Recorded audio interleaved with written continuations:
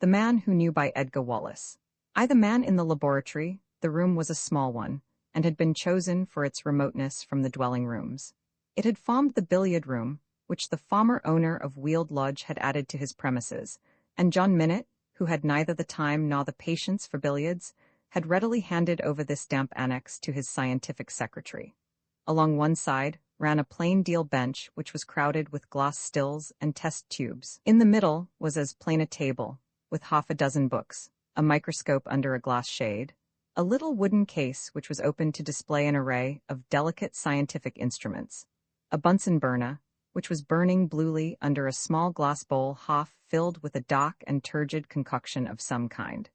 The face of the man sitting at the table watching this unsavory stew was hidden behind a mica and rubber mask, for the fumes which were being given off by the fluid were neither pleasant nor healthy. Save for a shaded light upon the table and the blue glow of the Bunsen lamp, the room was in darkness.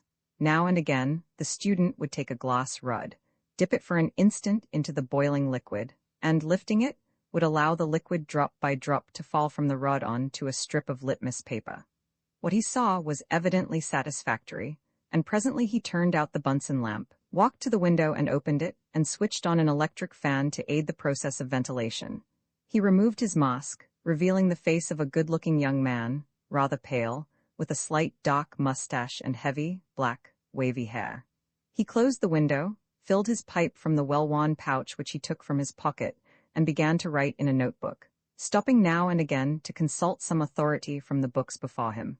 In half an hour he had finished this work, had blotted and closed his book, and, pushing back his chair, gave himself up to reverie. They were not pleasant thoughts to judge by his face. He pulled from his inside pocket a leather case and opened it. From this he took a photograph. It was the picture of a girl of 16. It was a pretty face, a little sad, but attractive in its very weakness. He looked at it for a long time, shaking his head as at an unpleasant thought.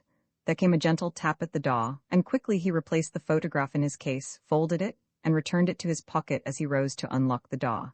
John Minute, who entered, sniffed suspiciously.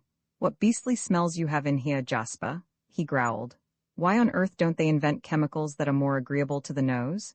Jasper Cole laughed quietly. "I'm afraid, sir, that nature has ordered it otherwise," he said. "Have you finished?" asked his employer. He looked at the still warm bowl of fluid suspiciously. "It is all right, sir," said Jasper. "It is only noxious when it is boiling. That is why I keep the door locked." "What is it?" asked John Minute, scowling down at the unoffending liquor. "It is many things," said the other ruefully. "In point of fact, it is an experiment. The bowl contains one or two elements which will only mix with the others at a certain temperature, and as an experiment it is successful because I have kept the unmixable elements in suspension, though the liquid has gone cold." "I hope you will enjoy your dinner, even though it has gone cold," grumbled John Minute. "I didn't hear the bell, sir," said Jasper Cole. "I'm awfully sorry if I've kept you waiting." They were the only two present in the big, black-looking dining room, and dinner was as usual a fairly silent meal. John Minute read the newspapers, particularly that portion of them which dealt with the latest fluctuations in the stock market. "Somebody has been buying Guilo Deeps," he complained loudly. Jasper looked up. "Guilo Deeps?" he said. "But they are the shares." "Yes, yes," said the other testily. "I know, they were quoted at $1 last week. They are up to 2 shillings and 3 pence. I've got 500,000 of them, to be exact," he corrected himself. "I've got 1,000,000 of them, though half of them are not my property. I am almost tempted to sell."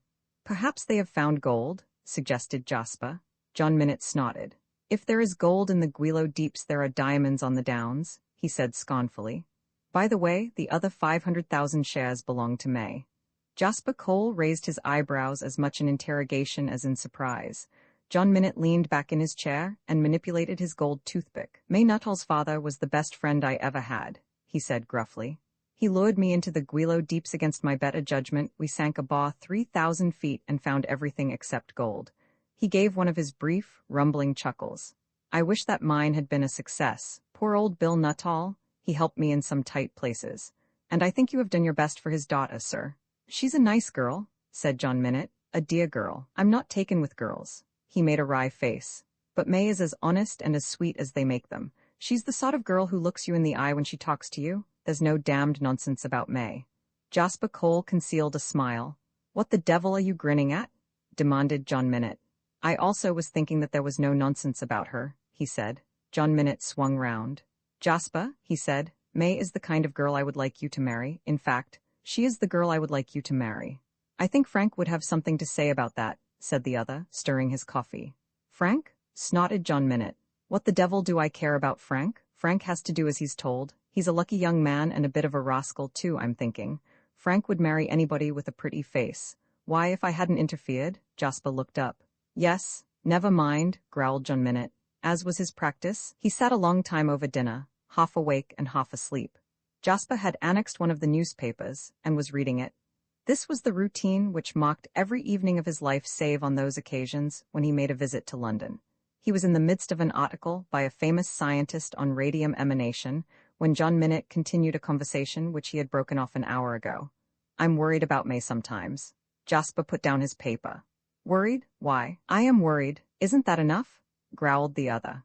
I wish you wouldn't ask me a lot of questions, Jasper. You irritate me beyond endurance. Well, I'll take it that you're worried, said his confidential secretary patiently, and that you've good reason. I feel responsible for her, and I hate responsibilities of all kinds. The responsibilities of children? He winced and changed the subject, nor did he return to it for several days. Instead, he opened up a new line. Sergeant Smith was here when I was out, I understand, he said. He came this afternoon, yes. Did you see him? Jasper nodded. What did he want? He wanted to see you as far as I could make out. You were saying the other day that he drinks. Drinks? Said the other scornfully. He doesn't drink, he eats it. What do you think about Sergeant Smith? He demanded. I think he is a very curious person, said the other frankly, and I can't understand why you go to such trouble to shield him or why you send him money every week. One of these days you'll understand, said the other, and his prophecy was to be fulfilled. For the present, it is enough to say that if there are two ways out of a difficulty, one of which is unpleasant and one of which is less unpleasant, I take the less unpleasant of the two. It is less unpleasant to pay Sergeant Smith a weekly stipend than it is to be annoyed, and I should most certainly be annoyed if I did not pay him. He rose up slowly from the chair and stretched himself. Sergeant Smith, he said again, is a pretty tough proposition, I know, and I have known him for years. In my business, Jasper, I have had to know some queer people, and I've had to do some queer things. I am not so sure that they would look well in print, though I am not sensitive as to what newspapers say about me, or I should have been in my grave years ago. But Sergeant Smith and his knowledge touches me at a raw place. You are always messing about with narcotics and muck of all kinds, and you will understand when I tell you that the money I give Sergeant Smith every week serves a double purpose. It is an opiate and a prophylactic, suggested the other. That's the word, said John Minute. I was never a whale at the long uns. When I was 12 I couldn't write my own name, and when I was 19 I used to spell it with 2 N's. He chuckled again. Opiate and prophylactic, he repeated, nodding his head. That's Sergeant Smith. He is a dangerous devil because he is a rascal. Constable Weissman, began Jasper. Constable Weissman, snapped John Minute, rubbing his hand through his rumpled gray hair, is a dangerous devil because he's a fool. What has Constable Weissman been here about? He didn't come here, smiled Jasper. I met him on the road and had a little talk with him. You might have been better employed, said John Minute gruffly. That silly ass has summoned me 3 times. One of these days I'll get him thrown out of the fosse. He's not a bad sort of fellow, soothed Jasper Cole. He's rather stupid, but otherwise he is a decent, well-conducted man with a sense of the law. Did he say anything worth repeating? Asked John Minute. He was saying that Sergeant Smith is a disciplinarian. I know of nobody more of a disciplinarian than Sergeant Smith, said the other sarcastically, particularly when he is getting over a jag. The keenest sense of duty is that possessed by a man who has broken the law and has not been found out. I think I will go to bed, he added, looking at the clock on the mantelpiece. I am going up to town tomorrow. I want to see May. Is anything worrying you? Asked Jasper. The bank is worrying me, said the old man. Jasper Cole looked at him steadily. What's wrong with the bank? There is nothing wrong with the bank, and the knowledge that my dear nephew, Frank Merrill, Esquire, is accountant at one of its branches removes any lingering doubt in my mind as to its stability, and I wish to heaven you'd get out of the habit of asking me why this happens or why I do that. Jasper lit a cigar before replying. The only way you can find things out in this world is by asking questions. Well, ask somebody else, boomed John Minute at the door. Jasper took up his paper, but was not to be left to the enjoyment its columns offered, For 5 minutes later John Minute appeared in the doorway, minus his tie and coat, having been surprised in the act of undressing with an idea which called for development. Send a cable in the morning to the manager of the Guilo Deeps and ask him if there is any report. By the way, you are the secretary of the company. I suppose you know that? Am I? Asked the startled Jasper. Frank was, and I don't suppose he has been doing the work now. You had better find out or you will be getting me into a lot of trouble with the registrar. We ought to have a board meeting. Am I the directors too? Asked Jasper innocently. It is very likely, said John Minute. I know I am chairman, but there has never been any need to hold a meeting. You had better find out from Frank when the last was held. He went away, to reappear a quarter of an hour later, this time in his pajamas. That mission May is running, he began. They are probably short of money. You might inquire of their secretary. They will have a secretary, I'll be bound. If they want anything, send it on to them. He walked to the sideboard and mixed himself a whiskey and soda. I've been out the last 3 or 4 times Smith has called. If he comes tomorrow, tell him I will see him when I return. Bolt the doors and don't leave it to that jackass, Wilkins. Jasper nodded. You think I am a little mad, don't you, Jasper? Asked the older man, standing by the sideboard with the glass in his hand. That thought has never occurred to me, said Jasper. I think you are eccentric sometimes and inclined to exaggerate the dangers which surround you. The other shook his head. I shall die a violent death, I know it. When I was in Zululand an old witch doctor tossed the bones. You have never had that experience? I can't say that I have, said Jasper, with a little smile. You can laugh at that sort of thing, but I tell you I've got a great faith in it. Once in the King's Crawl and once in Echow it happened, and both witch doctors told me the same thing, that I'd die by violence. I didn't used to worry about it very much, but I suppose I'm growing old now, and living surrounded by the law, as it were, I am too law-abiding. A law-abiding man is one who is afraid of people who are not law-abiding, and I am getting to that stage. You laugh at me because I'm jumpy whenever I see a stranger hanging around the house, but I have got more enemies to the square yard than most people have to the county. I suppose you think I am subject to delusions and ought to be put under restraint. A rich man hasn't a very happy time, he went on, speaking half to himself and half to the young man. I've met all sorts of people in this country and been introduced as John Minute, the millionaire, and do you know what they say as soon as my back is turned? Jasper offered no suggestion. They say this, John Minute went on, whether they are young or old, good, bad, or indifferent. I wish he'd die and leave me some of his money. Jasper laughed softly. You haven't a very good opinion of humanity. I have no opinion of humanity, corrected his chief, and I am going to bed. Jasper heard his heavy feet upon the stairs and the thud of them overhead. He waited for some time, then he heard the bed creak. He closed the windows, personally inspected the fastenings of the doors, and went to his little office study on the first floor. He shut the door, took out the pocket case, and gave one glance at the portrait, and then took an unopened letter which had come that evening and which, by his deft handling of the mail, he had been able to smuggle into his pocket without John Minute's observance. He slid open the envelope, extracted the letter, and read, Dear Sir, your esteemed favor is to hand. We have to thank you for the check, and we are very pleased that we have given you satisfactory service. The search has been a very long and, I am afraid, a very expensive one to yourself, but now that discovery has been made I trust you will feel rewarded for your energies. The note bore no heading, and was signed, J.B. Fleming. Jasper read it carefully, and then, striking a match, lit the paper and watched it burn in the grate. A murder constable, Weissman lived in the bosom of his admiring family in a small cottage on the Bexhill Road. That my father was a policeman was the proud boast of 2 small boys, a boast which entitled them to no small amount of respect, because P.C. Weissman was not only honored in his own circle, but throughout the village in which he dwelt. He was, in the first place, a town policeman, as distinct from a county policeman, though he wore the badge and uniform of the Sussex Constabulary. It was felt that a town policeman had more in common with crime, had a vaster experience, and was in consequence a more helpful adviser than a man whose duties began and ended in the patrolling of country lanes and law-abiding villages, where nothing more exciting than an occasional dogfight or a charge of poaching served to fill the hiatus of constabulary life. Constable Weissman was looked upon as a shrewd fellow, a man to whom might be brought the delicate problems which occasionally perplexed and confused the bucolic mind. He had settled the vexed question as to whether a policeman could or could not enter a house where a man was beating his wife, and had decided that such a trespass could only be committed if the lady involved should utter piercing cries of murder. He added significantly that the constable who was called upon must be the constable on duty, and not an ornament of the fosse who by accident was a resident in their midst. The problem of the straying chicken and the egg that is laid on alien property, the point of law involved in the question as to when a servant should give notice, and the date from which her notice should count.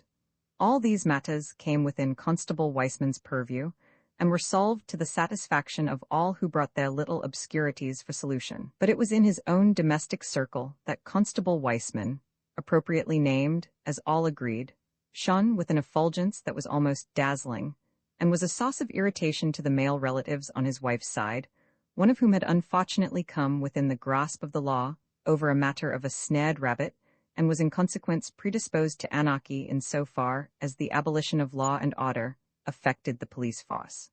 Constable Weissman sat at tea one summer evening, and about the spotless white cloth which covered the table was grouped all that Constable Weissman might legally call his. Tea was a function, and to the younger members of the family meant just tea and bread and butter. To Constable Weissman, it meant luxuries of a varied and costly nature. His taste ranged from rump steak to Yarmouth bloaters, and once he had introduced a foreign delicacy, foreign to the village, which had never known before the reason for their existence sweetbreads. The conversation, which was well sustained by Mr. Weissman, was usually of himself, his wife being content to punctuate his autobiography with such encouraging phrases as, "Dear, dear." Well, whatever next? The children doing no more than ask in a whisper for more food. This they did at regular and frequent intervals, but because of their whispers they were supposed to be unheard. Constable Weissman spoke about himself because he knew of nothing more interesting to talk about. His evening conversation usually took the form of a very full resume of his previous day's experience. He left the impression upon his wife, and glad enough she was to have such an impression, that Eastbourne was a well-conducted town mainly as a result of P.C. Weissman's ceaseless and tireless efforts.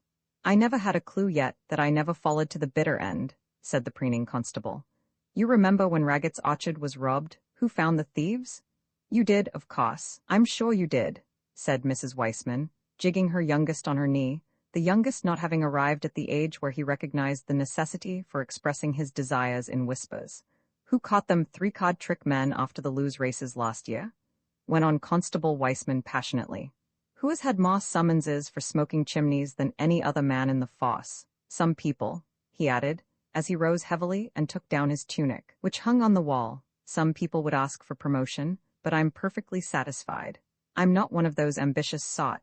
Why, I wouldn't know at all what to do with myself if they made me a sergeant." "You deserve it anyway," said Mrs. Weissman. "I don't deserve anything I don't want," said Mr. Weissman loftily.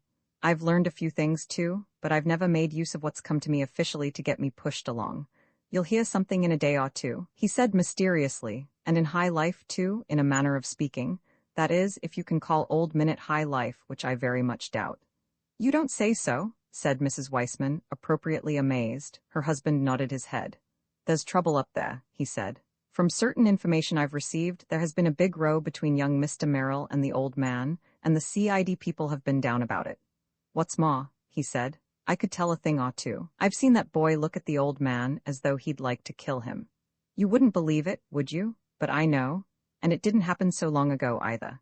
He was always snubbing him when young Merrill was down here acting as his secretary, and as good as called him a fool in front of my face when I served him with that summons for having his lights up.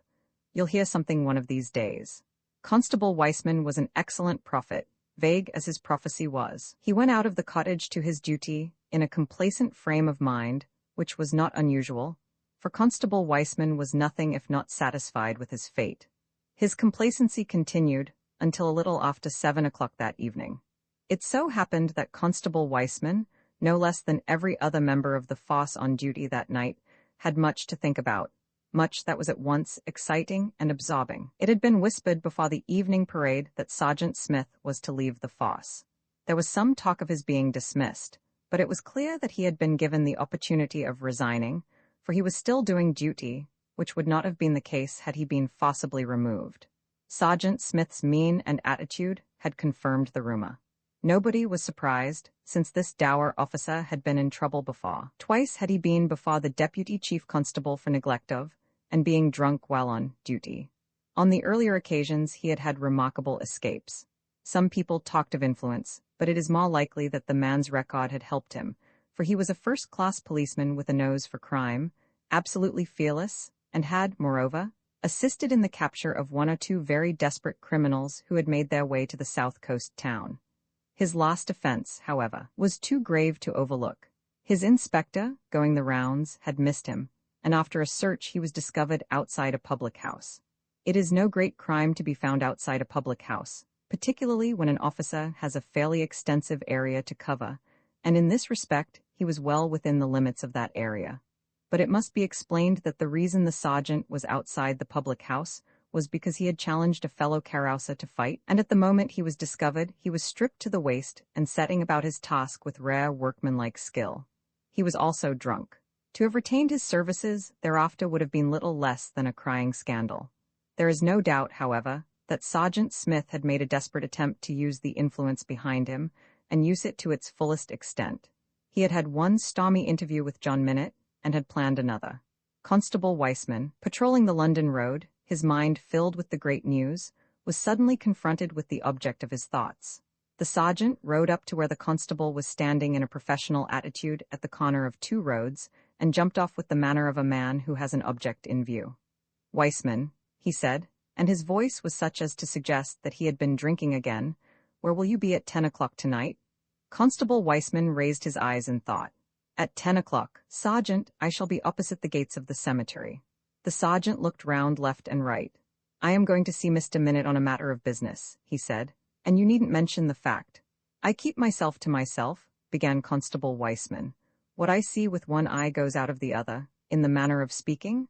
The sergeant nodded, stepped onto his bicycle again, turned it about, and went at full speed down the gentle incline toward Weald Lodge. He made no secret of his visit, but rode through the wide gates up the gravel drive to the front of the house, rang the bell, and to the servant who answered demanded peremptorily to see Mr. Minute. John Minute received him in the library, where the previous interviews had taken place. Minute waited until the servant had gone and the door was closed, and then he said, "Now, Crawley, there's no sense in coming to me. I can do nothing for you." The sergeant put his helmet on the table, walked to a sideboard where a tray and decanter stood, and poured himself out a stiff dose of whiskey without invitation. John Minute watched him without any great resentment. This was not civilized Eastbourne they were in. They were back in the old free and easy days of Guelo, where men did not expect invitations to drink. Smith, or Crawley, to give him his real name, tossed down half a tumbler of neat whiskey and turned, wiping his heavy mustache with the back of his hand. "So you can't do anything, can't you?" he mimicked. "Well, I'm going to show you that you can, and that you will." He put up his hand to check the words on John Minute's lips. "There's no sense in your putting that rough stuff over me about your being able to send me to jail, because you wouldn't do it. It doesn't suit your book, John Minute, to go into the cot and testify against me. Too many things would come out in the witness box, and you well know it. Besides, Rhodesia is a long way off." "I know a place which isn't so far distant," said the other, looking up from his chair. "A place called Felixstowe, for example. There's another place called Cromer. I've been in consultation with a gentleman you may have heard of, a Mr. Saul Arthur Mann." "Saul Arthur Mann," repeated the other slowly. "I've never heard of him." "You would not, but he has heard of you," said John Minute calmly. "The fact is, Crawley, there's a big bad record against you, between your serious crimes in Rhodesia and your blackmail of today. I've a few facts about you which will interest you. I know the date you came to this country, which I didn't know before, and I know how you earned your living until you found me. I know of some shares in a non-existent Rhodesian mine which you sold to a feeble-minded gentleman at Cromer, and to a lady, equally feeble-minded, at Felixstowe. I've not only got the shares you sold, with your signature as a director, but I have letters and receipts signed by you. It has cost me a lot of money to get them, but it was well worth it." Crawley's face was livid. He took a step toward the other, but recoiled, for at the first hint of danger John Minute had pulled the revolver he invariably carried. "Keep just where you are, Crawley," he said. "You are close enough now to be unpleasant." "So you've got my record, have you?" said the other, with an oath. "Tucked away with your marriage lines, I'll bet, and the certificate of birth of the kids you left to starve with their mother." "Get out of here," said Minute with dangerous quiet. "Get away while you're safe." There was something in his eye which cowed the half-drunken man who, turning with a laugh, picked up his helmet and walked from the room. The hour was 7:35 by Constable Weissman's watch. for slowly patrolling back. He saw the sergeant come flying out of the gateway on his bicycle and turn down toward the town. Constable Weissman subsequently explained that he looked at his watch because he had a regular point at which he should meet Sergeant Smith at 7:45, and he was wondering whether his superior would return.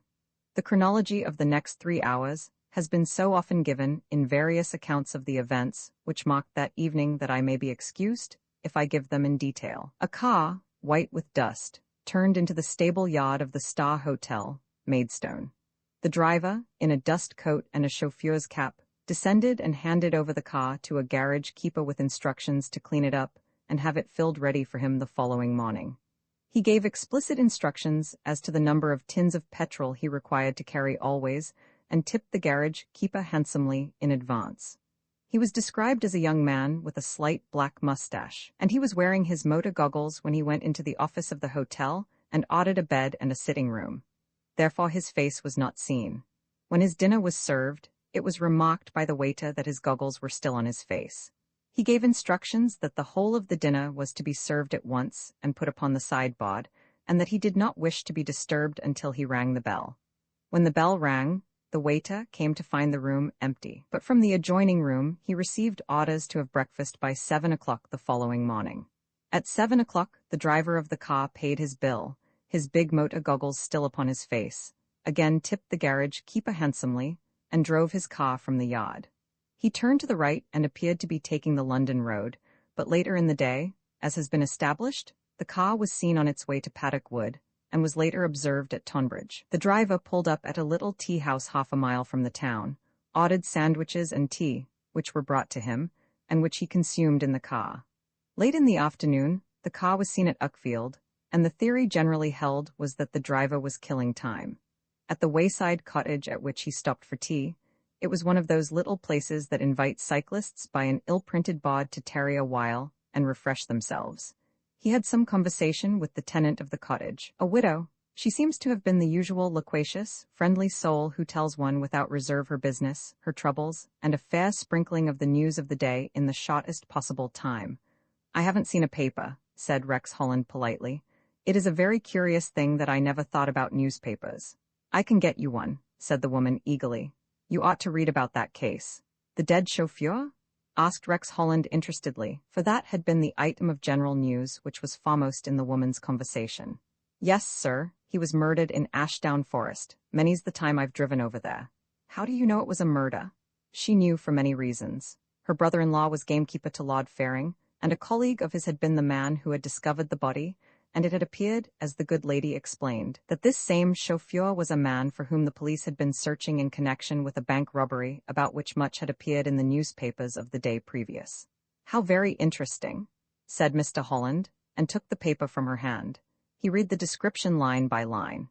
He learned that the police were in possession of important clues, and that they were on the track of the man who had been seen in the company of the chauffeur. Moreover, said a most indiscreet newspaper writer, the police had a photograph showing the chauffeur standing by the side of his car, and reproductions of this photograph, showing the type of machine, were being circulated. "How very interesting," said Mr. Rex Holland again, being perfectly content in his mind, for his search of the body had revealed copies of this identical picture, and the car in which he was seated was not the car which had been photographed. From this point, a mile and a half beyond Uckfield, all trace of the car and its occupant was lost. The writer has been very careful to note the exact times and to confirm those about which there was any doubt. At 9:20 on the night, when Constable Weissman had patrolled the road before Weald Lodge and had seen Sergeant Smith flying down the road on his bicycle, and on the night of that day, when Mr. Rex Holland had been seen at Uckfield, there arrived by the London train, which is due at Eastbourne at 9:20, Frank Merrill. The train, as a matter of fact, was 3 minutes late, and Frank, who had been in the latter part of the train, was one of the last of the passengers to arrive at the barrier. When he reached the barrier, he discovered that he had no railway ticket, a very ordinary and vexatious experience which travellers before now have endured. He searched in every pocket, including the pocket of the light ulster he wore, but without success. He was vexed, but he laughed because he had a strong sense of humor. "I could pay for my ticket," he smiled, "but I be hanged if I will. Inspector, you search that overcoat." The amused inspector complied while Frank again went through all his pockets. At his request, he accompanied the inspector to the latter's office, and there deposited on the table the contents of his pockets, his money, letters, and pocketbook. "You're used to searching people," he said. "See if you can find it. I'll swear I've got it about me somewhere." The obliging inspector probed, but without success, till suddenly, with a roar of laughter, Frank cried, "What a stupid ass I am! I've got it in my hat." He took off his hat, and there in the lining was a first-class ticket from London to Eastbourne. It is necessary to lay particular stress upon this incident, which had an important bearing upon subsequent events. He called a taxicab, drove to Weald Lodge, and dismissed the driver in the road. He arrived at Weald Lodge, by the testimony of the driver, and by that of Constable Weissman, whom the car had passed, at about 9:40. Mr. John Minute at this time was alone. His suspicious nature would not allow the presence of servants in the house during the interview which he was to have with his nephew. He regarded servants as spies and eavesdroppers, and perhaps there was an excuse for his uncharitable view. At 9:50, 10 minutes after Frank had entered the gates of Weald Lodge, a car with gleaming headlights came quickly from the opposite direction and pulled up outside the gates. P.C. Weissman, who at this moment was less than 50 yards from the gate, saw a man descend and pass quickly into the grounds of the house. At 9:52 or 9:53 the constable, walking slowly toward the house, came abreast of the wall, and, looking up, saw a light flash for a moment in one of the upper windows. He had hardly seen this when he heard 2 shots fired in rapid succession, and a cry. Only for a moment did P.C. Weissman hesitate. He jumped the low wall, pushed through the shrubs, and made for the side of the house from whence a flood of light fell from the open French windows of the library. He blundered into the room a pace or two, and then stopped, for the sight was one which might well arrest even as unimaginative a man as a county constable. John Minute lay on the floor on his back, and it did not need a doctor to tell that he was dead. By his side, and almost within reach of his hand, was a revolver of a very heavy army pattern. Mechanically, the constable picked up the revolver and turned his stern face to the other occupant of the room. "This is a bad business, Mr. Merrill," he found his breath to say. Frank Merrill had been leaning over his uncle as the constable entered, but now stood erect, pale, but perfectly self-possessed. "I heard the shot and I came in," he said. "Stay where you are," said the constable, and stepping quickly out onto the lawn, he blew his whistle long and shrilly, then returned to the room. "This is a bad business, Mr. Merrill," he repeated. "It is a very bad business," said the other in a low voice. "Is this revolver yours?" Frank shook his head. "I've never seen it before," he said with emphasis. The constable thought as quickly as it was humanly possible for him to think. He had no doubt in his mind that this unhappy youth had fired the shots which had ended the life of the man on the floor. "Stay here," he said again, and again went out to blow his whistle. He walked this time on the lawn by the side of the drive toward the road. He had not taken half a dozen steps when he saw a dark figure of a man creeping stealthily along before him in the shade of the shrubs. In a second the constable was on him, had grasped him and swung him round, flashing his lantern into his prisoner's face. Instantly he released his hold. "I beg your pardon, Sergeant," he stammered. "What's the matter?" scowled the other. "What's wrong with you, Constable?" Sergeant Smith's face was drawn and haggard. The policeman looked at him with open-mouthed astonishment. "I didn't know it was you," he said. "What's wrong?" asked the other again, and his voice was cracked and unnatural. "There's been a murder, old Minute shot." Sergeant Smith staggered back a pace. "Good God," he said. "Minute murdered? Then he did it? The young devil did it?" "Come and have a look," invited Weissman, recovering his balance. "I've got his nephew. No, I don't want to see John Minute dead. You go back. I'll bring another constable and a doctor." He stumbled blindly along the drive into the road, and Constable Weissman went back to the house. Frank was where he had left him, save that he had seated himself and was gazing steadfastly upon the dead man. He looked up as the policeman entered. "What have you done?" he asked. "The sergeant's gone for a doctor and another constable," said Weissman gravely. "I'm afraid they will be too late," said Frank. "He is? What's that?" There was a distant hammering and a faint voice calling for help. "What's that?" whispered Frank again. The constable strode through the open doorway to the foot of the stairs and listened. The sound came from the upper story. He ran upstairs, mounting 2 at a time, and presently located the noise. It came from an end room, and somebody was hammering on the panels. The door was locked, but the key had been left in the lock, and this Constable Weissman turned, flooding the dark interior with light. "Come out," he said, and Jasper Cole staggered out, dazed and shaking. "Somebody hit me on the head with a sandbag," he said thickly. "I heard the shot." What has happened? Mr. Minute has been killed, said the policeman. Killed? He fell back against the wall, his face working. Killed? He repeated. Not killed, the constable nodded. He had found the electric switch and the passageway was illuminated. Presently the young man mastered his emotion. Where is he? He asked, and Weissman led the way downstairs. Jasper Cole walked into the room without a glance at Frank and bent over the dead man. For a long time he looked at him earnestly, then he turned to Frank. You did this, he said. I heard your voice in the shots. I heard you threaten him. Frank said nothing. He merely stared at the other, and in his eyes was a look of infinite scorn. Roman 11, the case against Frank Merrill. Mr. Saul Arthur Mann stood by the window of his office and moodily watched the traffic passing up and down this busy city street at what was the busiest hour of the day. He stood there such a long time that the girl who had sought his help thought he must have forgotten her. May was pale, and her pallor was emphasized by the black dress she wore. The terrible happening of a week before had left its impression upon her. For her it had been a week of sleepless nights, a week's anguish of mind unspeakable. Everybody had been most kind, and Jasper was as gentle as a woman. Such was the influence that he exercised over her that she did not feel any sense of resentment against him, even though she knew that he was the principal witness for the crown. He was so sincere, so honest in his sympathy, she told herself. He was so free from any bitterness against the man who he believed had killed his best friend and his most generous employer, that she could not sustain the first feeling of resentment she had felt. Perhaps it was because her great sorrow overshadowed all other emotions.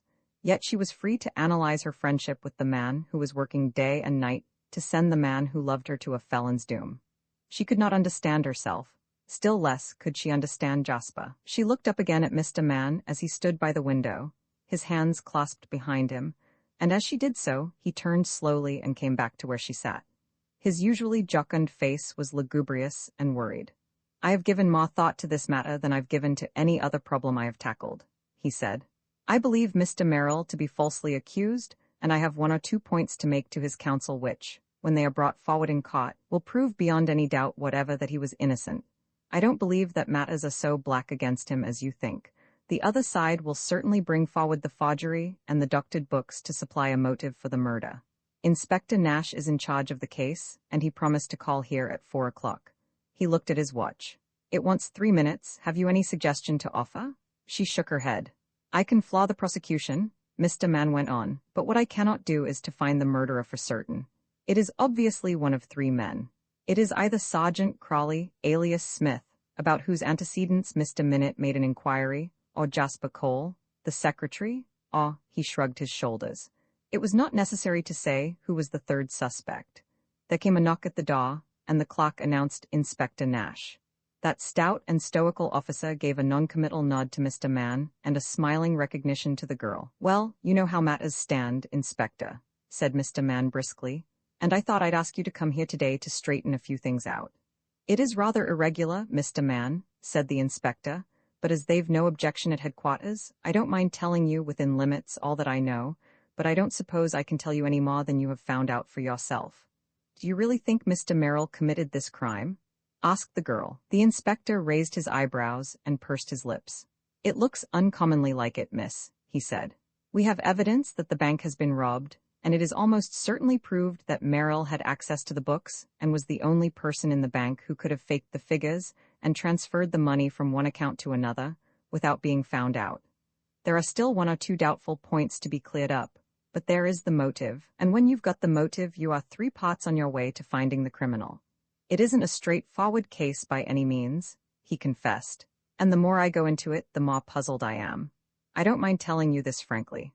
I have seen Constable Weissman, who swears that at the moment the shots were fired he saw a light flash in the upper window.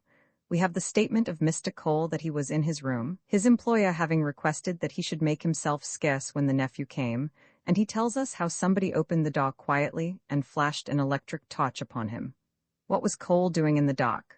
Asked Mann quickly. He had a headache and was lying down, said the inspector. When he saw the light he jumped up and made for it, and was immediately slugged.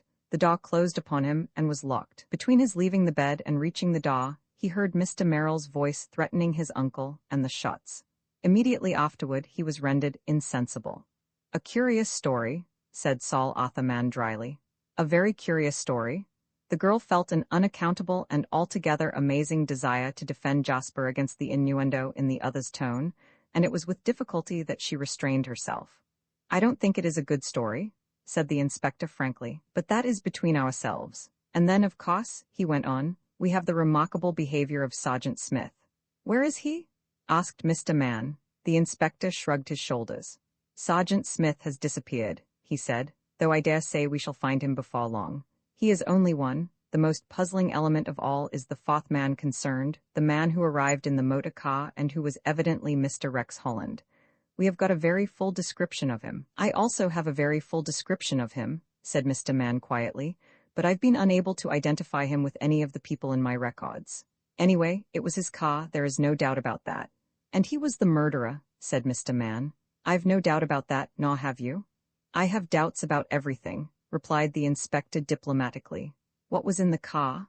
asked the little man brightly. He was rapidly recovering his good humor. "That I am afraid I cannot tell you," smiled the detective. "Then I'll tell you," said Saul Arthur Mann, and stepping up to his desk, took a memorandum from a drawer. There were 2 motor rugs, 2 Holland coats, 1 white, 1 brown. There were 2 sets of motor goggles.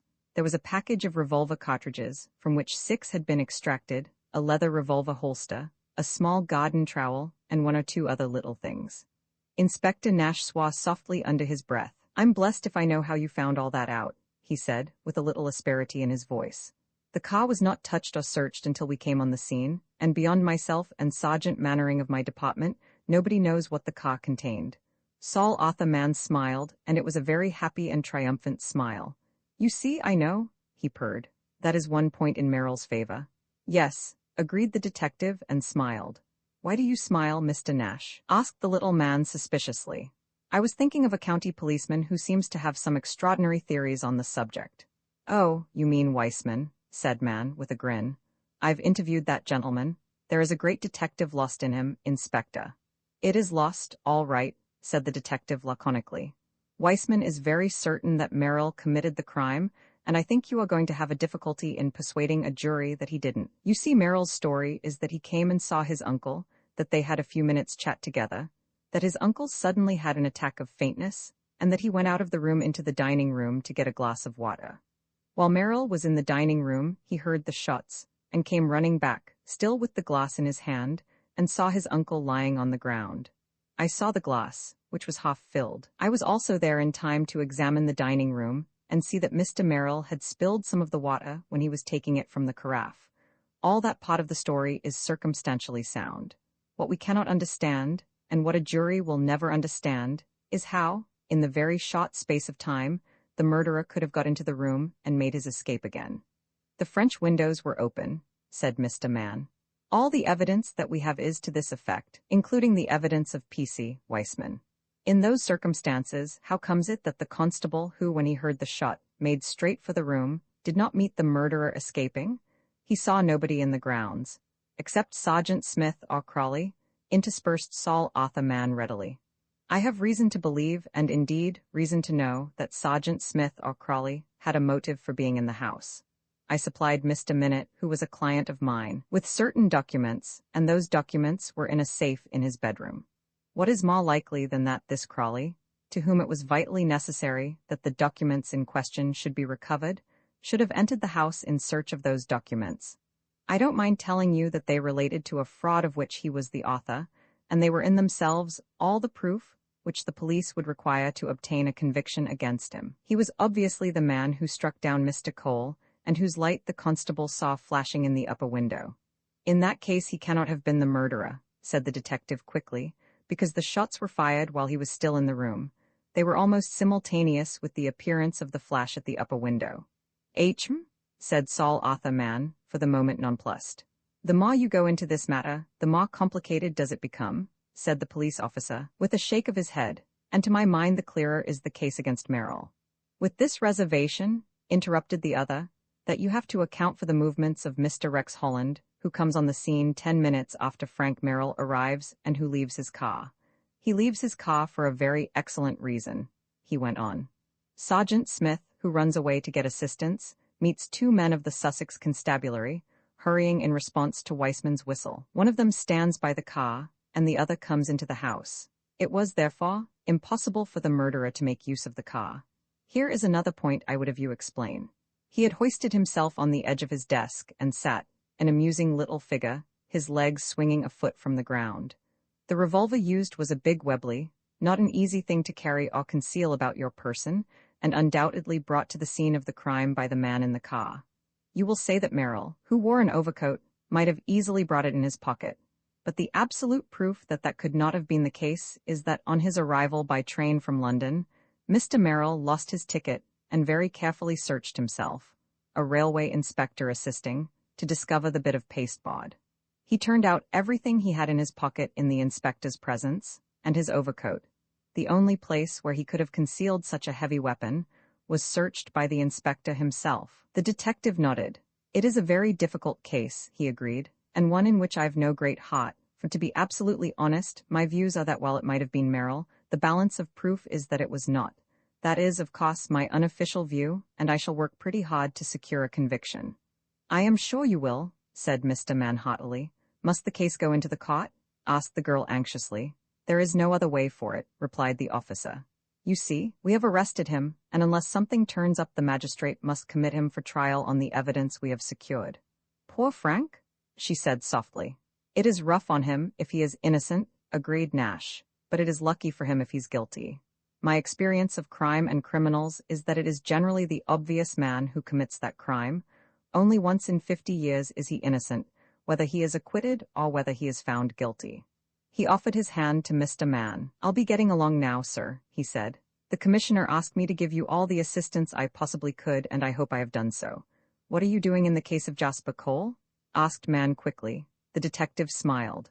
You ought to know, sir, he said, and was amused at his own little joke. Well, young lady, said Mann, turning to the girl after the detective had gone, I think you know how matters stand. Nash suspects Cole. Jasper? She said, in shocked surprise. Jasper? He repeated. But that is impossible. He was locked in his room. That doesn't make it impossible. I know of 14 distinct cases of men who committed crimes and were able to lock themselves in their rooms, leaving the key outside. There was a case of Henry Burton, coiner. There was William Francis Rector, who killed a warder while in prison and locked the cell upon himself from the inside. There was, but there? Why should I bother you with instances? That kind of trick is common enough. No, he said. It is the motive that we have to find. Do you still want me to go with you tomorrow, Miss Nuttall? He asked. I should be very glad if you would, she said earnestly. Poor dear uncle, I didn't think I could ever enter the house again. I can relieve your mind about that, he said. The will is not to be read in the house. Mr. Minnett's lawyers have arranged for the reading at their offices in Lincoln's Inn Fields. I have the address here somewhere. He fumbled in his pocket and took out a card. Power Commons & Co., he read. 194 Lincoln's Inn Fields. I will meet you there at 3 o'clock. He rumpled his untidy hair with an embarrassed laugh.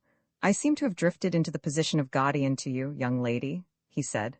I can't say that it is an unpleasant task, although it is a great responsibility. You have been splendid, Mr. Mann, she said warmly, and I shall never forget all you have done for me. Somehow I feel that Frank will get off, and I pray that it will not be at Jasper's expense. He looked at her in surprise and disappointment. I thought, he stopped. You thought I was engaged to Frank, and so I am, she said with heightened color.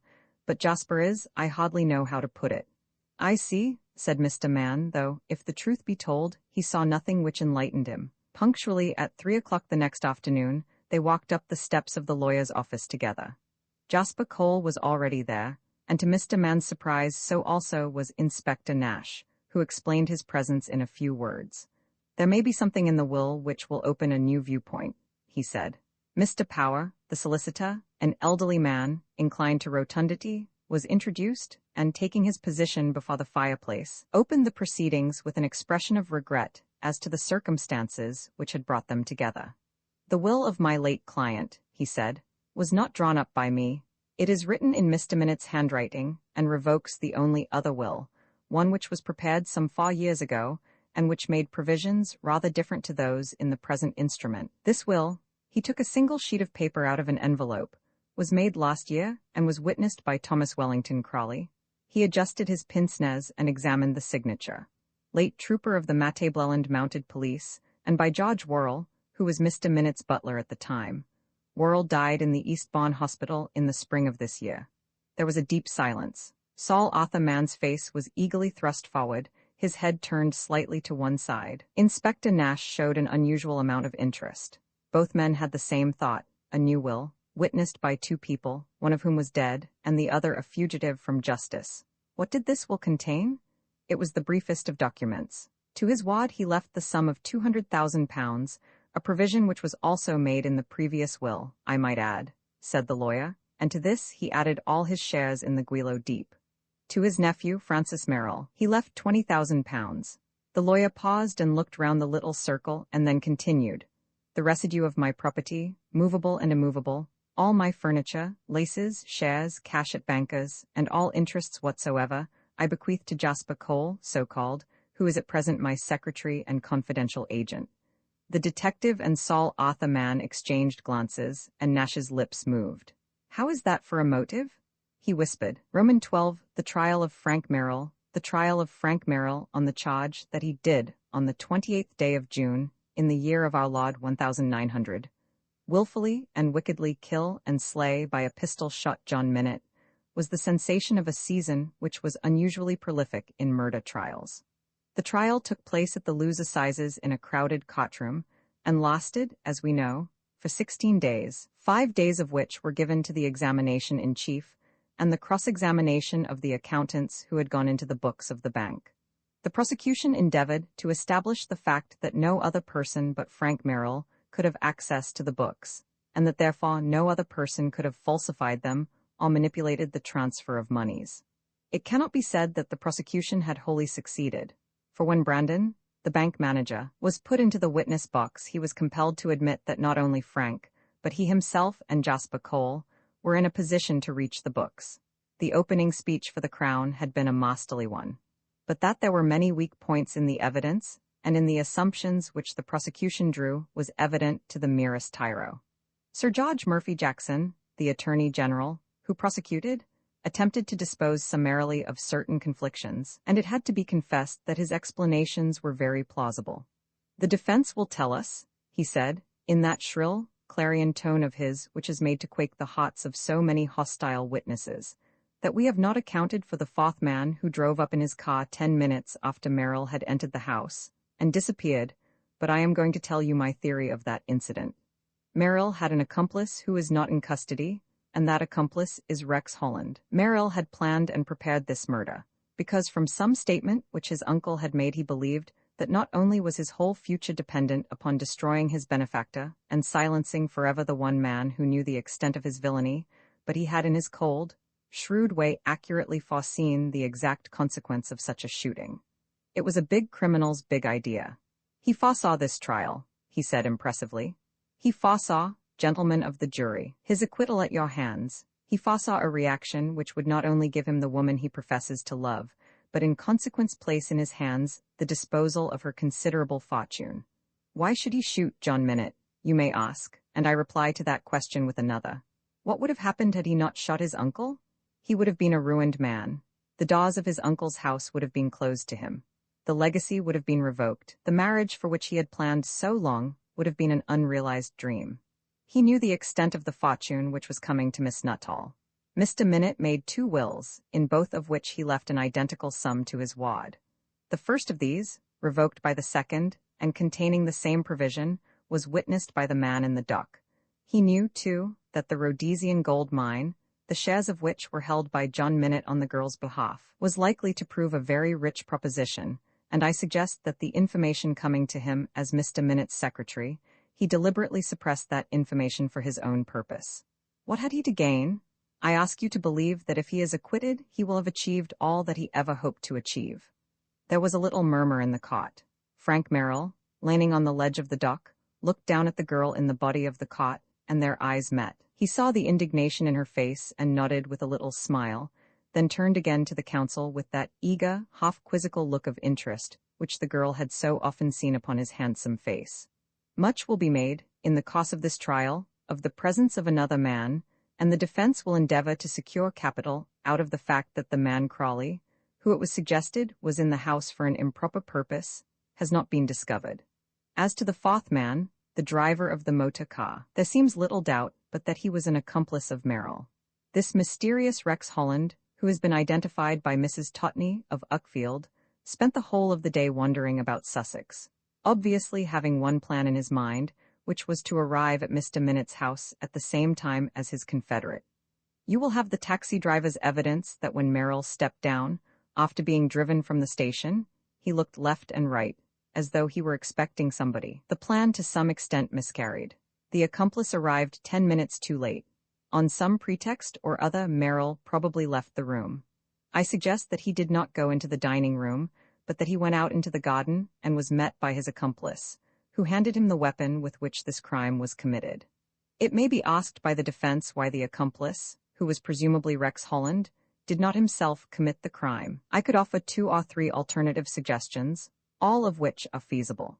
The deceased man was shot at close quarters and was found in such an attitude as to suggest that he was wholly unprepared for the attack. We know that he was in some fear and that he invariably went armed, yet it is fairly certain that he made no attempt to draw his weapon, which he certainly would have done had he been suddenly confronted by an armed stranger. I do not pretend that I am explaining the strange relationship between Merrill and this mysterious Foggia. Merrill is the only man who has seen him and has given a vague and somewhat confused description of him. He was a man with a short, close-clipped beard, is Merrill's description. The woman who served him with tea near Uckfield describes him as a youngish man with a dark mustache, but otherwise clean-shaven. There is no reason, of course, why he should not have removed his beard, but as against that suggestion, we will call evidence to prove that the man seen driving with the murdered chauffeur was invariably a man with a mustache and no beard, so that the balance of probability is on the side of the supposition that Merrill is not telling the truth. An unknown client with a large deposit at his bank would not be likely constantly to alter his appearance. If he were a criminal, as we know him to be, there would be another reason why he should not excite suspicion in this way. His address covered the greater part of a day, but he returned to the scene in the garden, to the supposed meeting of the 2 men, and to the murder. Saul Arthur Mann, sitting with Frank's solicitor, scratched his nose and grinned. "I have never heard a more ingenious piece of reconstruction," he said, "though, of course, the whole thing is palpably absurd. As a theory, it was no doubt excellent, but men are not sentenced to death on theories, however ingenious they may be. Probably nobody in the court so completely admired the ingenuity as the man most affected. At the lunch interval on the day on which this theory was put forward, he met his solicitor and Saul Arthur Mann in the bare room in which such interviews are permitted. It was really fascinating to hear him," said Frank, as he sipped the cup of tea which they had brought him. "I almost began to believe that I had committed the murder, but isn't it rather alarming? Will the jury take the same view?" he asked, a little troubled. The solicitor shook his head. "Unsupported theories of that sort do not go well with juries, and of course the whole story is so flimsy and so improbable that it will go for no more than a piece of clever reasoning.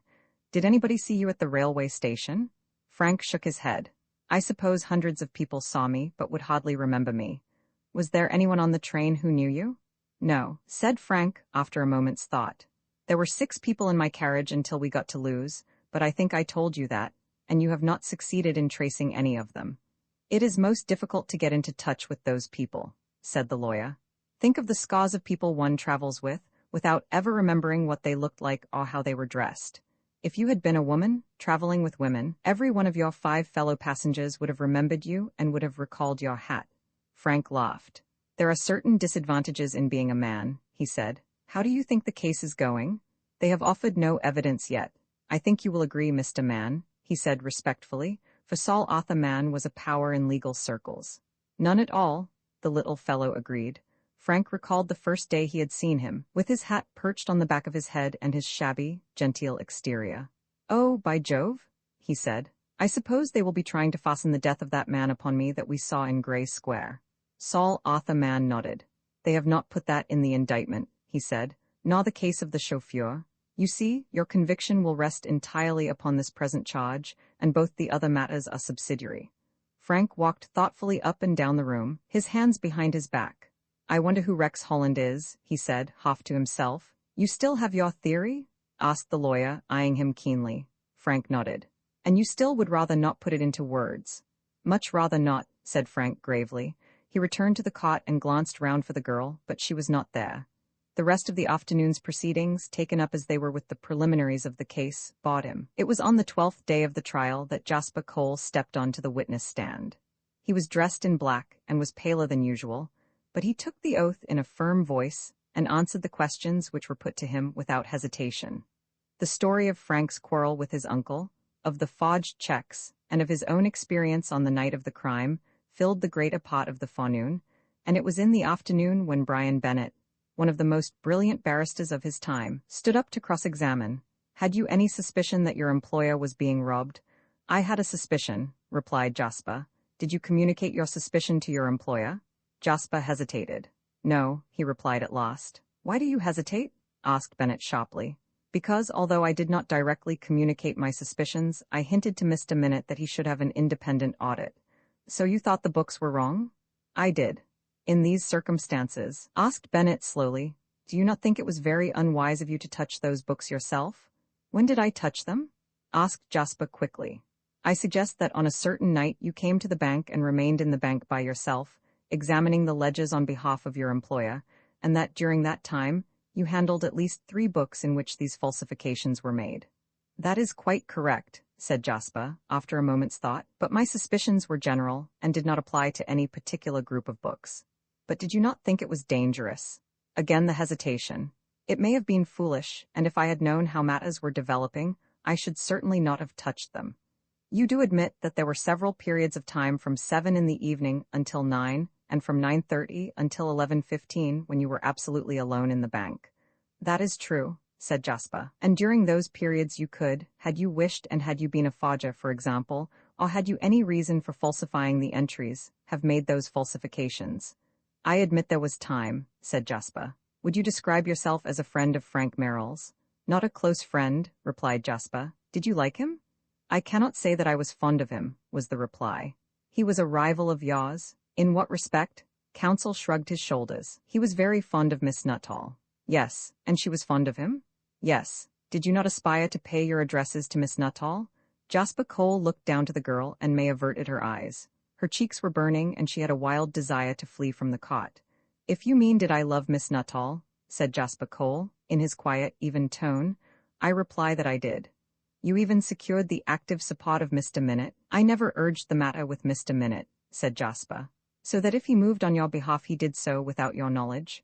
"Without my pre-knowledge," corrected the witness. "He told me afterward that he had spoken to Miss Nuttall, and I was considerably embarrassed." "I understand you were a man of curious habits, Mr. Cole." "We are all people of curious habits," smiled the witness, "but you in particular. You were an Orientalist, I believe?" "I have studied Oriental languages and customs," said Jasper shortly. "Have you ever extended your study to the realm of hypnotism?" "I have," replied the witness. "Have you ever made experiments?" "On animals, yes." "On human beings?" "No, I have never made experiments on human beings." "Have you also made a study of narcotics?" The lawyer leaned forward over the table and looked at the witness between half-closed eyes. "I have made experiments with narcotic herbs and plants," said Jasper, after a moment's hesitation. "I think you should know that the career which was planned for me was that of a doctor, and I have always been very interested in the effects of narcotics." "You know of a drug called cannabis indica?" asked the counsel, consulting his paper. "Yes, it is Indian hemp." "Is there an infusion of cannabis indica to be obtained?" "I do not think there is," said the other. "I can probably enlighten you, because I see now the trend of your examination. I once told Frank Merrill, many years ago, when I was very enthusiastic, that an infusion of cannabis indica, combined with tincture of opium and hyoscine, produced certain effects.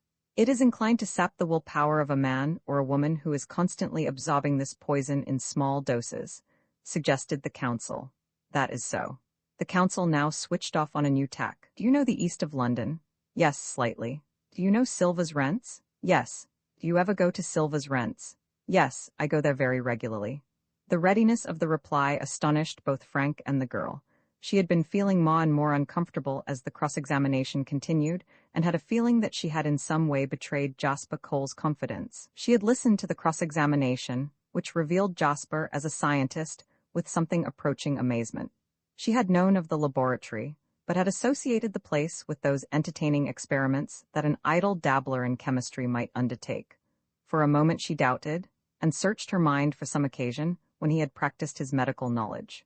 Dimly she realized that there had been some such occasion, and then she remembered that it had always been Jasper Cole who had concocted the strange draughts which had so relieved the headache to which, when she was a little younger, she had been something of a martyr. Could he? She struggled hard to dismiss the thought as being unworthy of her, and now, when the object of his visits to Silva's rents was under examination, she found her curiosity growing. Why did you go to Silva's rents? There was no answer. I will repeat my question. With what object did you go to Silva's rents? I decline to answer that question, said the man in the box coolly. I merely tell you that I went there frequently, and you refuse to say why. I refuse to say why, repeated the witness. The judge on the bench made a little note. I put it to you, said counsel, speaking impressively, that it was in Silva's rents that you took on another identity. That is probably true, said the other, and the girl gasped. He was so cool, so self-possessed, so sure of himself. I suggest to you, the counsel went on, that in those rents Jasper Cole became Rex Holland. There was a buzz of excitement, a sudden soft clamor of voices through which the usher's harsh demand for silence cut like a knife. Your suggestion is an absurd one, said Jasper, without heat, and I presume that you are going to produce evidence to support so infamous a statement. What evidence I produce, said counsel, with asperity, is a matter for me to decide. It is also a matter for the witness, interposed the soft voice of the judge. As you have suggested that Holland was a party to the murder, and as you are inferring that Rex Holland is Jasper Cole, it is presumed that you will call evidence to support so serious a charge. I am not prepared to call evidence, my lord, and if your lordship thinks the question should not have been put, I am willing to withdraw it. The judge nodded and turned his head to the jury. You will consider that question as not having been put, gentlemen, he said. Doubtless counsel is trying to establish the fact that one person might just as easily have been Rex Holland as another. There is no suggestion that Mr. Cole went to Silva's rents, which I understand is in a very poor neighborhood, with any illegal intent, or that he was committing any crime or behaving in any way improperly by paying such frequent visits. There may be something in the witness's life associated with that poor house which has no bearing on the case, and which he does not desire should be ventilated in this court. It happens to many of us, the judge went on, that we have associations which it would embarrass us to reveal. This little incident closed that portion of the cross-examination, and counsel went on to the night of the murder. When did you come to the house? He asked. I came to the house soon after dark. Had you been in London? Yes, I walked from Bexhill. It was dark when you arrived? Yes, nearly dark. The servants had all gone out? Yes. Was Mr. Minute pleased to see you? Yes, he had expected me earlier in the day. Did he tell you that his nephew was coming to see him? I knew that. You say he suggested that you should make yourself scarce. Yes. And as you had a headache, you went upstairs and lay down on your bed. Yes. What were you doing in Bexhill? I came down from town and got into the wrong portion of the train. A junior leaned over and whispered quickly to his leader. I see, said the counsel petulantly. Your ticket was found at Bexhill. Have you ever seen Mr. Rex Holland? He asked. Never. You have never met any person of that name? Never. In this tame way the cross-examination closed, as cross-examinations have a habit of doing. By the time the final addresses of counsel had ended, and the judge had finished a masterly summing up, there was no doubt whatever in the mind of any person in the court as to what the verdict would be. The jury was absent from the box for 20 minutes and returned a verdict of not guilty. The judge discharged Frank Merrill without comment, and he left the court a free but ruined man. Roman 13, the man who came to Montreux. It was 2 months after the great trial, on a warm day in October, when Frank Merrill stepped ashore from the big white paddle boat which had carried him across Lake Leman from Lausanne, and handing his bag to a porter, made his way to the hotel omnibus. He looked at his watch. It pointed to 4:15, and May was not due to arrive until past. He went to his hotel, washed and changed, and came down to the vestibule to inquire if the instructions he had telegraphed had been carried out. May was arriving in company with Saul Arthur Mann, who was taking one of his rare holidays abroad. Frank had only seen the girl once since the day of the trial. He had come to breakfast on the following morning, and very little had been said. He was due to leave that afternoon for the continent. He had a little money, sufficient for his needs, and Jasper Cole had offered no suggestion that he would dispute the will, in so far as it affected Frank. So he had gone abroad and had idled away 2 months in France, Spain, and Italy, and had then made his leisurely way back to Switzerland by way of Maggia. He had grown a little graver, was a little more set in his movements, but he bore upon his face no mock, to indicate the mental agony through which he must have passed in that long-drawn-out and wearisome trial. So thought the girl as she came through the swing doors of the hotel, past the obsequious hotel servants, and greeted him in the big palm cot. If she saw any change in him, he remarked a development in her, which was a little shot of wonderful. She was at that age when the woman is breaking through the beautiful chrysalis of girlhood. In those 2 months, a remarkable change had come over her, a change which he could not for the moment define, for this phenomenon of development had been denied to his experience. "Why, May," he said, "you are quite old." She laughed, and again he noticed the change. The laugh was richer, sweeter, purer than the bubbling treble he had known. "You are not getting complimentary, are you?" she asked. She was exquisitely dressed and had that poise which few Englishwomen achieve. She had the art of wearing clothes, and from the flimsy crest of her toque to the tips of her little feet, she was all that the most exacting critic could desire. There are well-dressed women who are no more than mannequins. There are fine ladies who cannot be mistaken for anything but fine ladies, whose dresses are a horror and an abomination, and whose expressed tastes are execrable. May Nuttall was a fine lady, finely apparelled. "When you have finished admiring me, Frank," she said, "tell us what you have been doing. But first of all let us have some tea. You know Mr. Mann?" The little investigator beaming in the background took Frank's hand and shook it heartily. He was dressed in what he thought was an appropriate costume for a mountainous country. His boots were stout, the woolen stockings which covered his very thin legs were very woolen, and his knickerbocker suit was warranted to stand wear and tear. He had abandoned his top hat for a large golf cap, which was perched rakishly over one eye. Frank looked round apprehensively for Saul Arthur's alpenstock, and was relieved when he failed to discover one. The girl threw off her fur wrap and unbuttoned her gloves as the waiter placed the big silver tray on the table before her. "I'm afraid I have not much to tell," said Frank in answer to her question. "I've just been loafing around. What is your news?" "What is my news?" she asked. "I don't think I have any, except that everything is going very smoothly in England and, oh, Frank, I am so immensely rich." He smiled. "The appropriate thing would be to say that I am immensely poor," he said, "but as a matter of fact I am not. I went down to Aix and won quite a lot of money." "Won it?" she said. He nodded with an amused little smile. "You wouldn't have thought I was a gambler, would you?" he asked solemnly. "I don't think I am as a matter of fact, but somehow I wanted to occupy my mind." "I understand," she said quickly. Another little pause while she poured out the tea, which afforded Saul Arthur Mann an opportunity of firing off 50 facts about Geneva in as many sentences. "What has happened to Jasper?" asked Frank after a while. The girl flushed a little. "Oh, Jasper," she said awkwardly. "I see him, you know. He has become more mysterious than ever, quite like one of those wicked people one reads about in sensational stories. He has a laboratory somewhere in the country, and he does quite a lot of motoring. I've seen him several times at Brighton, for instance." Frank nodded slowly. "I should think that he was a good driver," he said. Saul Arthur Mann looked up and met his eye with a smile which was lost upon the girl. "He has been kind to me," she said hesitatingly. "Does he ever speak about—" She shook her head. "I don't want to think about that," she said. "Please don't let us talk about it." He knew she was referring to John Minnett's death and changed the conversation. A few minutes later he had an opportunity of speaking with Mr. Mann.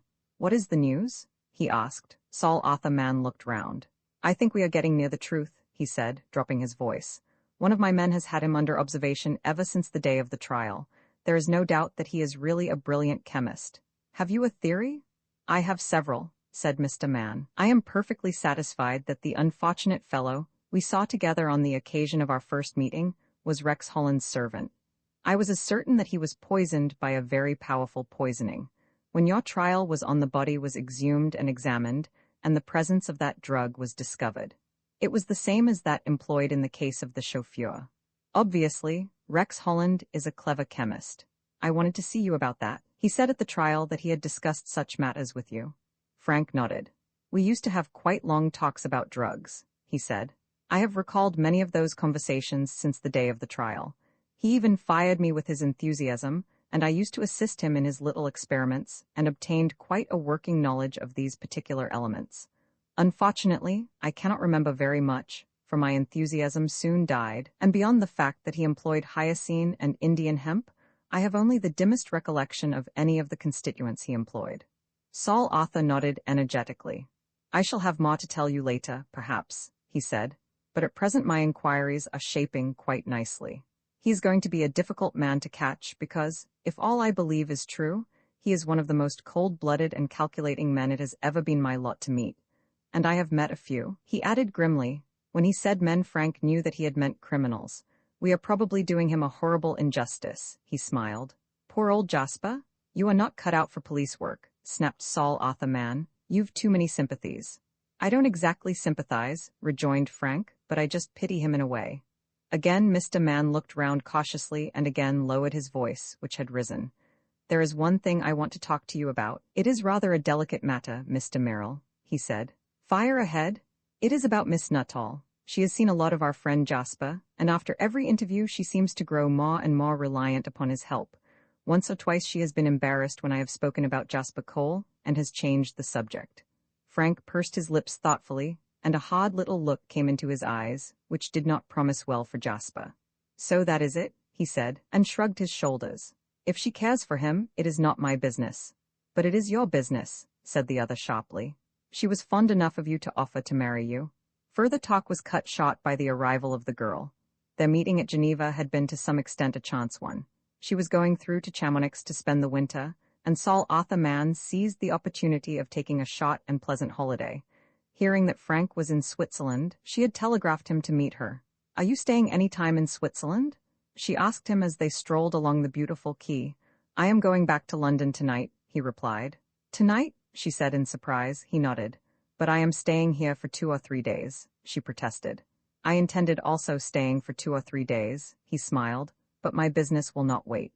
Nevertheless, she persuaded him to stay till the morrow. They were at breakfast when the morning mail was delivered, and Frank noted that she went rapidly through the dozen letters which came to her, and she chose one for first reading.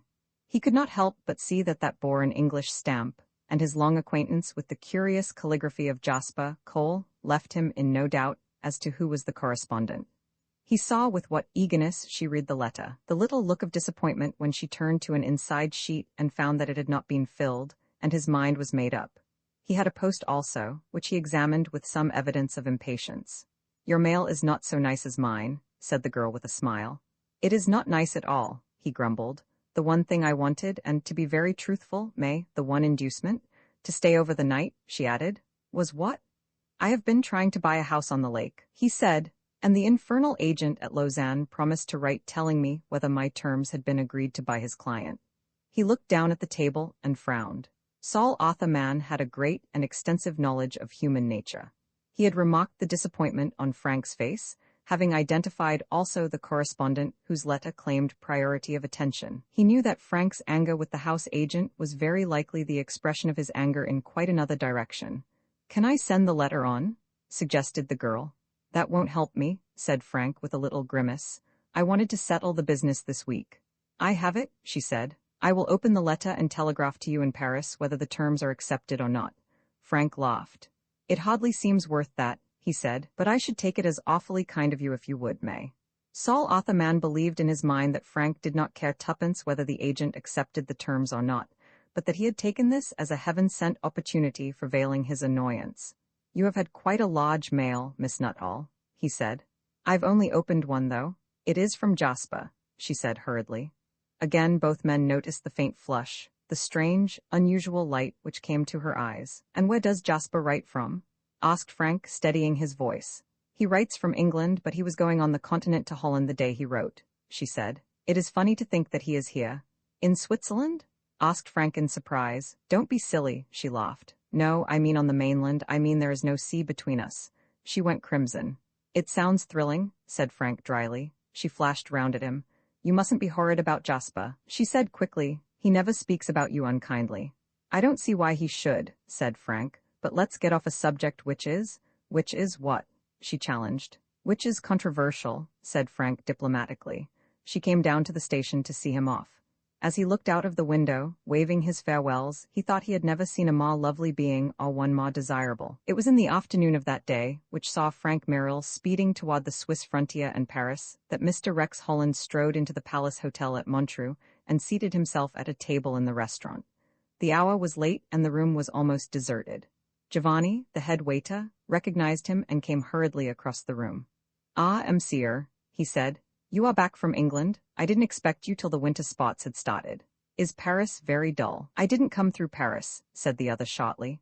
There are many roads leading to Switzerland, but few pleasant roads, Monsieur. I have come to Montreux by all manner of ways, from Paris, through Pontalia, through Ostend, Brussels, through the Hook of Holland and Amsterdam, but Paris is the only way for the man who is flying to this beautiful land. The man at the table said nothing, scanning the menu carefully.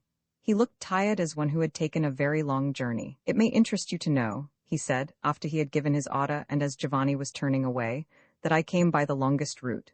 Tell me, Giovanni, have you a man called Merrill staying at the hotel? No, Monsieur, said the other. Is he a friend of yours? Mr. Rex Holland smiled. In a sense he is a friend, in a sense he is not, he said flippantly, and offered no further enlightenment, although Giovanni waited with a deferential cock of his head.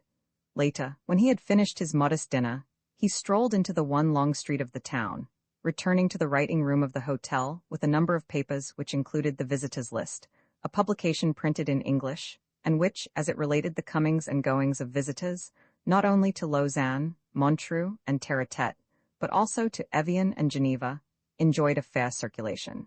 He sat at the table, and drawing a sheet of paper from the rack, wrote, addressed an envelope to Frank Merrill, Esquire, Hotel de France, Geneva, slipped it into the hotel pillar box and went to bed. There's a letter here for Frank, said the girl. I wonder if it is from his agent. She examined the envelope, which bore the Montreux postmark. I should imagine it is, said Saul Arthur Mann. Well, I am going to open it anyway, said the girl. Poor Frank, he will be in a state of suspense. She tore open the envelope and took out a letter. Mr. Mann saw her face go white, and the letter trembled in her hand. Without a word she passed it to him, and he read, Dear Frank Merrill, said the letter. Give me another month's grace and then you may tell the whole story. Yours, Rex Holland. Saul Arthur Mann stared at the letter with open mouth. What does it mean? Asked the girl in a whisper. It means that Merrill is shielding somebody, said the other. It means, suddenly his face lit up with excitement. The writing? He gasped. Her eyes followed his, and for a moment she did not understand. Then, with a lightning sweep of her arm, she snatched the letter from his hand and crumpled it in a ball. The writing? Said Mr. Mann again. I've seen it before. It is Jasper Cole's. She looked at him steadily, though her face was white, and the hand which grasped the crumpled paper was shaking. I think you are mistaken, Mr. Mann, she said quietly. Roman 14, the man who looked like Frank Saul Arthur Mann came back to England full of his news, and found Frank at the little German Street Hotel, where he had installed himself, and Frank listened without interruption to the story of the letter. Of course, the little fellow went on, I went straight over to Montreux. The note heading was not on the paper, but I had no difficulty, by comparing the qualities of papers used at the various hotels, in discovering that it was written from the palace. The head waiter knew this Rex Holland, who had been a frequent visitor, had always tipped very liberally, and lived in something like style. He could not describe his patron, except that he was a young man with a very languid manner who had arrived the previous morning from Holland and had immediately inquired for Frank Merrill. From Holland? Are you sure it was the morning? I have a particular reason for asking, asked Frank quickly. No, it was not in the morning, now you mention it. It was in the evening. He left again the following morning by the northern train. How did he find my address? Asked Frank. Obviously from the visitors' list. The waiter on duty in the writing room remembered having seen him consulting the newspaper. Now, my boy, you have to be perfectly candid with me. What do you know about Rex Holland? Frank opened his case, took out a cigarette, and lit it before he replied. I know what everybody knows about him, he said, with a hint of bitterness in his voice, and something which nobody knows but me. But my dear fellow, said Saul Arthur Mann, laying his hand on the other's shoulder, surely you realize how important it is for you that you should tell me all you know. Frank shook his head. The time is not come, he said, and he would make no further statement, but on another matter he was emphatic. By heaven, man, I am not going to stand by and see May ruin her life. There's something sinister in this influence which Jasper is exercising over her. You have seen it for yourself. Saul Arthur nodded. I can't understand what it is, he confessed. Of course Jasper is not a bad-looking fellow. He has perfect manners and is a charming companion. You don't think that he is winning on his merits? Frank shook his head. No, indeed, I do not. It is difficult for me to discuss my private affairs, and you know how reluctant I am to do so, but you are also aware of what I think of May. I was hoping that we should go back to the place where we left off, and although she is kindness itself, this girl who is more to me than anything or anybody in the world, and who was prepared to marry me, and would have married me but for Jasper's machinations, was almost cold. He was walking up and down the room, and now halted in his stride and spread out his arms despairingly. What am I to do? I cannot lose her. I cannot? There was a fierceness in his tone which revealed the depth of his feeling, and Saul Arthurman understood. I think it is too soon to say you have lost her, Frank, he said. He had conceived a genuine liking for Frank Merrill, and the period of tribulation through which the young man had passed had heightened the respect in which he held him. We shall see light in dark places before we go much farther, he said. There is something behind this crime, Frank, which I don't understand, but which I am certain is no mystery to you. I am sure that you are shielding somebody, for what reason I am not in a position to tell, but I will get to the bottom of it. No event in the interesting life of this little man, who had spent his years in the accumulation of facts, had so distressed and piqued him as the murder of John Minott. The case had ended where the trial had left it. Crawley, who might have offered a new aspect to the tragedy, had disappeared as completely as though the earth had swallowed him. The most strenuous efforts which the official police had made, added to the investigations which Saul Arthurman had conducted independently, had failed to trace the fugitive ex-sergeant of police. Obviously, he was not to be confounded with Rex Holland. He was a distinct personality working possibly in collusion, but there the association ended. It had occurred to the investigator that possibly Crawley had accompanied Rex Holland in his flight, but the most careful inquiries which he had pursued at Montreux were fruitless in this respect as in all others. To add to his bewilderment, investigations nearer at home were constantly bringing him across the track of Frank Merrill. It was as though fate had conspired to show the boy in the blackest light. Frank had been acting as secretary to his uncle, and then Jasper Cole had suddenly appeared upon the scene from nowhere in particular. The suggestion had been made somewhat vaguely that he had come from abroad, and it was certain that he arrived as a result of long negotiations which John Minott himself had conducted.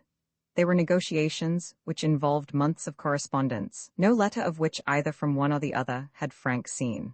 While the trial was pending, the little man collected quite a volume of information, both from Frank and the girl, but nothing had been quite as inexplicable as this intrusion of Jasper Cole upon the scene, or the extraordinary mystery which John Minott had made of his engagement. He had written and posted all the letters to Jasper himself, and had apparently received the replies, which he had burned, at some other address of which Frank was ignorant. Jasper had come, and then one day there had been a quarrel, not between the two young men, but between Frank and his uncle. It was a singularly bitter quarrel, and again Frank refused to discuss the cause. He left the impression upon Saul Arthur's mind that he had to some extent been responsible, and here was another fact which puzzled the man who knew.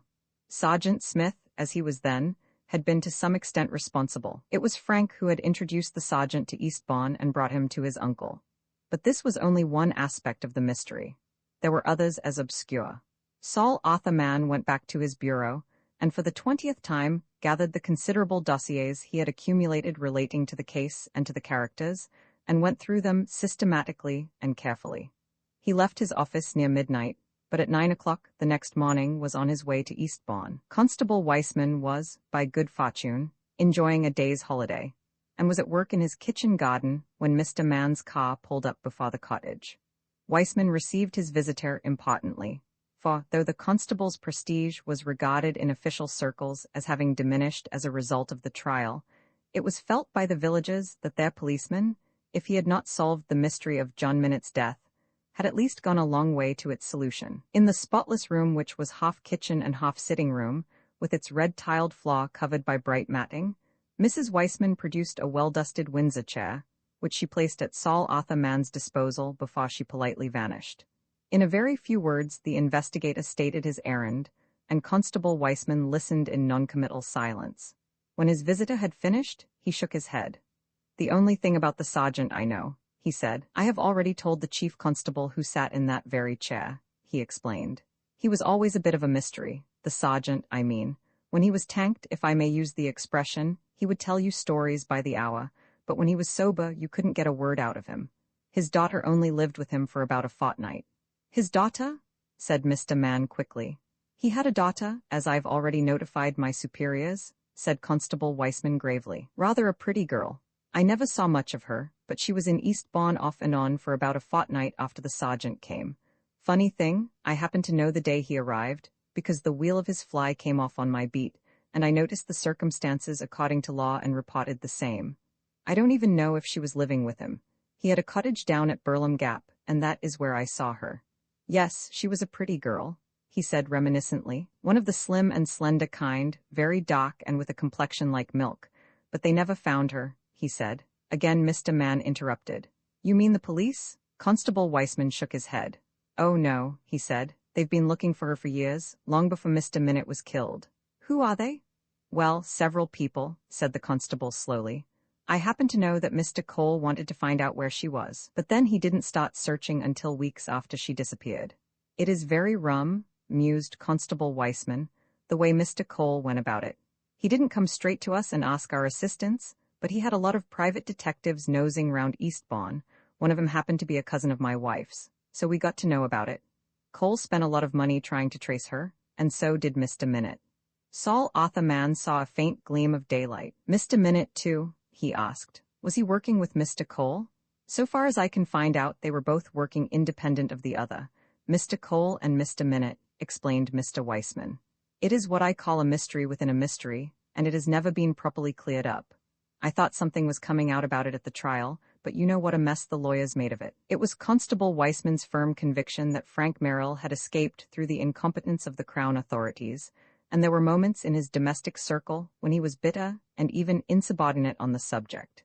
You still think Mr. Merrill was guilty? Asked Saul Arthur Mann as he took his leave of the other. I am as sure of it as I am that I am standing here, said the constable, not without a certain pride in the consistency of his view. Didn't I go into the room? Wasn't he there with the deceased? Wasn't his revolver found? Hadn't there been some jiggery-pokery with his books in London? Saul Arthur Mann smiled. There are some of us who think differently, Constable, he said, shaking hands with the implacable officer of the law. He brought back to London a few new facts to be added to his record of Sergeant Crawley, alias Smith, and on these he went painstakingly to work. As has been already explained, Saul Arthur Mann had a particularly useful relationship with Scotland Yard, and fortunately, about that time, he was on the most excellent terms with official police headquarters, for he had been able to assist them in running to earth one of the most powerful blackmailing gangs that had ever operated in Europe. His files had been drawn upon to such good purpose that the police had secured convictions against the 17 members of the gang who were in England. He sought an interview with the chief commissioner, and that same night, accompanied by a small army of detectives, he made a systematic search of Silva's rents. The house into which Jasper Cole had been seen to enter was again raided, and again without result. The house was empty save for one room, a big room which was simply furnished with a truckle bed, a table, a chair, a lamp, and a strip of carpet. There were 4 rooms, 2 upstairs, which were never used, and 2 on the ground floor. At the end of a passage was a kitchen, which also was empty, save for a length of bamboo ladder. From the kitchen, a bolted door led on to a tiny square of yard which was separated by 3 walls from yards of similar dimensions to left and right and to the back of the premises. At the back of Silva's rents was Royston Court, which was another cul-de-sac, running parallel with Silva's rents. Mr. Mann returned to the house and again searched the upstairs rooms, looking particularly for a trapdoor, for the bamboo ladder suggested some such exit. This time, however, he completely failed. Jasper Cole, he found, had made only 1 visit to the house since John Minute's death.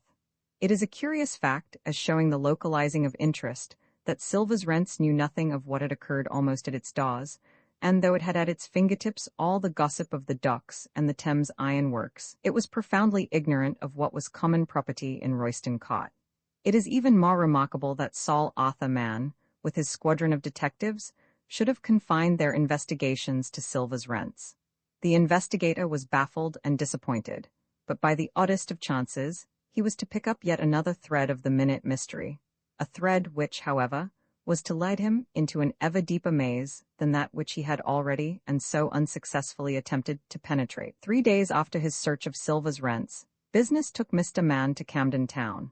To be exact, he had gone at the request of the police to Holloway Jail to see a prisoner who had turned state's evidence on a matter in which the police and Mr. Mann were equally interested. Very foolishly, he had dismissed his taxi, and when he emerged from the doors, there was no conveyance in sight. He decided, rather than take the trams which would have carried him to King's Cross, to walk, and, since he hated main roads, He had taken a shortcut, which, as he knew, would lead him into the Hampstead Road. Thus he found himself in Flowerton Road, a thoroughfare of respectable detached houses occupied by the superior industrial type. He was striding along, swinging his umbrella and humming, as was his wont, an unmusical rendering of a popular tune, when his attention was attracted to a sight which took his breath away and brought him to a halt. It was 5:30, and dull, but his eyesight was excellent, and it was impossible for him to make a mistake. The houses of Flowerton Road stand back and are separated from the sidewalk by diminutive gardens. The front doors are approached by 6 or 7 steps, and it was on the top of one of these flights in front of an open door that the scene was enacted which brought Mr. Man to a standstill. The characters were a young man and a girl. The girl was extremely pretty and very pale. The man was the exact double of Frank Merrill. He was dressed in a rough tweed suit and wore a soft felt hat with a fairly wide brim.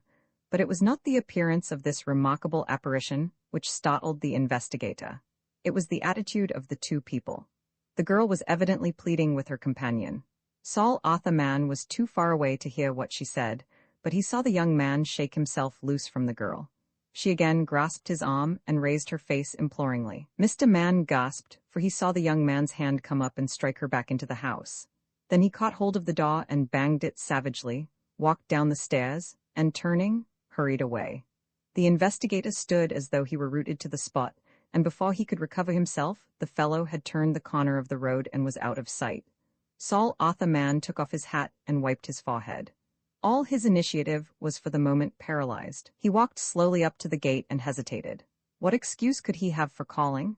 If this were Frank, assuredly his own views were all wrong, and the mystery was a greater mystery still. His energies began to reawaken. He took a note of the number of the house and hurried off after the young man. When he turned the corner, his quarry had vanished. He hurried to the next corner, but without overtaking the object of his pursuit. Fortunately, at this moment, he found an empty taxicab and hailed it. Grimm's Hotel, Jermyn Street, he directed. At least he could satisfy his mind upon one point. Roman 15, a letter in the Great Grimm's Hotel, is in reality a block of flats, with a restaurant attached. The restaurant is little more than a kitchen from whence meals are served to residents in their rooms. Frank's suite was on the 3rd floor, and Mr. Mann, paying his cabman, hurried into the hall, stepped into the automatic lift, pressed the button, and was deposited at Frank's door. He knocked with a sickening sense of apprehension that there would be no answer. To his delight and amazement, he heard Frank's firm step in the tiny hall of his flat, and the door was opened. Frank was in the act of dressing for dinner. "Come in, Sam," he said cheerily, "and tell me all the news." He led the way back to his room and resumed the delicate task of tying his dress bow. "How long have you been here?" asked Mr. Mann. Frank looked at him inquiringly. "How long have I been here?" he repeated. "I cannot tell you the exact time, but I have been here since a short while after lunch." Mr. Mann was bewildered and still unconvinced. "What clothes did you take off?" It was Frank's turn to look amazed and bewildered. "Clothes?" he repeated. "What are you driving at, my dear chap? What suit were you wearing today?" persisted Saul Arthur Mann. Frank disappeared into his dressing room and came out with a tumbled bundle which he dropped on a chair. It was the blue suit which he usually affected. "Now, what is the joke?" "It is no joke," said the other. "I could have sworn that I saw you less than half an hour ago in Camden Town." "I won't pretend that I don't know where Camden Town is," smiled Frank, "but I have not visited that interesting locality for many years." Saul Arthur Mann was silent. It was obvious to him that whoever was the occupant of 69 Flowerton Road, it was not Frank Merrill. Frank listened to the narrative with interest. "You were probably mistaken. The light played you a trick, I expect," he said. But Mr. Mann was emphatic. "I could have taken an oath in a court that it was you," he said. Frank stared out of the window. "How very curious," he mused. "I suppose I cannot very well prosecute a man for looking like me, poor girl." "Of whom are you thinking?" asked the other. "I was thinking of the unfortunate woman," answered Frank. "What brutes there are in the world." "You gave me a terrible fright," admitted his friend. Frank's laugh was loud and hearty. "I suppose you saw me figuring in a court, charged with common assault," he said. "I saw more than that," said the other gravely, "and I see more than that now. Suppose you have a double, and suppose that double is working in collusion with your enemies." Frank shook his head wearily. "My dear friend," he said, with a little smile, "I am tired of supposing things. Come and dine with me." But Mr. Mann had another engagement. Moreover, he wanted to think things out. Thinking things out was a process which brought little reward in this instance, and he went to bed that night a vexed and puzzled man. He always had his breakfast in bed at 10 o'clock in the morning, for he had reached the age of habits and had fixed 10 o'clock, since it gave his clocks time to bring down his personal mail from the office to his private residence. It was a profitable mail, it was an exciting mail, and it contained an element of rich promise, for it included a letter from Constable Weissman. Dear Sir, re our previous conversation, I have just come across one of the photographs of the young lady, Sergeant Smith's daughter. It was given to the private detective who was searching for her. It was given to my wife by her cousin, and I send it to you hoping it may be of some use. Yours respectfully, Peter John Weissman. The photograph was wrapped in a piece of tissue paper, and Saul Arthur Mann opened it eagerly. He looked at the oblong card and gasped. For the girl who was depicted, there was the girl he had seen on the steps of 69 Flowerton Road. A telephone message prepared Frank for the news, and an hour later the two men were together in the office of the bureau. I am going along to that house to see the girl, said Saul Arthur Mann. Will you come? With all the pleasure in life, said Frank. Curiously enough, I am as eager to find her as you. I remember her very well, and one of the quarrels I had with my uncle was due to her. She had come up to the house on behalf of her father, and I thought Uncle treated her rather brutally. Point number one cleared up, thought Saul Arthur Mann. Then she disappeared, Frank went on, and Jasper came on the scene. There was some association between this girl and Jasper, which I have never been able to fathom. All I know is that he took a tremendous interest in her and tried to find her, and so far as I remember, he never succeeded. Mr. Mann's car was at the door, and in a few minutes they were deposited before the prim exterior of number 69. The door was opened by a girl servant, who stared from Saul Arthur Mann to his companion. There is a lady living here, said Mr. Mann. He produced the photograph. This is the lady? The girl nodded, still staring at Frank. I want to see her. She's gone, said the girl. You are looking at me very intently, said Frank. Have you ever seen me before? Yes, sir, said the girl. You used to come here, or a gentleman very much like you. You are Mr. Merrill. That is my name, smiled Frank, but I do not think I have ever been here before. Where has the lady gone? Asked Saul Arthur. She went last night, took all her boxes and went off in a cab. Is anybody living in the house? No, sir, said the girl. How long have you been in service here? About a week, sir, replied the girl. We are friends of hers, said Saul Arthur shamelessly, and we have been asked to call to see if everything is all right. The girl hesitated, but Saul Arthur Mann, with that air of authority which he so readily assumed, swept past her and began an inspection of the house. It was plainly furnished, but the furniture was good. Apparently, the spurious Mr. Merrill had plenty of money, said Saul Arthur Mann. There were no photographs or papers visible until they came to the bedroom, where, in the grate, was a torn sheet of paper bearing a few lines of fine writing, which Mr. Mann immediately annexed. Before they left, Frank again asked the girl, Was the gentleman who lived here really like me? Yes, sir, said the little slavey. Have a good look at me, said Frank humorously, and the girl stared again. Something like you, she admitted. Did he talk like me? I never heard him talk, sir, said the girl. Tell me, said Saul Arthur Mann, was he kind to his wife? A faint grin appeared on the face of the little servant. They was always rowing, she admitted. A bullying fellow he was, and she was frightened of him. Are you the police? She asked with sudden interest. Frank shook his head. No, we are not the police. He gave the girl half a crown and walked down the steps ahead of his companion. It is rather awkward if I have a double who bullies his wife and lives in Camden Town, he said, as the car hummed back to the city office. Saul Arthur Mann was silent during the journey, and only answered in monosyllables. Again, in the privacy of his office, he took the torn letter and carefully pieced it together on his desk. It bore no address, and there were no affectionate preliminaries. You must get out of London. Saul Arthur Mann saw you both today. Go to the old place and await instructions. There was no signature, but across the table the two men looked at one another, for the writing was the writing of Jasper Cole. Roman 16, the coming of Sergeant Smith. Jasper Cole at that moment was trudging through the snow to the little chalet which May Nuttall had taken on the slope of the mountain overlooking Chamonix. The sleigh which had brought him up from the station was at the foot of the rise. May saw him from the veranda and cooed a welcome. He stamped the snow from his boots and ran up the steps of the veranda to meet her. This is a very pleasant surprise, she said, giving him both her hands and looking at him approvingly. He had lost much of his pallor, and his face was tanned and healthy, though a little fine drawn. It was rather a mad thing to do, wasn't it? He confessed ruefully.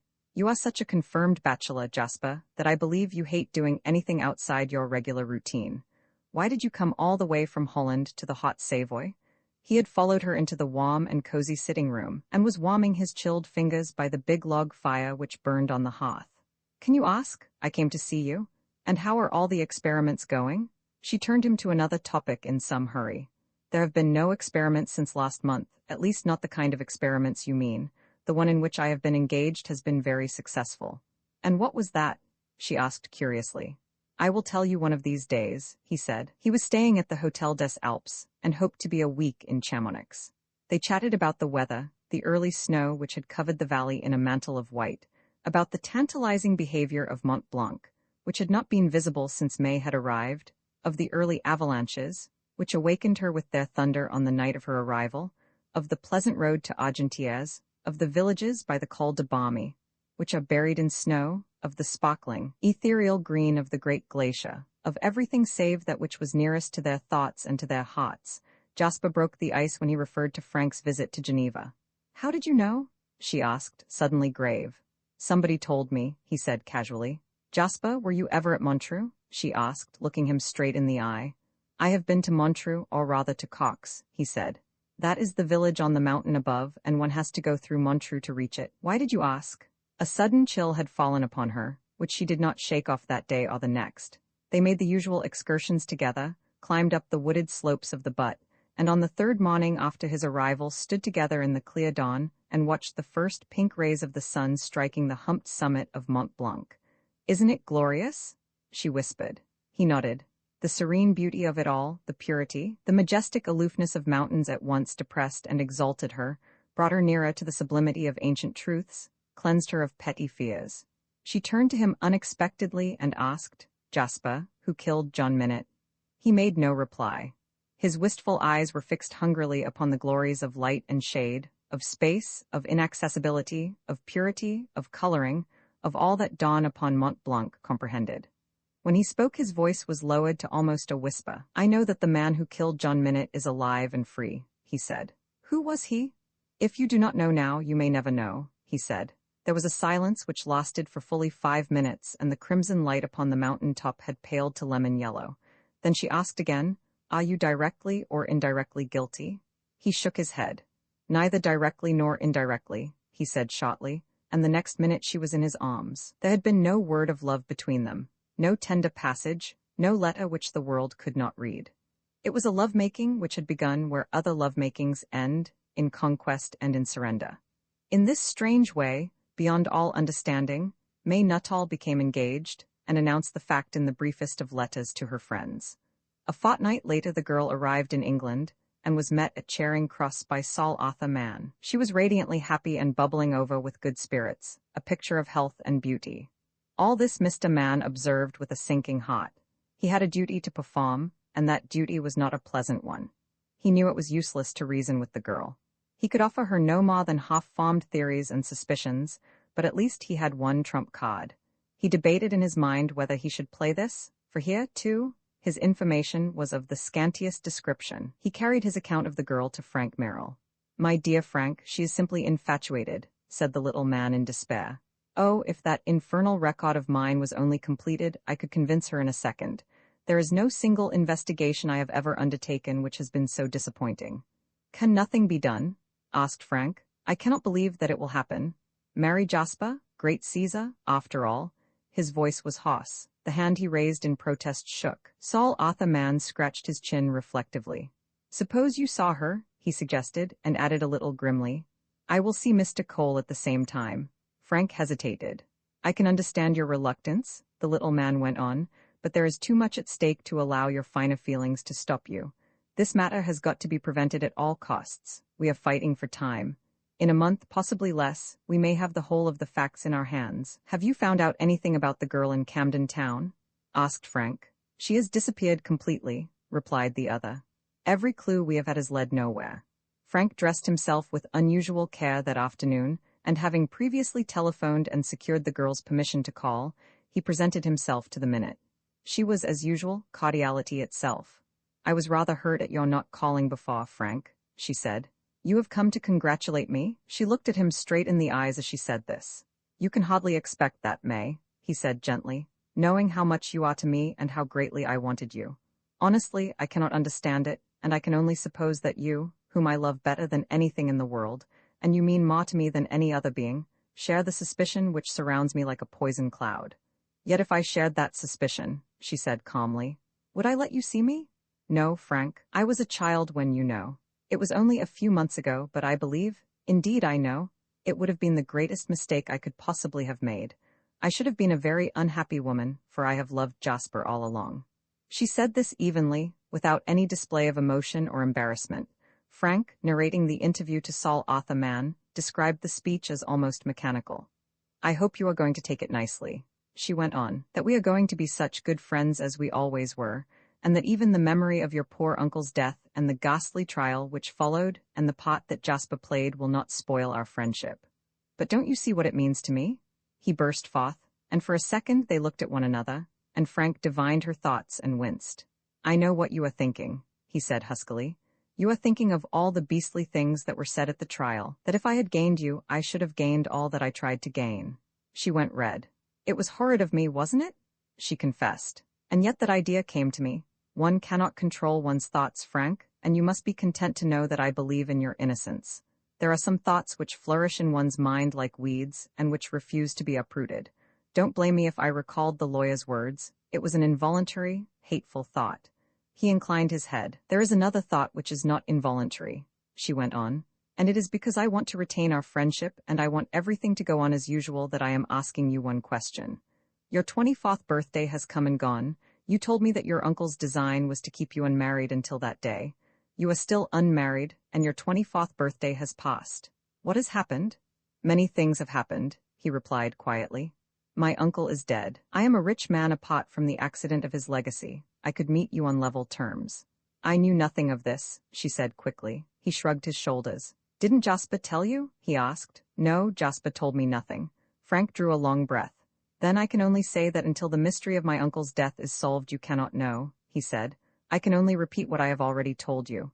She offered her hand. I believe you, Frank, she said, and I was wrong even to doubt you in the smallest degree. He took her hand and held it.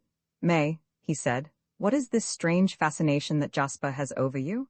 For the second time in that interview she flushed and pulled her hand back. There is nothing unusual in the fascination which Jasper exercises. She smiled, quickly recovering, almost against her will, from the little twinge of anger she felt. It is the influence which every woman has felt and which you one day will feel. He laughed bitterly. Then nothing will make you change your mind, he said. Nothing in the world, she answered emphatically. For a moment she was sorry for him as he stood, both hands resting on a chair, his eyes on the ground, a picture of despair, and she crossed to him and slipped her arm through his. Don't take it so badly, Frank, she said softly. I am a capricious, foolish girl, I know, and I am really not worth a moment's suffering. He shook himself together, gathered up his hat, his stick, and his overcoat, and offered his hand. Goodbye, he said, and good luck. In the meantime another interview of a widely different character was taking place in the little house which Jasper Cole occupied on the Portsmouth Road. Jasper and Saul Arthur Mann had met before, but this was the first visit that the investigator had paid to the home of John Minnett's heir. Jasper was waiting at the door to greet the little man when he arrived, and had offered him a quiet but warm welcome and led the way to the beautiful study, which was half laboratory, which he had built for himself since John Minnett's death. I am coming straight to the point without any beating about the bush, Mr. Cole, said the little man, depositing his bag on the side of his chair and opening it with a jerk. I will tell you frankly that I am acting on Mr. Merrill's behalf, and that I am also acting, as I believe, in the interests of justice. Your motives, at any rate, are admirable, said Jasper, pushing back the papers which littered his big library table and seating himself on the edge. You are probably aware that you are to some extent under suspicion, Mr. Cole. Under your suspicion or the suspicion of the authorities? Asked the other coolly. Under mine, said Saul Arthur Mann emphatically. I cannot speak for the authorities. In what direction does this suspicion run? He thrust his hands deep in his trousers pockets and eyed the other keenly. My first suspicion is that you are well aware as to who murdered John Minette. Jasper Cole nodded. I am perfectly aware that he was murdered by your friend Mr. Merrill, he said. I suggest, said Saul Arthur Mann calmly, that you know the murderer, and you know the murderer was not Frank Merrill. Jasper made no reply, and a faint smile flickered for a second at the corner of his mouth, but he gave no other sign of his inward feelings. "And the other point you wish to raise?" he asked. "The other is a more delicate subject, since it involves a lady," said the little man. "You are about to be married to Miss Nuttall." Jasper Cole nodded. "You have obtained an extraordinary influence over the lady in this past few months." "I hope so," said the other cheerfully. "It is an influence which might have been brought about by normal methods, but it is also one." Saul Arthur leaned over and tapped the table emphatically with each word, which might be secured by a very clever chemist who had found a way of sapping the will of his victim. "By the administration of drugs?" asked Jasper. "By the administration of drugs," repeated Saul Arthur Mann. Jasper Cole smiled. "I should like to know the drug," he said. "One would make a fortune, to say nothing of benefiting humanity to an extraordinary degree by its employment. For example, I might give you a dose and you would tell me all that you know. I am told that your knowledge is fairly extensive," he bantered. "Surely you, Mr. Mann, with your remarkable collection of information on all subjects under the sun, do not suggest that such a drug exists." "On the contrary," said the man who knew in triumph, "it is known and is employed. It was known as long ago as the days of the Borgias. It was employed in France in the days of Louis Roman XVI. It has been, to some extent, rediscovered and used in lunatic asylums to quiet dangerous patients." He saw the interest deepen in the other's eyes. "I have never heard of that," said Jasper slowly. "The only drug that is employed for that purpose is, as far as I know, bromide of potassium." Mr. Mann produced a slip of paper and read off a list of names, mostly of mental institutions in the United States of America and in Germany. "Oh, that drug," said Jasper Cole contemptuously. "I know the use to which that is put. There was an article on the subject in the British Medical Journal 3 months ago. It is a modified kind of twilight sleep, hyoscine and morphia. I'm afraid, Mr. Mann," he went on, "you have come on a fruitless errand, and, speaking as a humble student of science, I may suggest without offense that your theories are wholly fantastic." "Then I will put another suggestion to you, Mr. Cole," said the little man without resentment, "and to me this constitutes the chief reason why you should not marry the lady whose confidence I enjoy and who, I feel sure, will be influenced by my advice." "And what is that?" asked Jasper. "It affects your own character, and it is in consequence a very embarrassing matter for me to discuss," said the little man. Again the other favored him with that inscrutable smile of his. "My moral character, I presume, is now being assailed," he said flippantly. "Please go on, you promise to be interesting." "You were in Holland a short time ago. Does Miss Nuttall know this?" Jasper nodded. "She is well aware of the fact." "You were in Holland with a lady," accused Mr. Mann slowly. "Is Miss Nuttall well aware of this fact too?" Jasper slipped from the table and stood upright. Through his narrow lids he looked down upon his accuser. "Is that all you know?" he asked softly. "Not all but one of the things I know," retorted the other. "You were seen in her company. She was staying in the same hotel with you as Mrs. Cole." Jasper nodded. "You will excuse me if I decline to discuss the matter," he said. "Suppose I ask Miss Nuttall to discuss it?" challenged the little man. "You are the master of your own actions," said Jasper Cole quickly, "and I dare say, if you regard it as expedient, you will tell her, but I can promise you that whether you tell her or not I shall marry Miss Nuttall." With this, he ushered his visitor to the door, and hardly waited for the car to drive off before he had shut that door behind him. Late that night, the two friends forgathered and exchanged their experiences. "I am sure there is something very wrong indeed," said Frank emphatically. She was not herself. She spoke mechanically, almost as though she were reciting a lesson. You had the feeling that she was connected by wires with somebody who was dictating her every word and action. "It is damnable, man. What can we do?" "We must prevent the marriage," said the little man quietly, "and employ every means that opportunity suggests to that purpose. Make no mistake," he said emphatically.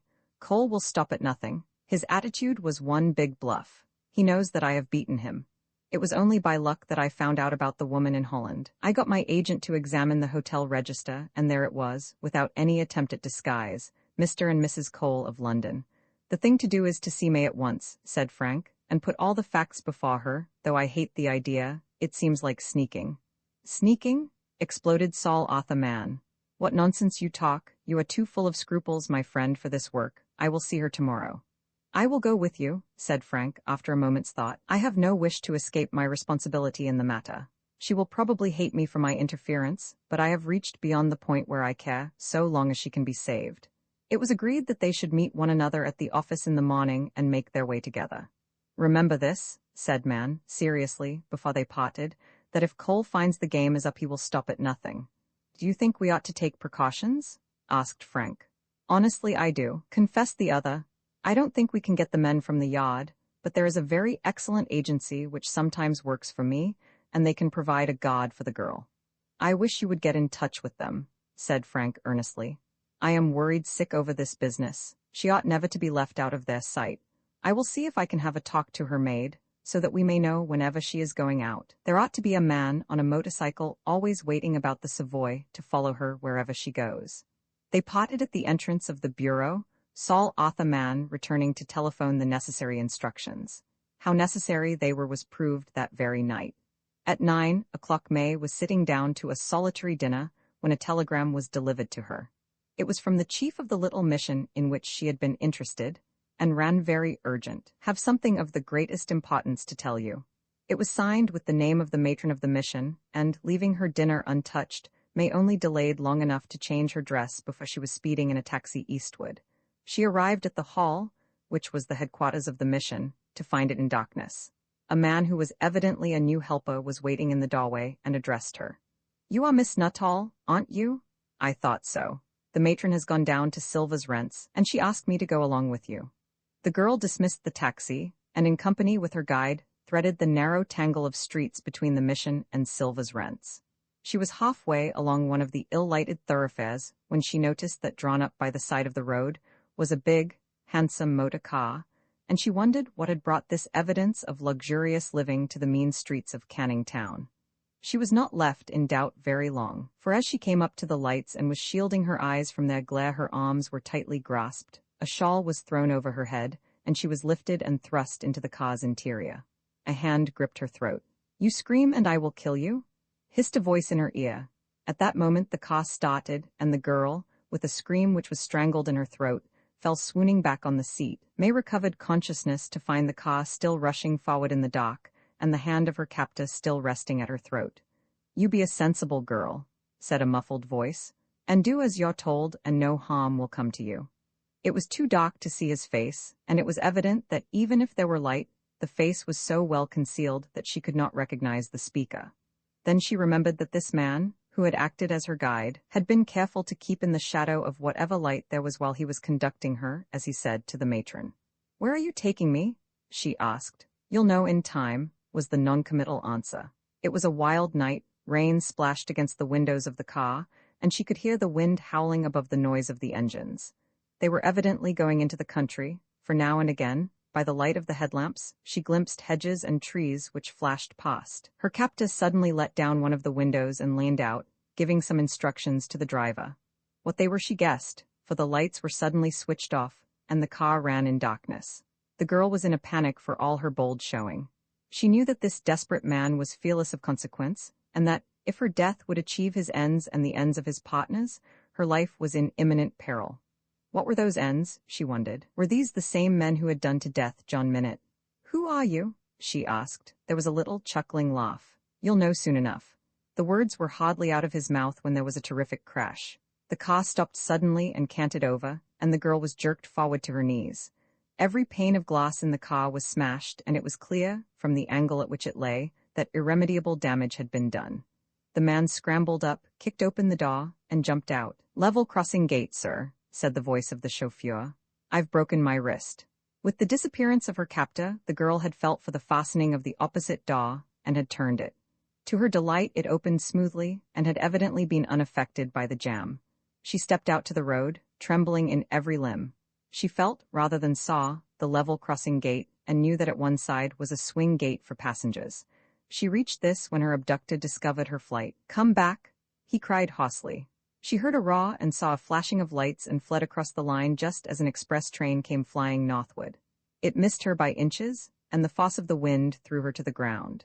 She scrambled up, stumbled across the remaining rails, and, reaching the gate opposite, fled down the dock road she had gained just that much time which the train took in passing. She ran blindly along the dock road, slipping and stumbling in the mud, and she heard her pursuer squelching through the mud in the rear. The wind flew her hair awry, the rain beat down upon her face, but she stumbled on. Suddenly she slipped and fell, and as she struggled to her feet the heavy hand of her pursuer fell upon her shoulder, and she screamed aloud. "None of that," said the voice, and his hand covered her mouth. At that moment a bright light enveloped the two, a light so intensely, dazzlingly white, so unexpected that it hit the girl almost like a blow. It came from somewhere not 2 yards away, and the man released his hold upon the girl and stared at the light.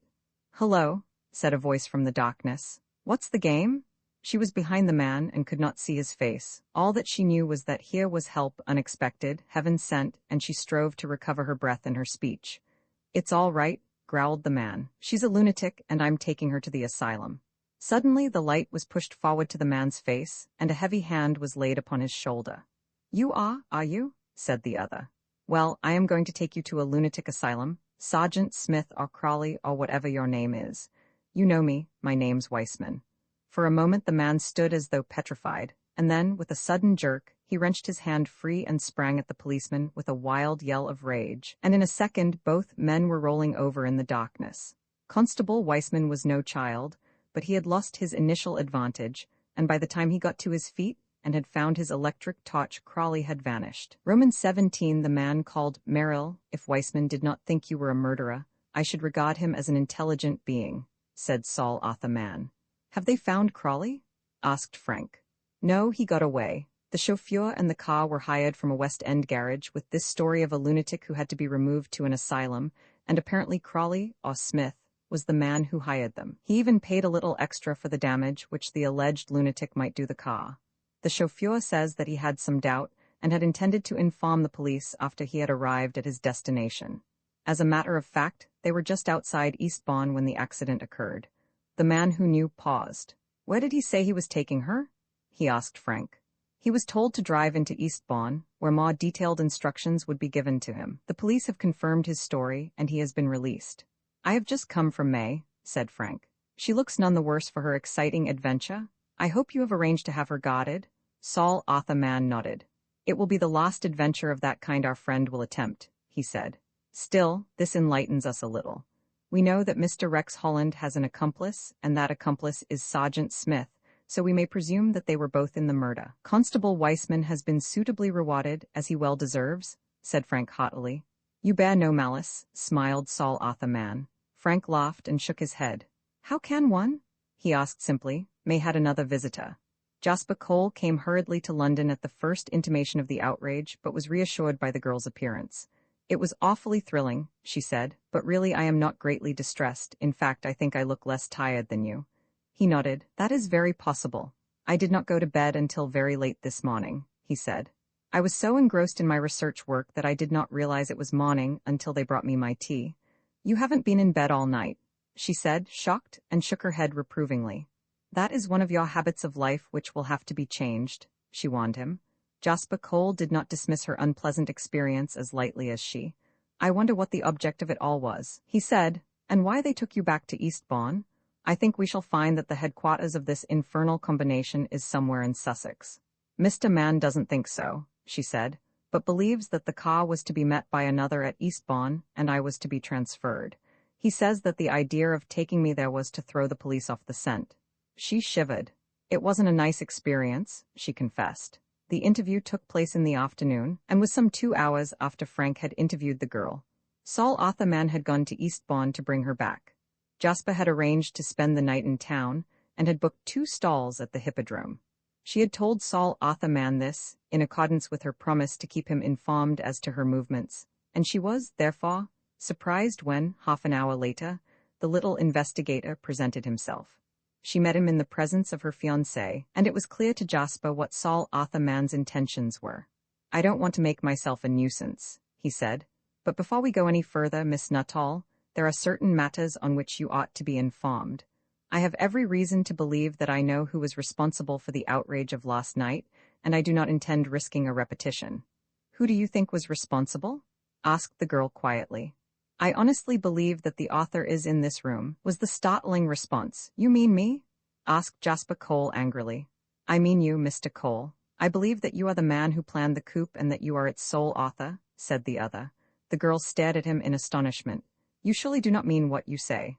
"I mean that Mr. Cole has every reason for wishing to marry you," he said. What that reason is I do not know completely, but I shall discover. I am satisfied, he went on slowly, that Mr. Cole is already married. She looked from one to the other. Already married? Repeated Jasper. If he is not already married, said Saul Arthur Mann bluntly, then I have been indiscreet. The only thing I can tell you is that your fiancé has been traveling on the continent with a lady who describes herself as Mrs. Cole. Jasper said nothing for a moment, but looked at the other oddly and thoughtfully. I understand, Mr. Mann, he said at length, that you collect facts as other people collect postage stamps. Saul Arthur Mann bristled. You may carry this off, sir, he began. If you can. Let me speak, said Jasper Cole, raising his voice. I want to ask you this, have you a complete record of John Minot's life? I know it so well, said Saul Arthur Mann emphatically, that I could repeat his history word for word.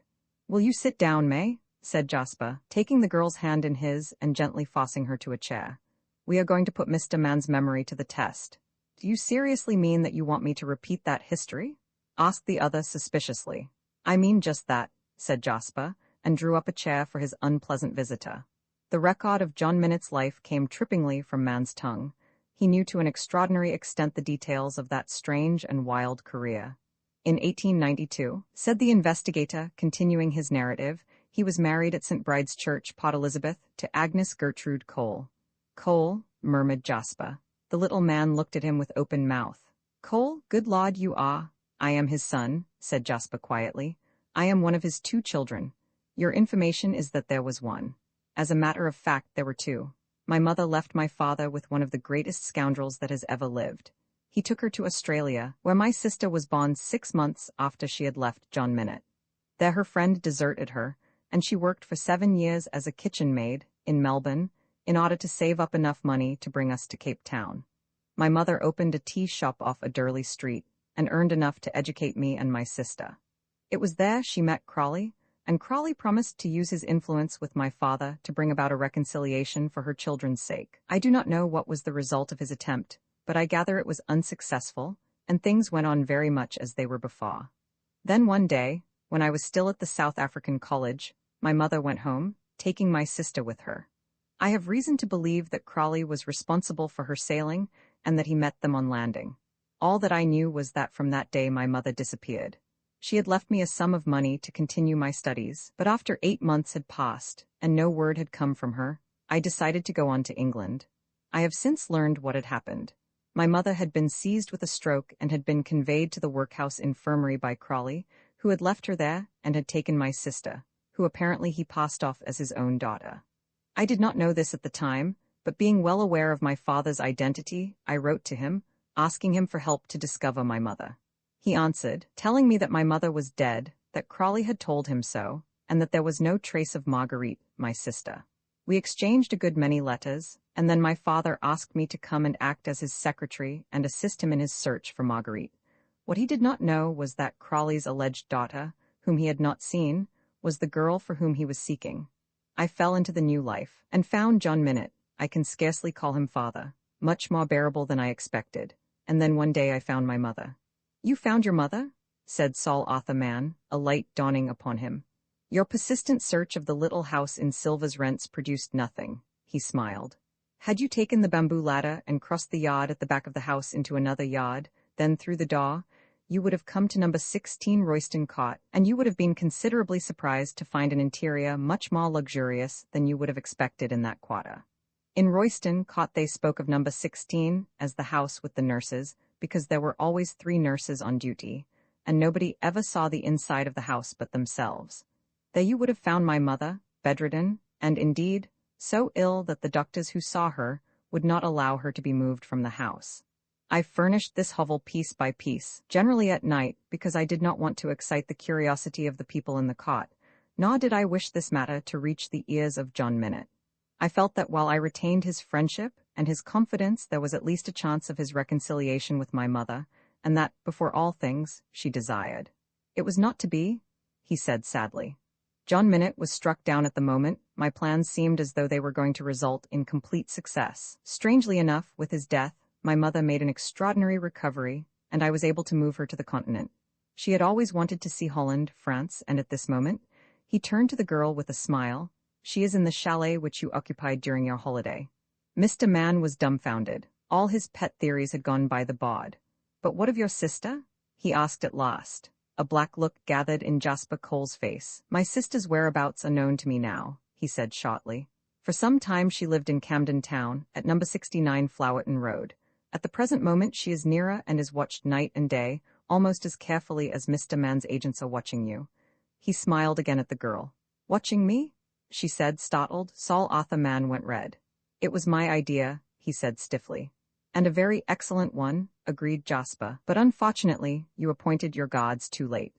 Mr. Mann went back to his office, his brain in a whirl, yet such was his habit that he did not allow himself to speculate upon the new and amazing situation until he had carefully jotted down every new fact he had collected. It was astounding that he had overlooked the connection between Jasper Cole and John Minnett's wife. His labors did not cease until 11 o'clock, and he was preparing to go home when the commissionaire who acted as caretaker came to tell him that a lady wished to see him. "A lady? At this hour of the night?" said Mr. Mann, perturbed. "Tell her to come in the morning." "I have told her that, sir, but she insists upon seeing you tonight." "What is her name?" "Mrs. Merrill," said the commissionaire. Saul Arthur Mann collapsed into his chair. "Show her up," he said feebly. He had no difficulty in recognizing the girl, who came timidly into the room, as the original of the photograph which had been sent to him by Constable Weissman. She was plainly dressed and wore no ornament, and she was undeniably pretty, but there was about her a furtiveness and a nervous indecision which spoke of her apprehension. "Sit down," said Mr. Mann kindly. "What do you want me to do for you?" "I am Mrs. Merrill," she said timidly. "So the commissionaire said," replied the little man. "You are nervous about something?" "Oh, I am so frightened," said the girl with a shudder. "If he knows I have been here, you have nothing to be frightened about. Just sit here for one moment." He went into the next room, which had a branch telephone connection, and called up May. She was out, and he left an urgent message that she was to come, bringing Jasper with her, as soon as she returned. When he got back to his office, he found the girl as he had left her, sitting on the edge of a big armchair, plucking nervously at her handkerchief. "I have heard about you," she said. "He mentioned you once, before we went to that Sussex cottage with Mr. Crawley. They were going to bring another lady, and I was to look after her, but he—" "Who is he?" asked Mr. Mann. "My husband," said the girl. "How long have you been married?" demanded the little man. "I ran away with him a long time ago," she said. "It has been an awful life. It was Mr. Crawley's idea. He told me that if I married Mr. Merrill, he would take me to see my mother and Jasper. But he was so cruel." She shuddered again. "We've been living in furnished houses all over the country, and I have been alone most of the time, and he would not let me go out by myself or do anything." She spoke in a subdued, monotonous tone that betrayed the nearness of a bad, nervous breakdown. "What does your husband call himself?" "Why, Frank Merrill," said the girl in astonishment. "That's his name. Mr. Crawley always told me his name was Merrill. Isn't it?" Mr. Mann shook his head. "My poor girl," he said sympathetically, "I am afraid you have been grossly deceived. The man you married as Merrill is an impostor." "An impostor?" she faltered. Mr. Mann nodded. "He has taken a good man's name, and I am afraid has committed abominable crimes in that man's name," said the investigator gently. "I hope we shall be able to rid you and the world of a great villain." Still she stared uncomprehendingly. "He has always been a liar," she said slowly. "He lied naturally and acted things so well that you believed him. He told me things which I know aren't true. He told me my brother was dead, but I saw his name in the paper the other day, and that is why I came to you." "Do you know Jasper?" She was as naive and as unsophisticated as a schoolgirl, and it made the little man's heart ache to hear the plaintive monotony of tone and see the trembling lip. "I promise you that you will meet your brother," he said. "I have run away from Frank," she said suddenly. "Isn't that a wicked thing to do? I could not stand it. He struck me again yesterday, and he pretends to be a gentleman. My mother used to say that no gentleman ever treats a woman badly, but Frank does." "Nobody shall treat you badly any more," said Mr. Mann. "I hate him," she went on with sudden vehemence. "He sneers and says he's going to get another wife, and oh—" He saw her hands go up to her face and saw her staring eyes turn to the door in affright. Frank Merrill stood in the doorway and looked at her without recognition. "I am sorry," he said. "You have a visitor?" "Come in," said Mr. Mann. "I am awfully glad you called." The girl had risen to her feet and was shrinking back to the wall. "Do you know this lady?" Frank looked at her keenly. "Why, yes, that's Sergeant Smith's daughter," he said, and he smiled. "Where on earth have you been?" "Don't touch me," she breathed and put her hands before her, warding him off. He looked at her in astonishment and from her to Mann. Then he looked back at the girl, his brow wrinkled in perplexity. This girl, said Mr. Man, thinks she is your wife. My wife? Said Frank and looked again at her. Is this a bad joke or something? Do you say that I am your husband? He asked. She did not speak but nodded slowly. He sat down in a chair and whistled. This rather complicates matters, he said blankly, but perhaps you can explain? I only know what the girl has told me, said Mr. Man, shaking his head. I am afraid there is a terrible mistake here. Frank turned to the girl. But did your husband look like me? She nodded. And did he call himself Frank Merrill? Again she nodded. Where is he now? She nodded this time at him. But great heavens, said Frank with a gesture of despair, you do not suggest that I am the man? You are the man, said the girl. Again Frank looked appealingly at his friend and Saul Arthur Man saw dismay and laughter in his eyes. I don't know what I can do, he said. Perhaps if you left me alone with her for a minute. Don't, she breathed. Don't leave me alone with him. Stay here. And where have you come from now? Asked Frank. From the house where you took me. You struck me yesterday, she went on inconsequently. Frank laughed. I am not only married, but I am a wife-beater apparently, he said desperately. Now what can I do? I think the best thing that can be done is for this lady to tell us where she lives and I will take her back and confront her husband. I won't go with you, cried the girl. I won't, you said you'd look after me. Mr. Man, you promised. The little investigator saw that she was distraught to a point where a collapse was imminent. This gentleman will look after you also, he said encouragingly. He is as anxious to save you from your husband as anybody. I will not go, she cried. If that man touches me, and she pointed to Frank, I'll scream. Again came the tap at the door and Frank looked round. More visitors? He asked. It is all right, said Saul Arthur Man. There's a lady and a gentleman to see me, isn't there? He asked the commissionaire. Show them in. May came first, saw the little tableau, and stopped, knowing instinctively all that it portended. Jasper followed her. The girl, who had been watching Frank, shifted her eyes for a moment to the visitors, and at sight of Jasper flung across the room. In an instant her brother's arms were around her, and she was sobbing on his breast. Am I entitled to ask what all this means? Asked Frank quietly. I am sure you will overlook my natural irritation, but I have suffered so much and I have been the victim of so many surprises that I do not feel inclined to accept all the shocks which fate sends me in a spirit of joyful resignation. Perhaps you will be good enough to elucidate this new mystery. Is everybody mad, or am I the sole sufferer? There is no mystery about it, said Jasper, still holding the girl. I think you know this lady. I have never met her before in my life, said Frank, but she persists in regarding me as her husband for some reason. Is this a new scheme of yours, Jasper? I think you know this lady, said Jasper Cole again. Frank shrugged his shoulders. You are almost monotonous. I repeat that I have never seen her before. Then I will explain to you, said Jasper. He put the girl gently from him for a moment and turned and whispered something to May. Together they passed out of the room. You were confidential secretary to John Minute for some time, Merrill, and in that capacity you made several discoveries.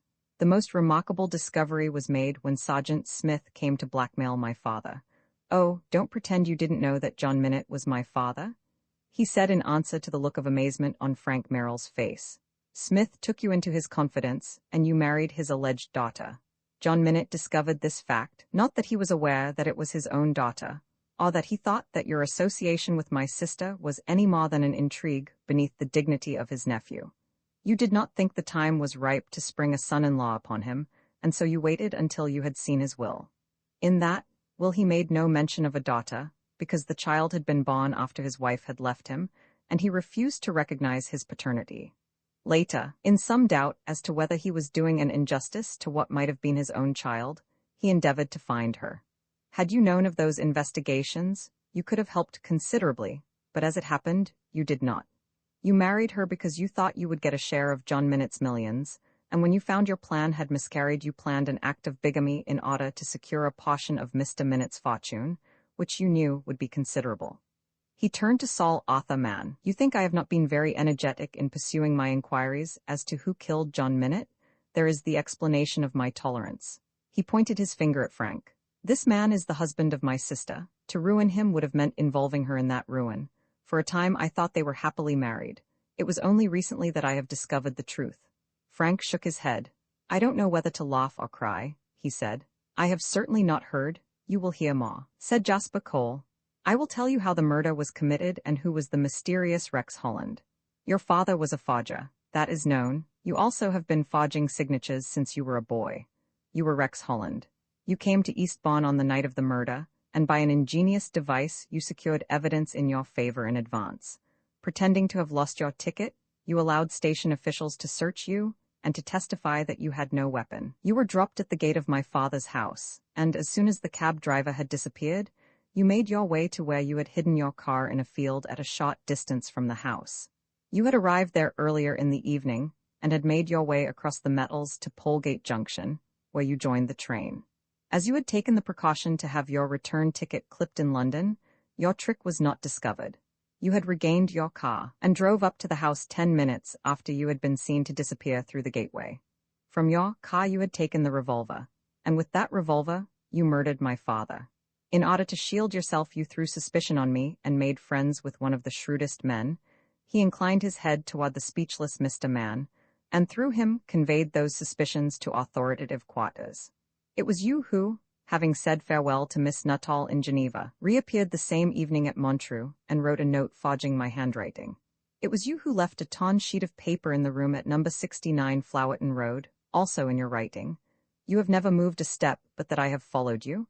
My agents have been with you day and night ever since the day of the murder. I have waited my time, and that has come now.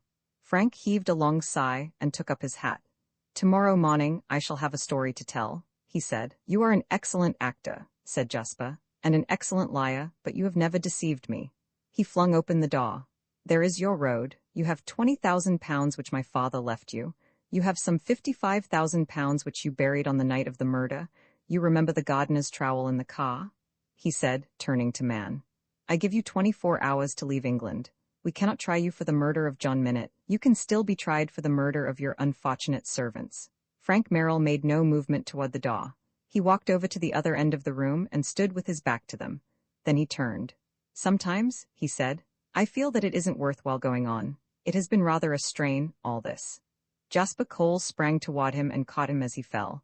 They laid him down, and Saul Arthur Mann called urgently on the telephone for a doctor. But Frank Merrill was dead. I knew, said Constable Weissman when the story came to him. Roman 2, the girl who cried the Northern Express, had deposited its passengers at King's Cross on time. All the station approaches were crowded with hurrying passengers. Taxicabs and growlers were mixed in apparently inextricable confusion. There was a roaring babble of instruction and counter-instruction from policemen, from cab drivers, and from excited porters. Some of the passengers hurried swiftly across the broad asphalt space and disappeared down the stairs toward the underground station. Others waited for unpunctual friends with protesting and frequent examination of their watches. One alone seemed wholly bewildered by the noise and commotion. She was a young girl not more than 18, and she struggled with 2 or 3 brown paper parcels, a hat box, and a bulky handbag. She was among those who expected to be met at the station, for she looked helplessly at the clock and wandered from one side of the building to the other till at last she came to a standstill in the center, put down all her parcels carefully, and, taking a letter from a shabby little bag, opened it and read. Evidently she saw something which she had not noticed before, for she hastily replaced the letter in the bag, scrambled together her parcels, and walked swiftly out of the station. Again she came to a halt and looked round the darkened courtyard. Here, snapped a voice irritably. She saw a door of a taxicab open and came toward it timidly. Come in, for heaven's sake," said the voice. She put in her parcels and stepped into the cab. The owner of the voice closed the door with a bang, and the taxi moved on. "I've been waiting here 10 minutes," said the man in the cab. "I'm so sorry, dear, but I didn't read." "Of course you didn't read," interrupted the other brusquely. It was the voice of a young man not in the best of tempers, and the girl, folding her hands in her lap, prepared for the tirade which she knew was to follow her act of omission. "You never seem to be able to do anything right," said the man. "I suppose it is your natural stupidity." "Why couldn't you meet me inside the station?" she asked with some show of spirit. "I've told you a dozen times that I don't want to be seen with you," said the man brutally. "I've had enough trouble over you already. I wish to heaven I'd never met you." The girl could have echoed that wish, but 18 months of bullying had cowed and all but broken her spirit. "You are a stone around my neck," said the man bitterly. "I have to hide you, and all the time I'm in a fret as to whether you will give me away or not.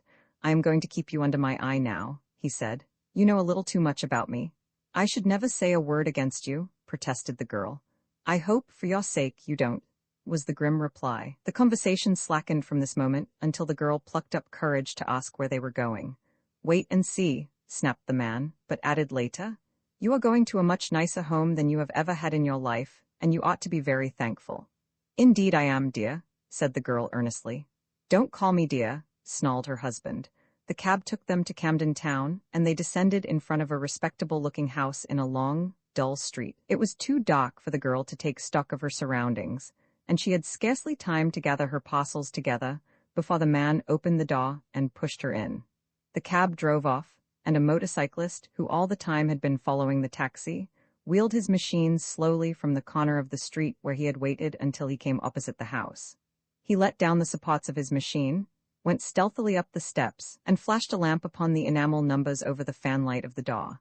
He jotted down the figures in a notebook, descended the steps again, and, wheeling his machine back a little way, mounted and rode off. Half an hour later another cab pulled up at the door, and a man descended, telling the driver to wait. He mounted the steps, knocked, and after a short delay was admitted.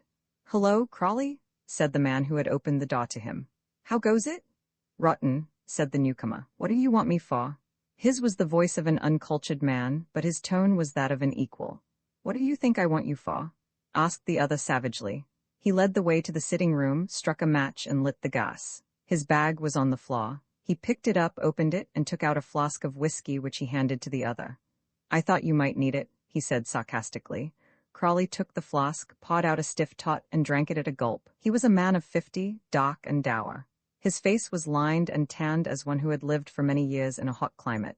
This was true of him, for he had spent 10 years of his life in the Matabeleland Mounted Police. The young man pulled up a chair to the table.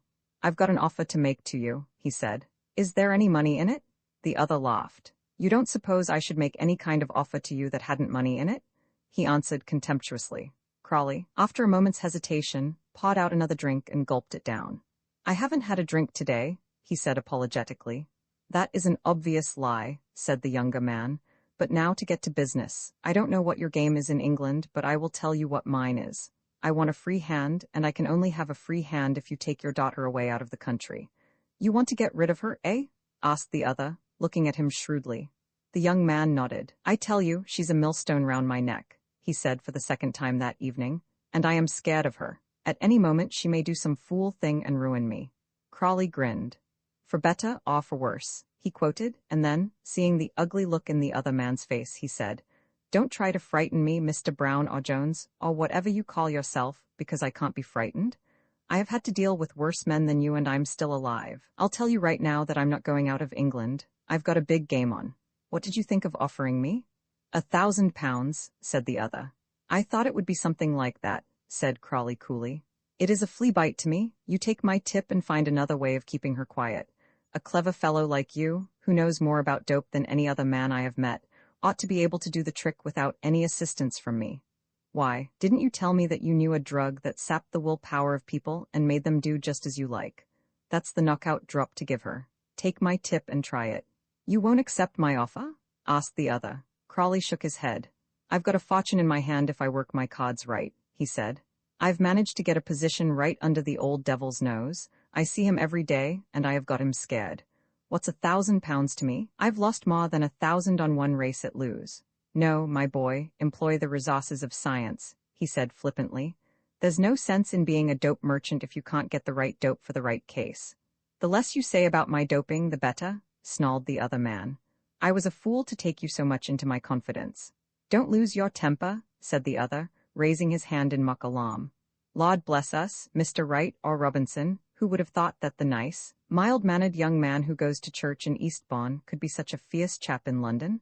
I've often laughed, seeing you walk past me as though butter wouldn't melt in your mouth, and everybody saying what a nice young man Mr. So-and-so is, and I have thought, if they only knew that this sleek lad—" "Shut up," said the other savagely.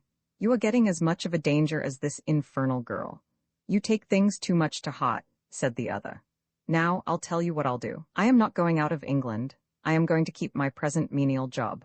You see, it isn't only the question of money, but I have an idea that your old man has got something up his sleeve for me, and the only way to prevent unpleasant happenings is to keep close to him."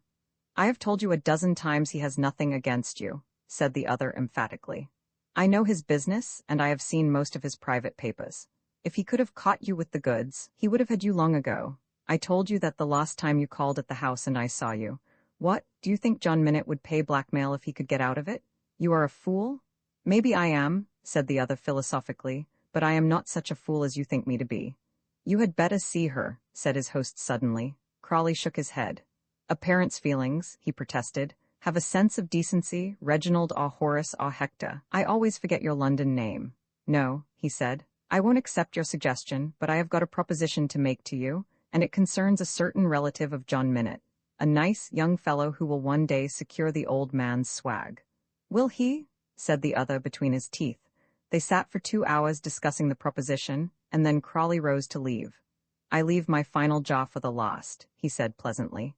He had finished the contents of the flask, and was in a very amiable frame of mind. You are in some danger, my young friend, and I, your guardian angel, have discovered it. You have a valet at one of your numerous addresses. A chauffeur, corrected the other. A Swede, Johnson. Crawley nodded. I thought he was a Swede. Have you seen him? Asked the other quickly. He came down to make some inquiries in Eastbourne, said Crawley, and I happened to meet him. One of those talkative fellows who opens his heart to a uniform. I stopped him from going to the house, so I saved you a shock. If John Minute had been there, I mean. The other bit his lips and his face showed his concern. That's bad, he said. He has been very restless and rather impertinent lately, and has been looking for another job. What did you tell him? I told him to come down next Wednesday, said Crawley. I thought you'd like to make a few arrangements in the meantime.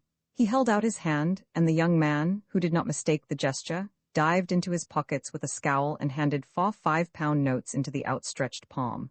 It will just pay my taxi, said Crawley light-heartedly. The other went upstairs. He found the girl sitting where he had left her in her bedroom. Clear out of here, he said roughly. I want the room. Meekly she obeyed. He locked the door behind her, lifted a suitcase onto the bed, and opening it, took out a small Japanese box. From this he removed a tiny glass pestle and mortar, 6 little vials, a hypodermic syringe, and a small spirit lamp. Then from his pocket he took a cigarette case and removed 2 cigarettes which he laid carefully on the dressing table. He was busy for the greater part of the hour. As for the girl, she spent that time in the cold dining room huddled up in a chair, weeping softly to herself. Roman 3, 4 important characters. The writer pauses here to say that the story of The Man Who Knew is an unusual one. It is reconstructed partly from the reports of a certain trial, partly from the confidential matter which has come into the writer's hands from Saul Arthur Mann and his extraordinary bureau, and partly from the private diary which may Nuttall put at the writer's disposal. Those practiced readers who begin this narrative with the weary conviction that they are merely to see the workings out of a conventional record of crime, of love, and of mystery, may be urged to pursue their investigations to the end. Truth is stranger than fiction, and has need to be, since most fiction is founded on truth. There is a strangeness in the story of The Man Who Knew, which brings it into the category of veracious history. It cannot be said in truth that any story begins at the beginning of the first chapter, since all stories began with the creation of the world, but this present story may be said to begin, when we cut into the lives of some of the characters concerned, upon the 17th day of July, 19. There was a little group of people about the prostrate figure of a man who lay upon the sidewalk in Grey Square, Bloomsbury. The hour was 8 o'clock on a warm summer evening, and that the unusual spectacle attracted only a small crowd may be explained by the fact that Grey Square is a professional quarter given up to the offices of lawyers, surveyors, and corporation offices, which at 8 o'clock on a summer's day are empty of occupants. The unprofessional classes who inhabit the shabby streets impinging upon the Euston Road do not include Grey Square in their itinerary when they take their evening constitutionals abroad, and even the loud children find a less depressing environment for their games. The grey-faced youth sprawled upon the pavement was decently dressed and was obviously of the superior servant type. He was as obviously dead. Death, which beautifies and softens the plainest, had failed entirely to dissipate the impression of meanness in the face of the stricken man. The lips were set in a little sneer, the half-closed eyes were small, the clean-shaven jaw was long and underhung, the ears were large and grotesquely prominent. A constable stood by the body, waiting for the arrival of the ambulance, answering in monosyllables the questions of the curious. 10 minutes before the ambulance arrived there joined the group a man of middle age. He wore the pepper and salt suit which distinguishes the country excursionist taking the day off in London. He had little side whiskers and a heavy brown mustache. His golf cap was new and set at a somewhat rakish angle on his head. Across his waistcoat was a large and heavy chain hung at intervals with small silver medals. For all his provincial appearance, his movements were decisive and suggested authority. He elbowed his way through the little crowd and met the constable's disapproving stare without faltering. "Can I be of any help, mate?" he said, and introduced himself as Police Constable Weissman of the Sussex Constabulary. The London constable thawed. "Thanks," he said. "You can help me get him into the ambulance when it comes." "Fit?" asked the newcomer. The policeman shook his head. "He was seen to stagger and fall, and by the time I arrived he'd snuffed out. Heart disease, I suppose."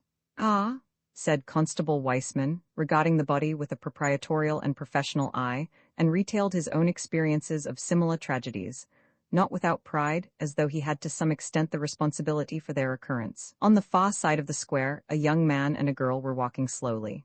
A tall, fair, good-looking youth he was, who might have attracted attention even in a crowd. But more likely would that attention have been focused, had he been accompanied by the girl at his side, for she was by every standard beautiful. They reached the corner of Tabba Street, and it was the fixed and eager stare of a little man who stood on the corner of the street, and the intensity of his gaze which first directed their attention to the tragedy on the opposite side of the square. The little man who watched was dressed in an ill-fitting frock coat, trousers which seemed too long, since they concertinaed over his boots, and a glossy silk hat set at the back of his head. "What a funny old thing," said Frank Merrill under his breath, and the girl smiled. The object of their amusement turned sharply as they came abreast of him. His freckled, clean-shaven face looked strangely old, and the big, gold-rimmed spectacles bridged halfway down his nose added to his ludicrous appearance. He raised his eyebrows and surveyed the two young people. "There's an accident over there," he said briefly and without any preliminary. "Indeed," said the young man politely. "There have been several accidents in Grey Square," said the strange old man meditatively. "There was one in 1875, when the corner house, you can see the end of it from here, collapsed and buried 14 people, 7 of whom were killed, 4 of whom were injured for life, and 3 of whom escaped with minor injuries." He said this calmly, and apparently without any sense that he was acting at all unconventionally in volunteering the information, and went on. "There was another accident in 1881. On the 17th of October, a collision between 2 hansom cabs which resulted in the death of a driver whose name was Samuel Green. He lived at 14 Pottington Mews and had a wife and 9 children. The girl looked at the old man with a little apprehension, and Frank Merrill laughed. "You have a very good memory for this kind of thing. Do you live here?" he asked. "Oh, no." The little man shook his head vigorously. He was silent for a moment, and then, "I think we had better go over and see what it is all about," he said with a certain gravity. His assumption of leadership was a little staggering, and Frank turned to the girl. "Do you mind?" he asked. She shook her head, and the 3 passed over the road to the little group just as the ambulance came jangling into the square. To Merrill's surprise, the policeman greeted the little man respectfully, touching his helmet. "I'm afraid nothing can be done, sir. He is gone." "Oh, yes, he's gone," said the other quite calmly. He stooped down, turned back the man's coat, and slipped his hand into the inside pocket, but drew blank. The pocket was empty. With an extraordinary rapidity of movement, he continued his search, and to the astonishment of Frank Merrill, the policeman did not deny his right. In the top left-hand pocket of the waistcoat, he pulled out a crumpled slip which proved to be a newspaper clipping. "Ah," said the little man, "an advertisement for a manservant cut out of this morning's Daily Telegraph. I saw it myself. Evidently a manservant who was on his way to interview a new employer. You see, call at 8:30 at Holborn Viaduct Hotel. He was taking a shortcut when his illness overcame him. I know who is advertising for the valet," he added gratuitously. "He is a Mr. T. Burton, who is a rubber factor from Penang. Mr. T. Burton married the daughter of the Reverend George Smith, of Scarborough, in 1889, and has 4 children, one of whom is at Winchester. He pursed his lips and looked down again at the body, then suddenly he turned to Frank Merrill. "Do you know this man?" he demanded. Frank looked at him in astonishment. "No, why do you ask?" "You were looking at him as though you did," said the little man. "That is to say, you were not looking at his face. People who do not look at other people's faces under these circumstances know them." "Curiously enough," said Frank with a little smile, "there is someone here I know," and he caught the eye of Constable Weissman. That ornament of the Sussex Constabulary touched his cap. "I thought I recognized you, sir," I have often seen you at Weald Lodge, he said. Further conversation was cut short as they lifted the body onto a stretcher and put it into the interior of the ambulance. The little group watched the white car disappear, and the crowd of idlers began to melt away. Constable Weissman took a professional leave of his comrade and came back to Frank a little shyly. "You are Mr. Minnett's nephew, aren't you, sir?" he asked. "Quite right," said Frank. "I used to see you at your uncle's place." "Uncle's name?" It was the little man's pert but wholly inoffensive inquiry. He seemed to ask it as a matter of course and as one who had the right to be answered without equivocation. Frank Merrill laughed. "My uncle is Mr. John Minett," he said, and added, with a faint touch of sarcasm, "You probably know him." "Oh, yes," said the other readily. "One of the original Rhodesian pioneers who received a concession from Low Bengula and amassed a large fortune by the sale of gold mining properties, which proved to be of no especial value. He was tried at Salisbury in 1897 with the murder of 2 Mashona chiefs, and was acquitted. He amassed another fortune in Johannesburg in the boom of '97, and came to this country in 1901, settling on a small estate between Polegate and Eastbourne. He has one nephew, his heir, Frank Merrill, the son of the late Dr. Henry Merrill, who is an accountant in the London and Western Counties Bank. Frank looked at him in undisguised amazement. "You know my uncle?" "Never met him in my life," said the little man brusquely. He took off his silk hat with a sweep. "I wish you good afternoon," he said, and strode rapidly away. The uniformed policeman turned a solemn face upon the group. "Do you know that gentleman?" asked Frank. The constable smiled.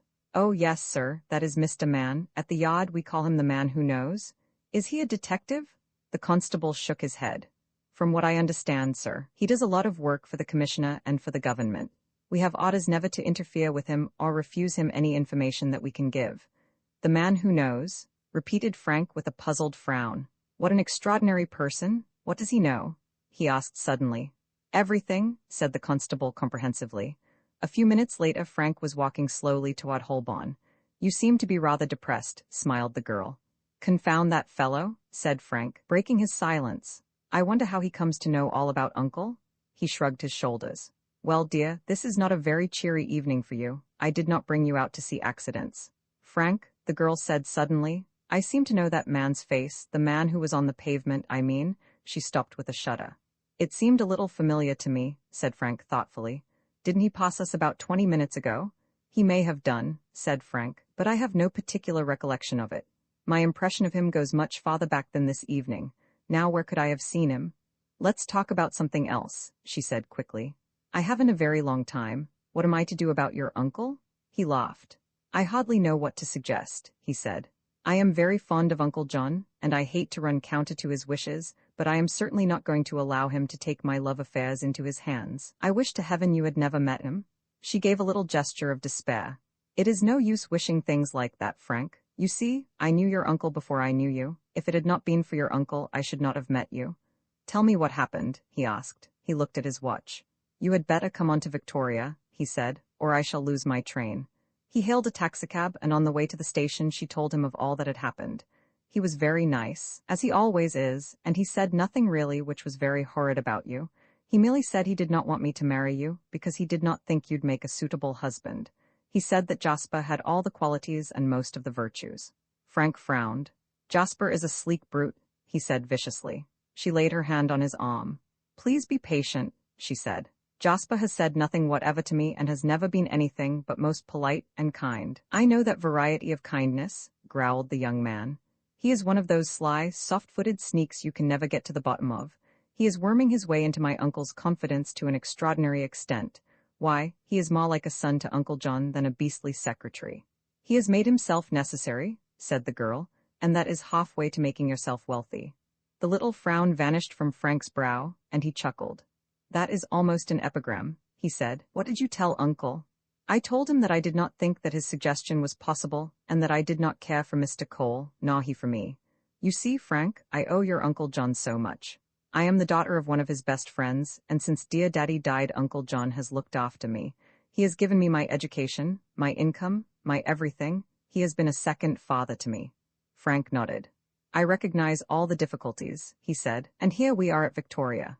She stood on the platform and watched the train pull out and waved her hand in farewell, and then returned to the pretty flat in which John Minett had installed her. As she said, Her life had been made very smooth for her. There was no need for her to worry about money, and she was able to devote her days to the work she loved best. The East End Provident Society, of which she was president, was wholly financed by the Rhodesian millionaire. May had a natural aptitude for charity work. She was an indefatigable worker, and there was no better known figure in the poor streets adjoining the West Indian docks than Sister Nuttall. Frank was interested in the work without being enthusiastic. He had all the man's apprehension of infectious disease and of the inadvisability of a beautiful girl slumming without attendance. But the one visit he had made to the East End in her company had convinced him that there was no fear as to her personal safety. He was wont to grumble that she was more interested in her work than she was in him, which was probably true because her development had been a slow one, and it could not be said that she was greatly in love with anything in the world save her self-imposed mission. She ate her frugal dinner and drove down to the mission headquarters off the Albert Dock Road. 3 nights a week were devoted by the mission to visitation work. Many women and girls living in this area spend their days at factories in the neighborhood, and they have only the evenings for the treatment of ailments which, in people better circumstanced, would produce the attendance of specialists. For the night work, the nurses were accompanied by a volunteer male escort. May Nuttall's duties carried her that evening to Silvertown and to a network of mean streets to the east of the railway. Her work began at dusk and was not ended until night had fallen and the stars were quivering in a hot sky. The heat was stifling, and as she came out of the lost fowl dwelling, she welcomed as a relief even the vitiated air of the hot night. She went back into the passageway of the house, and by the light of a paraffin lamp made her last entry in the little diary she carried. "That makes 8 we have seen, Thompson," she said to her escort. "Is there anybody else on the list?" "Nobody else tonight, miss," said the young man, concealing a yawn. "I'm afraid it is not very interesting for you, Thompson," said the girl sympathetically. "You haven't even the excitement of work. It must be awfully dull standing outside waiting for me." "Bless you, miss," said the man. "I don't mind at all. If it is good enough for you to come into these streets, it is good enough for me to go round with you." They stood in a little courtyard, a cul-de-sac cut off at one end by a sheer wall, and as the girl put back her diary into her little net bag, a man came swiftly down from the street entrance of the cot and passed her. As he did so, the dim light of the lamp showed for a second his face, and her mouth formed an O of astonishment. She watched him until he disappeared into one of the dark doorways at the farther end of the cot, and stood staring at the door as though unable to believe her eyes. There was no mistaking the pale face and the straight figure of Jasper Cole, John Minnett's secretary. Roman Faw, the accountant at the bank, May Nuttall expressed her perplexity in a letter. "Dear Frank, such a remarkable thing happened last night. I was in Silver's Rents about 11 o'clock, and had just finished seeing the last of my patients when a man passed me and entered one of the houses. It was, I thought at the time, either the last or the last but one on the left. I now know that it was the last but one. There is no doubt at all in my mind that it was Mr. Cole, for not only did I see his face, but he carried the snakewood cane which he always affects. I must confess I was curious enough to make inquiries, and I found that he is a frequent visitor here, but nobody quite knows why he comes. The lost house is occupied by 2 families, very uninteresting people, and the lost house but one is empty save for a room which is apparently the one Mr. Cole uses. None of the people in the Rents know Mr. Cole or have ever seen him. Apparently the downstairs room in the empty house is kept locked, and a woman who lives opposite told my informant, Thompson, whom you will remember as the man who always goes with me when I am slumming, that the gentleman sometimes comes, uses this room, and that he always sweeps it out for himself. It cannot be very well furnished, and apparently he never stays the night there. Isn't it very extraordinary? Please tell me what you make of it." Frank Merrill put down the letter and slowly filled his pipe. He was puzzled, and found no solution either then or on his way to the office. He was the accountant of the Piccadilly branch of the London and Weston Counties Bank, and had very little time to give to outside problems. But the thought of Cole and his curious appearance in a London slum under circumstances which, to say the least, were mysterious came between him and his work more than once. He was entering up some transactions when he was sent for by the manager. Frank Merrill, though he did not occupy a particularly imposing post in the bank, held nevertheless a very extraordinary position, and one which ensured for him more consideration than the average official receives at the hands of his superiors. His uncle was financially interested in the bank, and it was generally believed that Frank had been sent as much to watch his relatives' interests as to prepare himself for the handling of the great fortune which John Minute would some day leave to his heir. The manager nodded cheerily as Frank came in and closed the door behind him. "Good morning, Mr. Merrill," said the chief. "I want to see you about Mr. Holland's account. You told me he was in the other day." Frank nodded. "He came in the lunch hour." "I wish I had been here," said the manager thoughtfully. "I would like to see this gentleman. Is there anything wrong with his account?" "Oh, no," said the manager with a smile. "He has a very good balance. In fact, too large a balance for a floating account. I wish you would see him and persuade him to put some of this money on deposit. The head office does not like big floating balances, which may be withdrawn at any moment, and which necessitates the keeping here of a larger quantity of cash than I care to hold. Personally," he went on, "I do not like our method of doing business at all. Our head office being in Plymouth, it is necessary, by the peculiar rules of the bank, that the floating balances should be so covered, and I confess that your uncle is as great a sinner as any. Look at this." He pushed a check across the table. "Here's a bearer check for £60,000 which has just come in. It is to pay the remainder of the purchase price due to Consolidated Mines. Why they cannot accept the ordinary crossed check, heavens knows." Frank looked at the sprawling signature and smiled. "You see, Uncle's got a reputation to keep up," he said good-humoredly. "One is not called Ready Money Minute for nothing." The manager made a little grimace. "That sort of thing may be necessary in South Africa," he said, "but here in the very heart of the money world cash payments are a form of lunacy. I do not want you to repeat this to your relative." "I am hardly likely to do that," said Frank, "though I do think you ought to allow something for Uncle's peculiar experiences in the early days of his career." "Oh, I make every allowance," said the other. "Only it is very inconvenient, but it was not to discuss your uncle's shortcomings that I brought you here." He pulled out a passbook from a heap in front of him. "Mr. Rex Holland," he read. "He opened his account while I was on my holiday, you remember." "I remember very well," said Frank, "and he opened it through me." "What sort of man is he?" asked the manager. "I am afraid I am no good at descriptions," replied Frank, "but I should describe him as a typical young man about town. Not very brainy, very few ideas outside of his own immediate world, which begins at Hyde Park Corner and ends at the Hippodrome," interrupted the manager. "Possibly," said Frank. He seemed a very sound, capable man in spite of a certain languid assumption of ignorance as to financial matters, and he came very well recommended. "What would you like me to do?" The manager pushed himself back in his chair, thrust his hands in his trousers pockets, and looked at the ceiling for inspiration. "Suppose you go along and see him this afternoon and ask him as a favor to put some of his money on deposit. We will pay the usual interest and all that sort of thing. You can explain that he can get the money back whenever he wants it by giving us 30 days' notice. Will you do this for me?" "Surely," said Frank haughtily. "I will see him this afternoon. What is his address? I have forgotten." "Albemarle Chambers, Knightsbridge," replied the manager. "He may be in town." "And what is his balance?" asked Frank.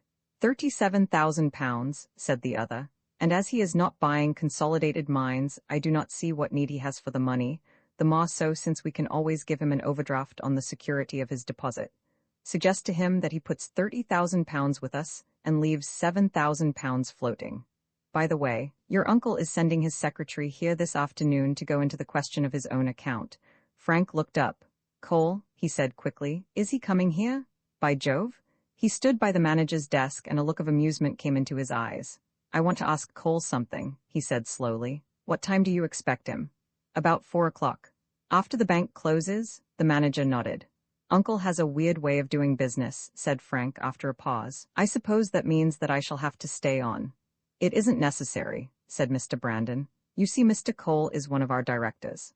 Frank checked an exclamation of surprise. "How long has this been?" he asked. "Since last Monday. I thought I told you.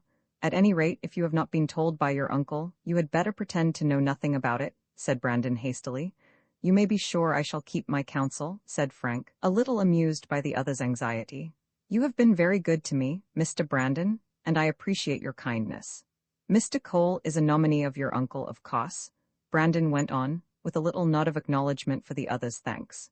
"Your uncle makes a point of never sitting on boards if he can help it, and has never been represented except by his solicitor since he acquired so large an interest in the bank.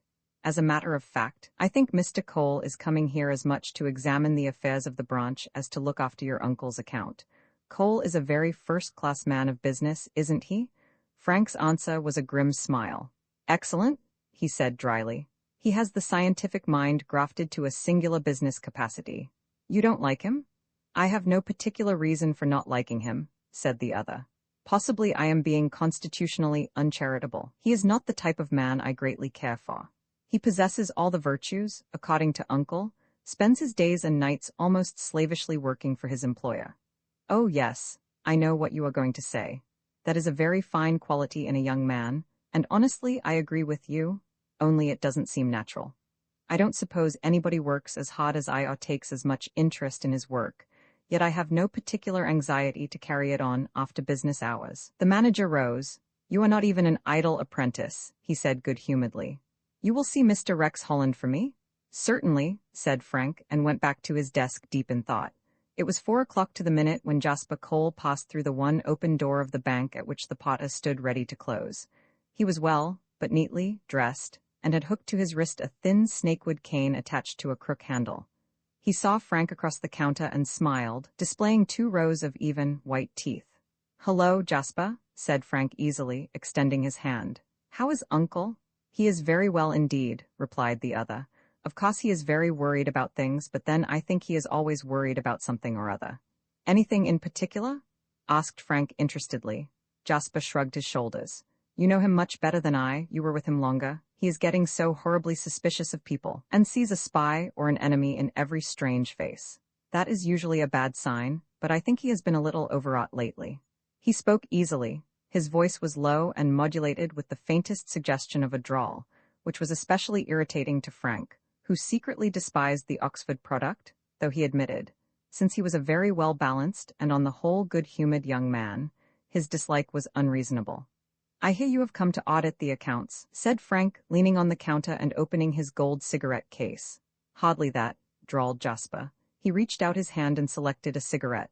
I just want to sort out a few things. By the way, your uncle had a letter from a friend of yours. Mine? A Rex Holland, said the other. He is hardly a friend of mine, in fact he is rather an infernal nuisance, said Frank. I went down to Knightsbridge to see him today, and he was out. What has Mr. Holland to say? Oh, he is interested in some sort of charity, and he is starting a guinea collection. I forget what the charity was. Why do you call him a friend of mine? Asked Frank, eyeing the other keenly. Jasper Cole was halfway to the manager's office and turned. A little joke, he said. I had heard you mention the gentleman. I have no other reason for supposing he was a friend of yours. Oh, by the way, Cole, said Frank suddenly, were you in town last night? Jasper Cole shot a swift glance at him. Why? Were you near Victoria Docks? What a question to ask, said the other, with his inscrutable smile, and turning abruptly, walked into the waiting Mr. Brandon. Frank finished work at 5:30 that night and left Jasper Cole and a junior clerk to the congenial task of checking the securities. At 9 o'clock, the clerk went home, leaving Jasper alone in the bank. Mr. Brandon, the manager, was a bachelor and occupied a flat above the bank premises. From time to time he strode in, his big pipe in the corner of his mouth.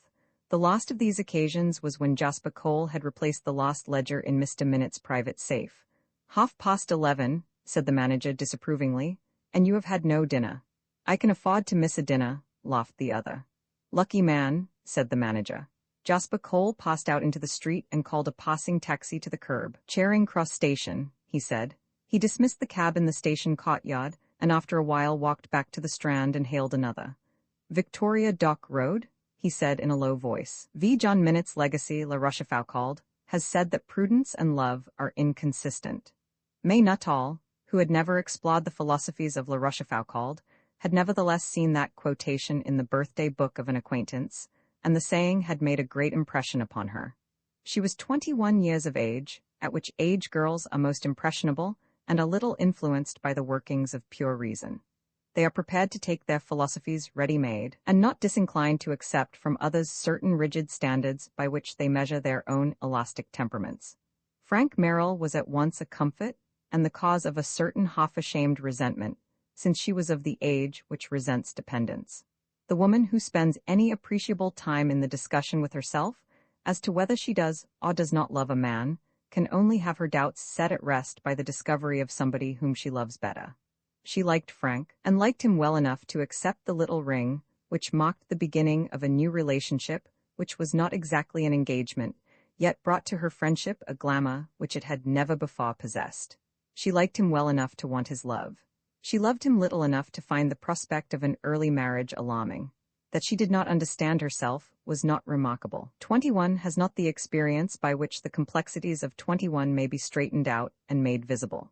She sat at breakfast, puzzling the matter out, and was a little disturbed and even distressed to find, in contrasting the men, that of the two she had a warmer and a deeper feeling for Jasper Cole.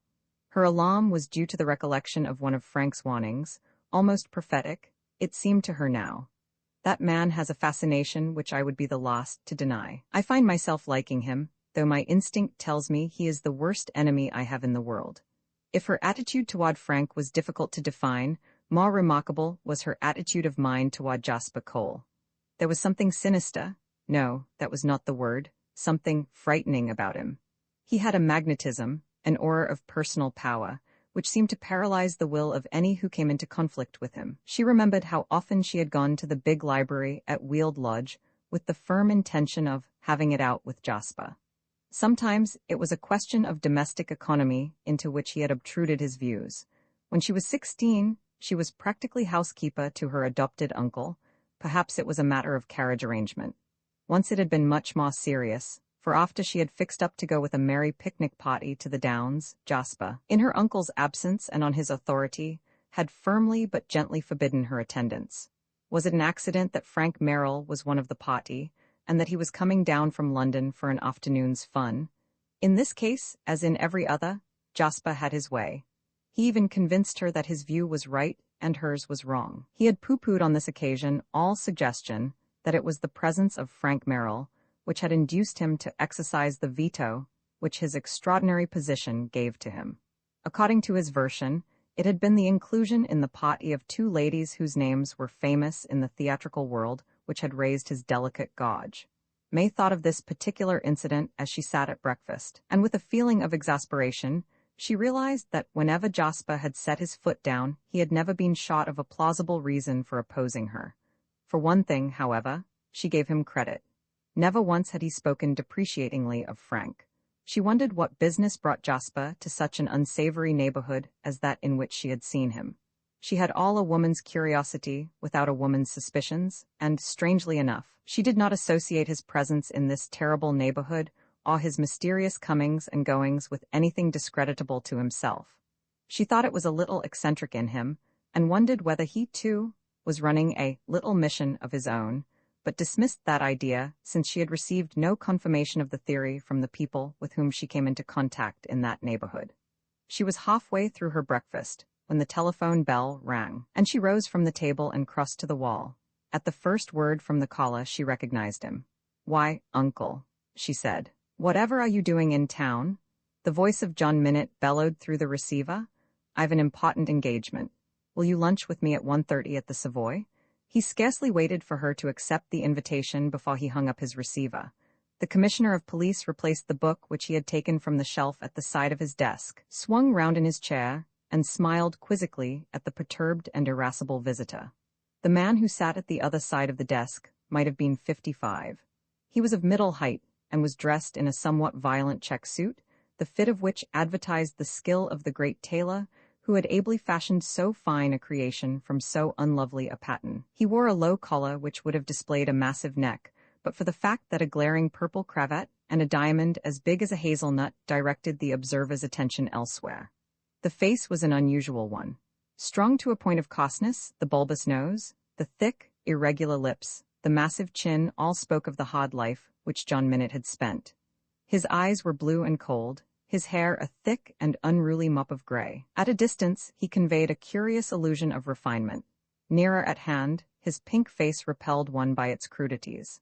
He reminded the commissioner of a piece of scene painting that pleased from the gallery and disappointed from the boxes.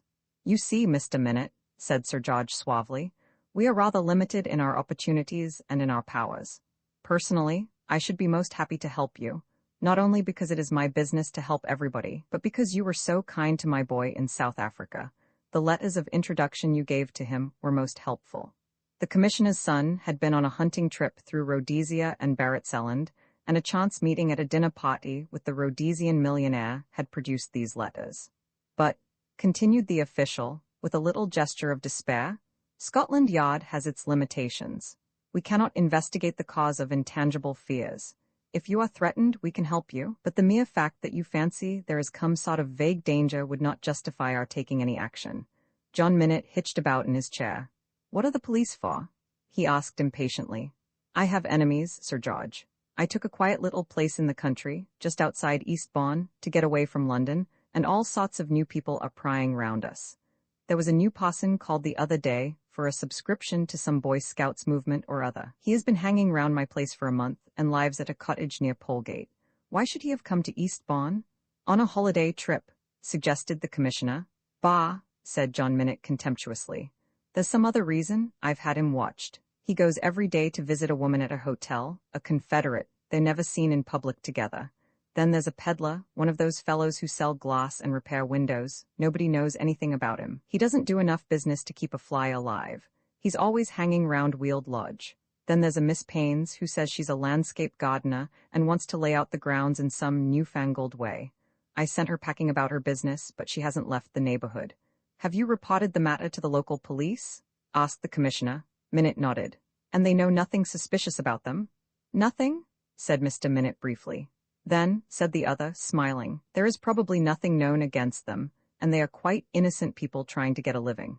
After all, Mr. Minute, a man who is as rich as you are must expect to attract a number of people, each trying to secure some of your wealth in a more or less legitimate way. I suspect nothing more remarkable than this has happened. He leaned back in his chair, his hands clasped, a sudden frown on his face. I hate to suggest that anybody knows any more than we, but as you are so worried, I will put you in touch with a man who will probably relieve your anxiety. Minute looked up. A police officer? He asked. Sir George shook his head. No, this is a private detective. He can do things for you which we cannot. Have you ever heard of Saul Arthur Mann? I see you haven't. Saul Arthur Mann, said the commissioner, has been a good friend of ours, and possibly in recommending him to you, I may be a good friend to both of you. He is the man who knows. The man who knows, repeated Mr. Minute dubiously. What does he know? I'll show you, said the commissioner. He went to the telephone, gave a number, and while he was waiting for the call to be put through, he asked, What is the name of your Boy Scout parson?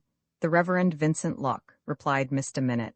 I suppose you don't know the name of your glass peddler? Minute shook his head. They call him Waxy in the village, he said. And the lady's name is Miss Paynes, I think? Asked the commissioner, jotting down the names as he repeated them. Well, we shall. Hello, is that Saul Arthur Mann? This is Sir George Fuller. Connect me with Mr. Mann, will you? He waited a second and then continued.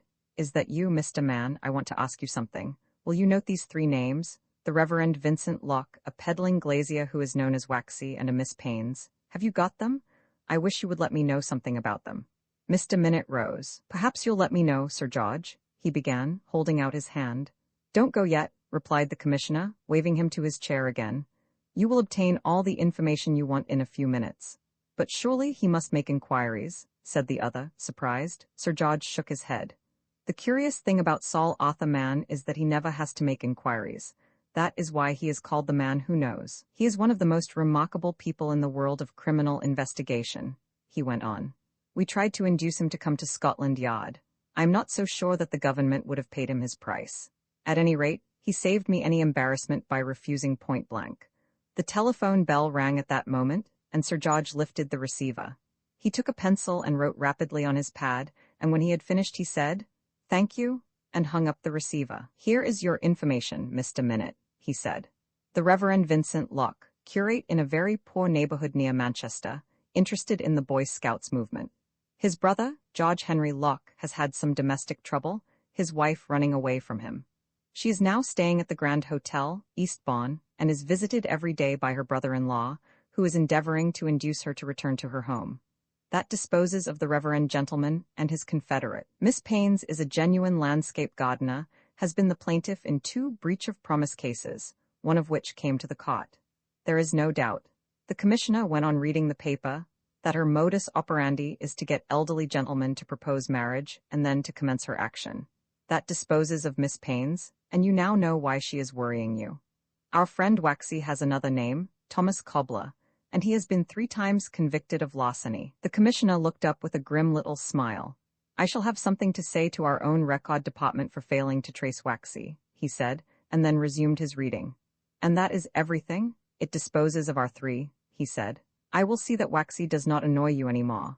But how the dickens, began Mr. Minute, how the dickens does this fellow find out in so short a time? The commissioner shrugged his shoulders. He just knows, he said. He took leave of his visitor at the door. If you are bothered any more, he said, I should strongly advise you to go to Saul Arthur Mann. I don't know what your real trouble is, and you haven't told me exactly why you should fear an attack of any kind. You won't have to tell Mr. Mann, he said with a little twinkle in his eye. Why not? Asked the other suspiciously. Because he will know, said the commissioner. The devil he will?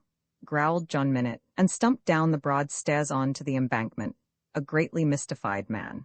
He would have gone off to seek an interview with this strange individual there and then, for his curiosity was piqued, and he had also a little apprehension, one which, in his impatient way, he desired should be allayed, but he remembered that he had asked May to lunch with him, and he was already 5 minutes late.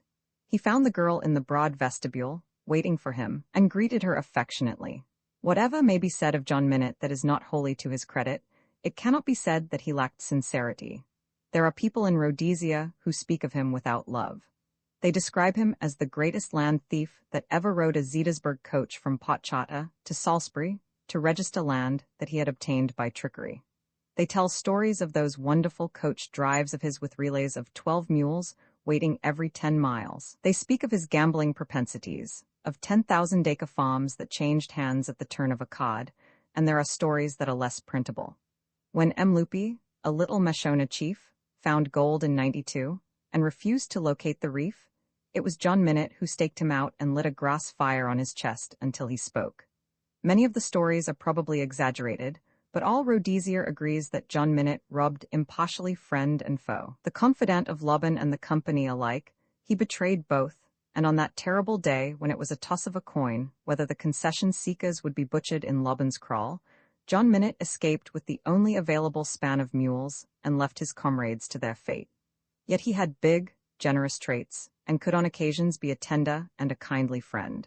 He had married when a young man, and had taken his wife into the wilds. There was a story that she had met a handsome young trader and had eloped with him, that John Minute had chased them over 300 miles of hostile country from Victoria Falls to Chata, from Chata to Marandalas, from Marandalas to Massacassi, and had arrived in Beira so close upon their trail that he had seen the ship which carried them to the Cape steaming down the river.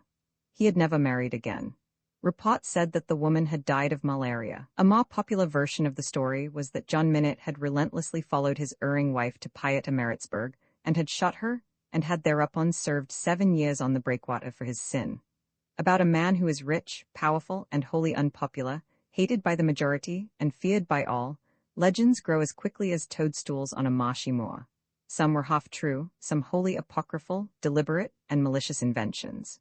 True or false, John Minute ignored them all, denying nothing, explaining nothing, and even refusing to take action against a Cape Town weekly which dealt with his career in a spirit of unpardonable frankness. There was only one person in the world whom he loved more than the girl whose hand he held as they went down to the cheeriest restaurant in London. I have had a queer interview, he said in his gruff, quick way. I have been to see the police. Oh, uncle, she said reproachfully. He jerked his shoulder impatiently. My dear, you don't know, he said. I have got all sorts of people who he stopped shot. What was there remarkable in the interview?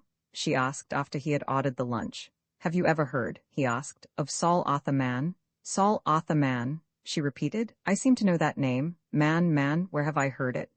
Well, said he, with that fierce and fleeting little smile which rarely lit his face for a second, if you don't know him, he knows you. He knows everybody. Oh, I remember. He is the man who knows. It was his turn to be astonished. Where in the world have you heard of him? Briefly she retailed her experience, and when she came to describe the omniscient Mr. Man, a crank, growled Mr. Minute. I was hoping there was something in it. Surely, uncle, there must be something in it, said the girl seriously. A man of the standing of the chief commissioner would not speak about him as Sir George did unless he had very excellent reason. Tell me some more about what you saw, he said. I seem to remember the report of the inquest. The dead man was unknown and has not been identified. She described, as well as she could remember, her meeting with the knowledgeable Mr. Man. She had to be tactful because she wished to tell the story without betraying the fact that she had been with Frank. but she might have saved herself the trouble, because when she was halfway through the narrative, he interrupted her. "I gather you were not by yourself," he grumbled. "Master Frank was somewhere handy, I suppose?" She laughed. "I met him quite by accident," she said demurely. "Naturally," said John Minute. "Oh, uncle, and there was a man whom Frank knew? You probably know him, Constable Weissman." John Minute unfolded his napkin, stirred his soup, and grunted. "Weissman is a stupid ass," he said briefly. "The mere fact that he was mixed up in the affair is sufficient explanation as to why the dead man remains unknown. I know Constable Weissman very well," he said. "He has summoned me twice, once for doing a little pistol shooting in the garden just as an object lesson to all tramps, and once, confound him, for a smoking chimney. Oh yes, I know Constable Weissman." Apparently the thought of Constable Weissman filled his mind through two causes, for he did not speak until he set his fish knife and fork together, and muttered something about a silly, meddling jackass. He was very silent throughout the meal, his mind being divided between two subjects. Uppermost, though of least importance, was the personality of Saul Arthur Mann. Him he mentally viewed with suspicion and apprehension. It was an irritation even to suggest that there might be secret places in his own life which could be flooded with the light of this man's knowledge, and he resolved to bid the man who knows in his den that afternoon and challenge him by inference to produce all the information he had concerning his past. There was much which was public property. It was John Minute's boast that his life was a book which might be read, but in his inmost heart he knew of one dark place which baffled the outside world. He brought himself from the mental rehearsal of his interview to what was, after all, the first and more important business. "May," he said suddenly, "have you thought any more about what I asked you?" She made no attempt to fence with the question. "You mean Jasper Cole?" He nodded, and for the moment she made no reply and sat with eyes downcast, tracing a little figure upon the tablecloth with her fingertip. "The truth is, uncle," she said at last, "I am not keen on marriage at all just yet, and you are sufficiently acquainted with human nature to know that anything which savours of coercion will not make me predisposed toward Mr. Cole. I suppose the real truth is," he said gruffly, "that you are in love with Frank?" She laughed. "That is just what the real truth is not," she said. "I like Frank very much. He is a dear, bright, sunny boy." Mr. Minute grunted. "Oh yes, he is?" the girl went on. "But I am not in love with him, really." "I suppose you are not influenced by the fact that he is my heir," he said, and eyed her keenly. She met his glance steadily. "If you were not the nicest man I know," she smiled, "I should be very offended. Of course I don't care whether Frank is rich or poor. You have provided too well for me for mercenary considerations to weigh it all with me." John Minute grunted again. "I am quite serious about Jasper." "Why are you so keen on Jasper?" she asked. He hesitated. "I know him," he said shortly. "He has proved to me in 100 ways that he is a reliable, decent lad. He has become almost indispensable to me," he continued with his quick little laugh, "and that Frank has never been. Oh yes, Frank's all right in his way, but he's crazy on things which cut no ice with me. Too fond of spots, too fond of loafing," he growled. The girl laughed again. "I can give you a little information on one point," John Minute went on, "and it was to tell you this that I brought you here today. I am a very rich man, you know that. I have made millions and lost them, but I have still enough to satisfy my heirs. I am leaving you £200,000 in my will." She looked at him with a startled exclamation. "Uncle?" she said. He nodded. "It is not a quarter of my fortune," he went on quickly, "but it will make you comfortable after I am gone." He rested his elbows on the table and looked at her searchingly. "You are an heiress," he said. "For whatever you did, I should never change my mind. Oh, I know you will do nothing of which I should disapprove, but there is the fact. If you marry Frank, you would still get your 200,000, though I should bitterly regret your marriage. No, my girl," he said more kindly than was his wont, "I only ask you this, that whatever else you do, you will not make your choice until the next fortnight has expired." With a jerk of his head, John Minute summoned a waiter and paid his bill. No more was said until he handed her into her cab in the courtyard. "I shall be in town next week," he said.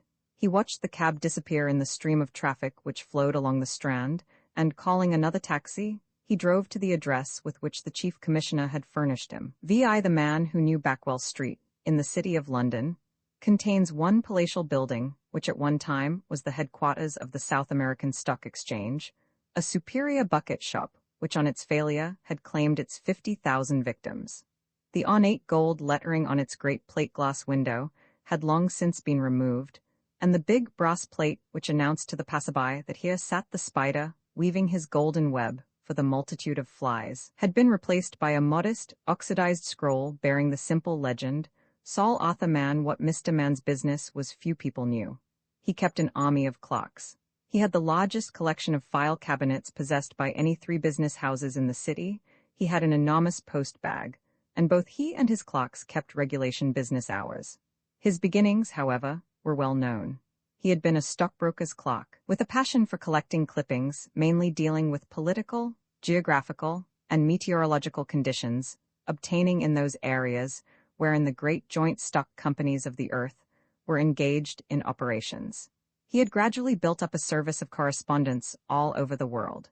The first news of labor trouble on a gold field came to him, and his brokers indicated his view upon the situation in that particular area by bearing the stock of the affected company.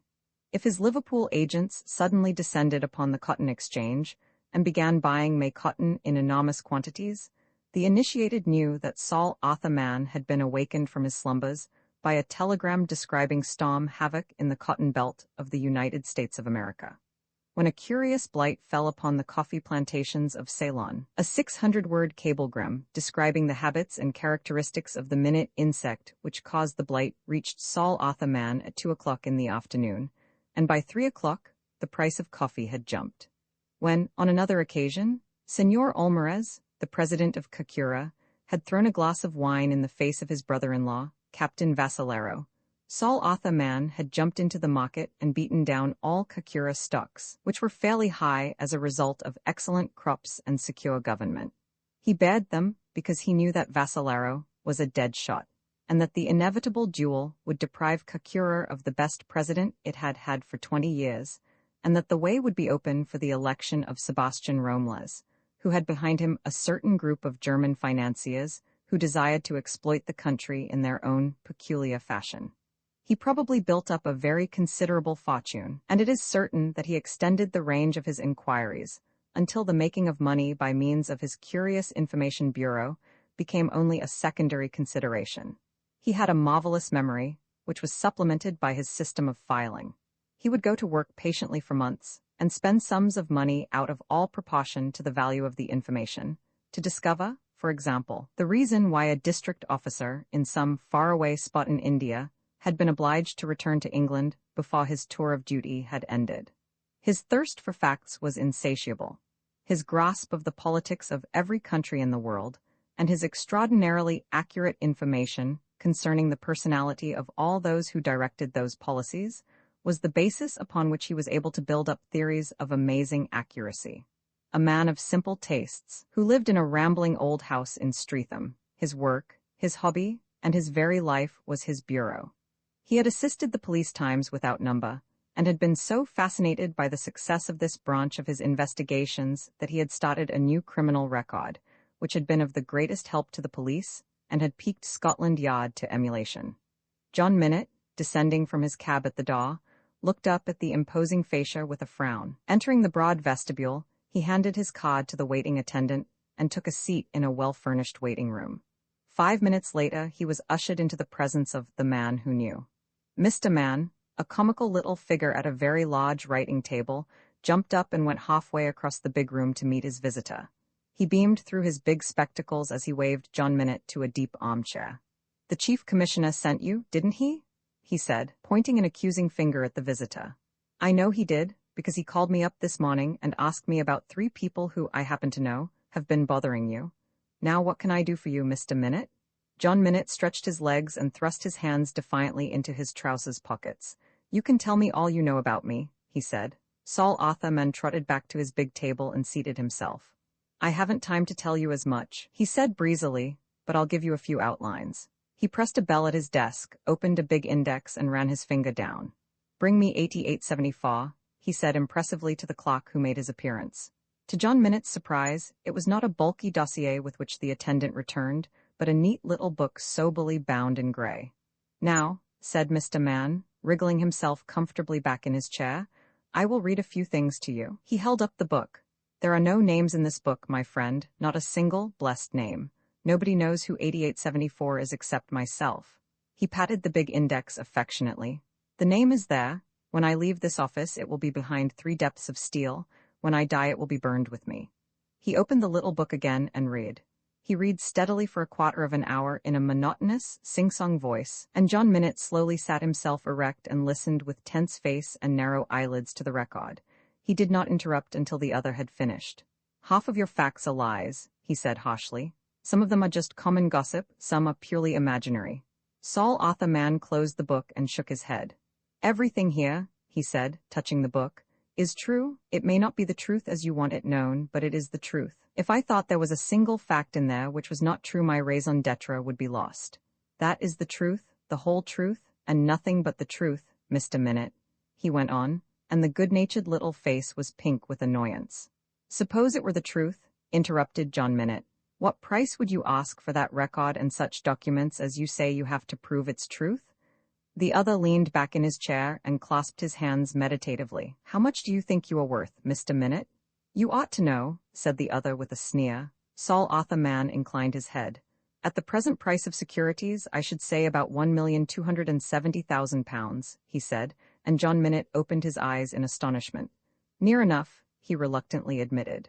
"Well," the little man continued, "if you multiply that by 50 and you bring all that money into my office and place it on that table in £10,000 notes, you could not buy that little book or the records which support it."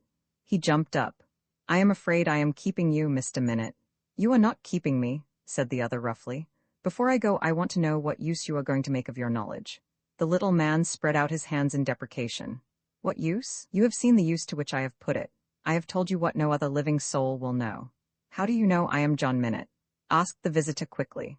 "Some 27 photographs of you are included in the folder which contains your record, Mr. Minute," said the little investigator calmly. "You see, you are quite a prominent personage, one of the 204 really rich men in England. I am not likely to mistake you for anybody else, and more than this, your history is so interesting a one that naturally, I know much more about you than I should if you had lived the dull and placid life of a city merchant. Tell me one thing before I go," asked Minute. "Where is the person you refer to as X?" Saul Arthur Mann smiled and inclined his head never so slightly. "That is a question which you have no right to ask," he said. "It is information which is available to the police or to any authorized person who wishes to get into touch with X. I might add," he went on, "that there is much more I could tell you, if it were not that it would involve persons with whom you are acquainted." John Minute left the bureau looking a little older, a little paler than when he had entered. He drove to his club with one thought in his mind, and that thought revolved about the identity and the whereabouts of the person referred to in the little man's record as X. Roman 7 introducing Mr. Rex Holland. Mr. Rex Holland stepped out of his new car and, standing back a pace, surveyed his recent acquisition with a dispassionate eye. "I think she will do, Feltham," he said. The chauffeur touched his cap and grinned broadly. "She did it in 38 minutes, sir. Not bad for a 20-mile run, half of it through London." "Not bad," agreed Mr. Holland, slowly stripping his gloves. The car was drawn up at the entrance to the country cottage, which a lavish expenditure of money had converted into a bijou palace.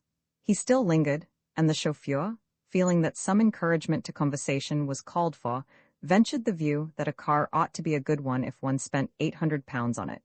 "Everything that is good costs money," said Mr. Rex Holland sententiously, and then continued. "Correct me if I am mistaken, but as we came through Putney did I not see you nod to the driver of another car?" "Yes, sir. When I engaged you," Mr. Holland went on in his even voice, "you told me that you had just arrived from Australia and knew nobody in England. I think my advertisement made it clear that I wanted a man who fulfilled these conditions." "Quite right, sir. I was as much surprised as you. The driver of that car was a fellow who traveled over to the old country on the same boat as me. It's rather rum that he should have got the same kind of job." Mr. Holland smiled quietly. "I hope his employer is not as eccentric as I and that he pays his servant on my scale." With this shot, he unlocked and passed through the door of the cottage. Feltham drove his car to the garage which had been built at the back of the house, and once free from observation, lit his pipe and, seating himself on a box, drew from his pocket a little card which he perused with unusual care. He read, 1. To act as chauffeur and valet. 2. To receive £10 a week and expenses. 3. To make no friends or acquaintances. 4. Never under any circumstances to discuss my employer, his habits, or his business. 5. Never under any circumstances to go farther eastward into London than is represented by a line drawn from the Marble Arch to Victoria Station. 6. Never to recognize my employer if I see him in the street in company with any other person. The chauffeur folded the card and scratched his chin reflectively. Eccentricity, he said. It was a nice 5-syllable word, and its employment was a comfort to this perturbed Australian. He cleaned his face and hands and went into the tiny kitchen to prepare his master's dinner. Mr. Holland's house was a remarkable one. It was filled with every form of labor-saving device which the ingenuity of man could devise. The furniture, if luxurious, was not in any great quantity. Vacuum tubes were to be found in every room, and by the attachment of hose and nozzle and the pressure of a switch each room could be dusted in a few minutes. From the kitchen, at the back of the cottage, to the dining room ran 2 endless belts electrically controlled, which presently carried to the table the very simple meal which his cook chauffeur had prepared.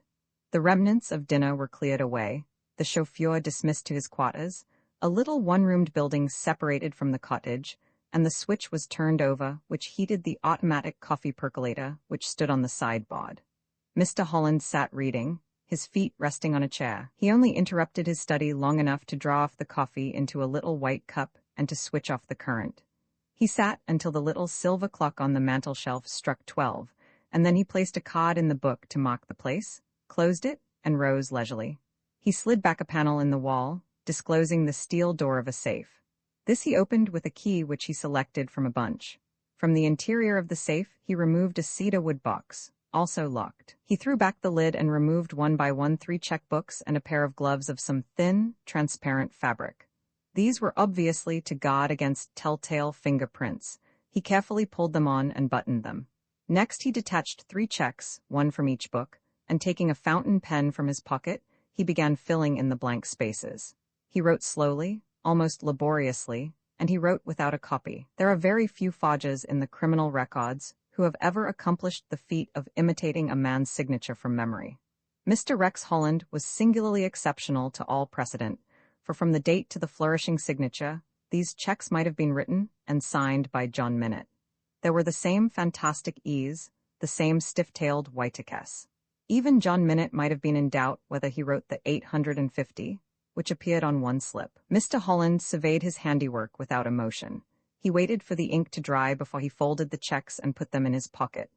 This was John Minute's way, for the millionaire never used blotting paper for some reason, probably not unconnected with an event in his earlier career. When the checks were in his pocket, Mr. Holland removed his gloves, replaced them with the checkbooks in the box and in the safe, locked the steel door, drew the sliding panel, and went to bed. Early the next morning he summoned his servant. "Take the car back to town," he said. "I am going back by train. Meet me at the Holland Park Tube at 2 o'clock. I have a little job for you which will earn you 500. "That's my job, sir," said the dazed man when he recovered from the shock.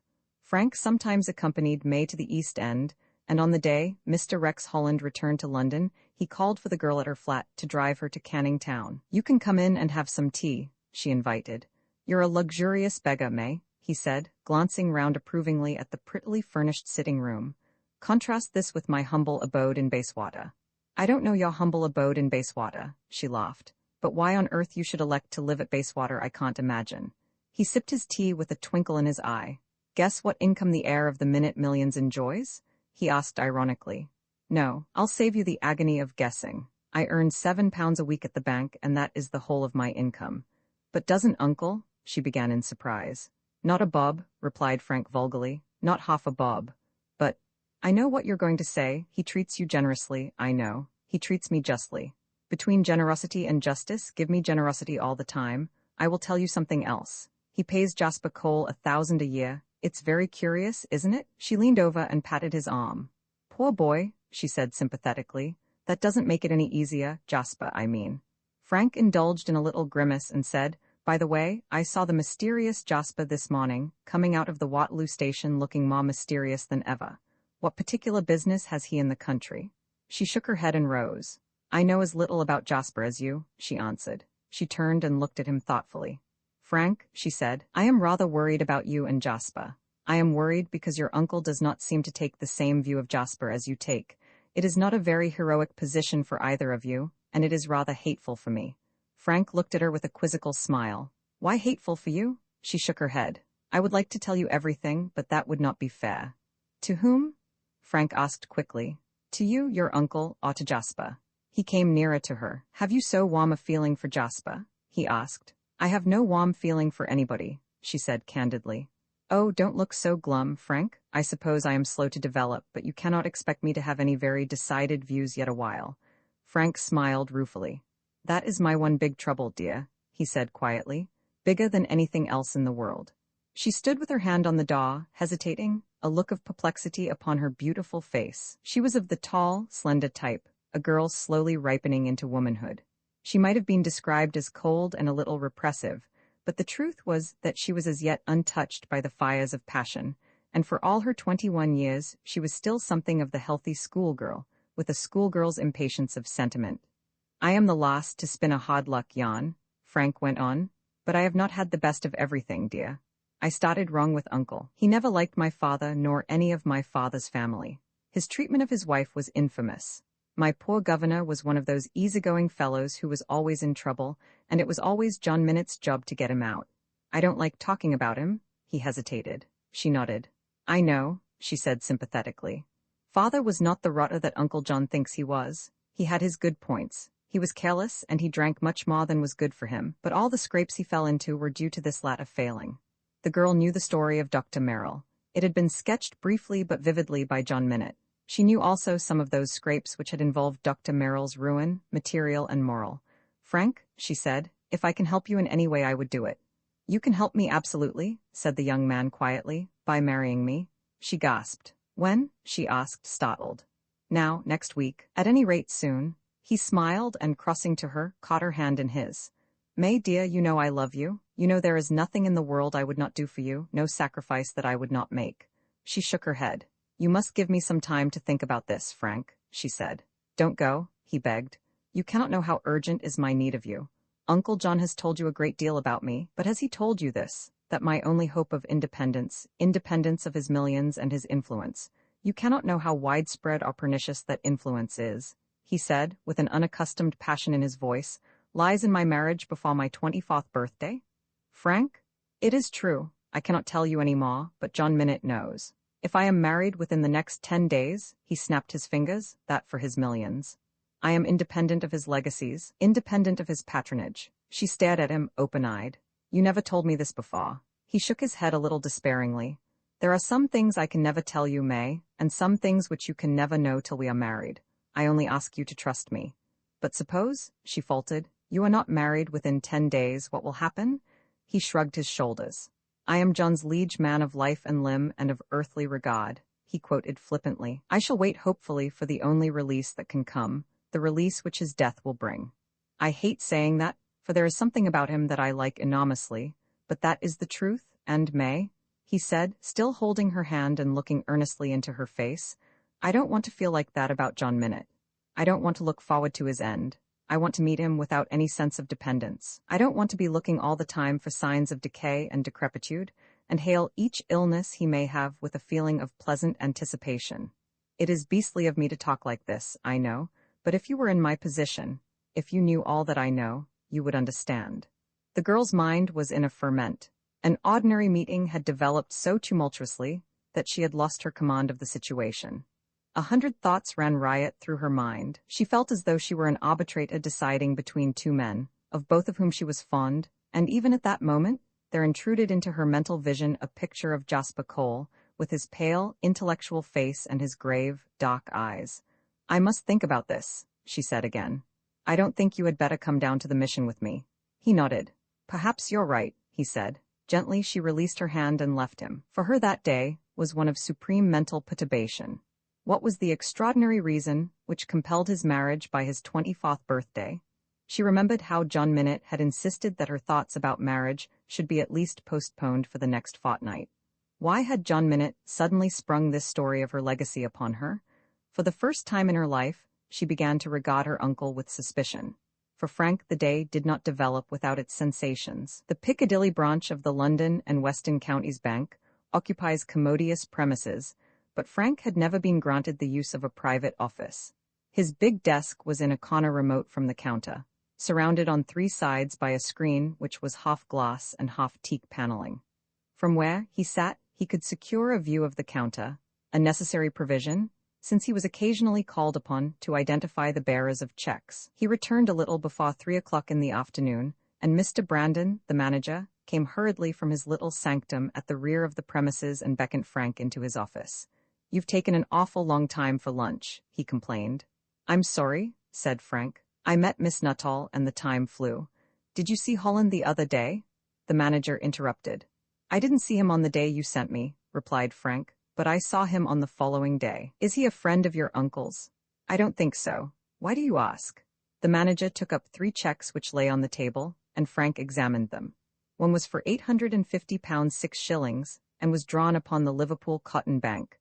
One was for £41,140 and was drawn upon the Bank of England, and the other was for £7,999 14. They were all signed John Minute, and they were all made payable to Rex Holland, Esquire, and were crossed. Now John Minute had a very curious practice of splitting up payments so that they covered the 3 banking houses at which his money was deposited. The cheque for £7,999 14 was drawn upon the London and Western Counties Bank, and that would have afforded the manager some clue, even if he had not been well acquainted with John Minute's eccentricity. £7,999 14 from Mr. Minute's balance, said the manager, leaves exactly £50,000. Mr. Brandon shook his head in despair at the unbusinesslike methods of his patron. "Does he know your uncle?" "Who?" "Rex Holland." Frank frowned in an effort of memory. "I don't remember my uncle ever speaking of him, and yet, now I come to think of it, one of the first checks he put into the bank was on my uncle's account." "Yes, now I remember," he exclaimed. He opened the account on a letter of introduction which was signed by Mr. Minute. "I thought at the time that they had probably had business dealings together, and as Uncle never encourages the discussion of bank affairs outside of the bank, I have never mentioned it to him." Again Mr. Brandon shook his head in doubt. "I must say, Mr. Merrill," he said, "I don't like these mysterious depositors. What is he like in appearance?" "Rather a tall, youngish man, exquisitely dressed." "Clean-shaven?" "No, he has a closely trimmed black beard, though he cannot be much more than 28. In fact, when I saw him for the first time, the face was familiar to me, and I had an impression of having seen him before. I think he was wearing a gold-rimmed eyeglass when he came on the first occasion, but I have never met him in the street, and he hardly moves in my humble social circle." Frank smiled. "I suppose it is all right," said the manager dubiously. "But anyway, I'll see him tomorrow. As a precautionary measure, we might get in touch with your uncle, though I know he'll raise Cain if we bother him about his account." "He will certainly raise Cain if you get in touch with him today," smiled Frank, for he is due to leave by the 2:20 this afternoon for Paris. It wanted 5 minutes to the hour at which the bank closed when a clock came through the swing door and laid a letter upon the counter, which was taken in to Mr. Brandon, who came into the office immediately and crossed to where Frank sat. "Look at this," he said. Frank took the letter and read it. It was addressed to the manager, and ran, "Dear Sir, I am leaving for Paris tonight to join my partner, Mr. Minute. I shall be very glad, therefore, if you will arrange to cash the enclosed check. Yours faithfully, Rex A. Holland." The enclosed check was for £55,000 and was within £5,000 of the amount standing to Mr. Holland's account in the bank. There was a postscript to the letter. "You will accept this, my receipt, for the sum, and hand it to my messenger, Sergeant George Graylin, of the Corps of Commissionaires, and this form of receipt will serve to indemnify you against loss in the event of mishap." The manager walked to the counter. "Who gave you this letter?" he asked. "Mr. Holland, sir," said the man. "Where is Mr. Holland?" asked Frank. The sergeant shook his head. "At his flat. My instructions were to take this letter to the bank and bring back the money." The manager was in a quandary. It was a regular transaction, and it was by no means unusual to pay out money in this way. It was only the largeness of the sum which made him hesitate. He disappeared into his office and came back with 2 bundles of notes which he had taken from the safe. He counted them over, placed them in a sealed envelope, and received from the sergeant his receipt. When the man had gone, Brandon wiped his forehead. "Phew," he said. "I don't like this way of doing business very much, and I should be very glad indeed to be transferred back to the head office." The words were hardly out of his mouth when a bell rang violently. The front doors of the bank had been closed with the departure of the commissioner, and one of the junior clerks, balancing up his day book, dropped his pen, and at a sign from his chief, walking to the door, pulled back the bolts and admitted John Minute. Frank stared at him in astonishment. "Hello, uncle," he said. "I wish you had come a few minutes before. I thought you were in Paris. The wire calling me to Paris was a fake, growled John Minute. I wired for confirmation, and discovered my Paris people had not sent me any message. I only got the wire just before the train started. I have been spending all the afternoon getting onto the phone to Paris to untangle the muddle. Why did you wish I was here 5 minutes before? Because, said Frank, we have just paid out £55,000 to your friend, Mr. Holland. My friend? John Minute stared from the manager to Frank and from Frank to the manager, who suddenly experienced a sinking feeling which accompanies disaster. What do you mean by my friend? Asked John Minute. I have never heard of the man before. Didn't you give Mr. Holland checks amounting to £55,000 this morning? Gasped the manager, turning suddenly pale. Certainly not, roared John Minute. Why the devil should I give him checks? I have never heard of the man. The manager grasped the counter for support. He explained the situation in a few halting words and led the way to his office, Frank accompanying him. John Minute examined the checks. That is my writing, he said. I could swear to it myself, and yet I never wrote those checks or signed them. Did you note the commissionnaire's number? As it happens, I jotted it down, said Frank. By this time, the manager was on the phone to the police. At 7 o'clock that night, the commissionaire was discovered. He had been employed, he said, by a Mr. Holland, whom he described as a slimish man, clean-shaven, and by no means answering to the description which Frank had given. I have lived for a long time in Australia, said the commissionaire, and he spoke like an Australian. In fact, when I mentioned certain places I had been to, he told me he knew them. The police further discovered that the Knightsbridge flat had been taken, furnished, 3 months before, by Mr. Rex Holland, the negotiations having been by letter. Mr. Holland's agent had assumed responsibility for the flat, and Mr. Holland's agent was easily discoverable in a clerk in the employment of a well-known firm of surveyors and auctioneers, who had also received his commission by letter. When the police searched the flat, they found only one thing which helped them in their investigations. The hall porter said that, as often as not, the flat was untenanted, and only occasionally, when he was off duty, had Mr. Holland put in an appearance, and he only knew this from statements which had been made by other tenants. It comes to this, said John Minute grimly, that nobody has seen Mr. Holland but you, Frank. Frank stiffened. I am not suggesting that you are in the swindle, said Minute gruffly. As likely as not, the man you saw was not Mr. Holland, and it is probably the work of a gang, but I am going to find out who this man is, if I have to spend twice as much as I have lost. The police were not encouraging. Detective Inspector Nash, from Scotland Yard, who had handled some of the biggest cases of bank swindles, held out no hope of the money being recovered. In theory, you can get back the notes if you have their numbers, he said, but in practice it is almost impossible to recover them, because it is quite easy to change even notes for £500, and probably you will find these in circulation in a week or two. His speculation proved to be correct, for on the third day after the crime 3 of the missing notes made a curious appearance. Ready Money Minute, true to his nickname, was in the habit of balancing his accounts as between bank and bank by cash payments. He had made it a practice for all his dividends to be paid in actual cash, and these were sent to the Piccadilly branch of the London and Western Counties Bank in bulk. After a payment of a very large sum on account of certain dividends accruing from his South African investments, 3 of the missing notes were discovered in the bank itself. John Minute, apprised by telegram of the fact, said nothing, for the money had been paid in by his confidential secretary, Jasper Cole, and there was excellent reason why he did not desire to emphasize the fact. Roman 8 Sergeant Smith calls the big library of Weald Lodge was brilliantly lighted, and nobody had pulled down the blinds, so that it was possible for any man who troubled to jump the low stone wall, which ran by the road, and push away through the damp shrubbery, to see all that was happening in the room. Weald Lodge stands between Eastbourne and Wilmington, and in the winter months the curious, represented by youthful holiday-makers, are few and far between. Constable Weissman, of the Eastbourne Constabulary, certainly was not curious. He paced his slow, moist way and merely noted, in passing, the fact that the flood of light reflected on the little patch of lawn at the side of the house. The hour was 9 o'clock on a June evening, and officially it was only the hour of sunset, though lowering rain clouds had so darkened the world that night had closed down upon the Weald, had blotted out its pleasant villages, and had hidden the green downs. He continued to the end of his beat and met his impatient superior. "Everything's all right, Sergeant," he reported. "Only old Minute's lights are blazing away and his windows are open." "Better go and warn him," said the sergeant. pulling his bicycle into position for mounting. He had his foot on the treadle, but hesitated. I'd want him myself, but I don't think he'd be glad to see me.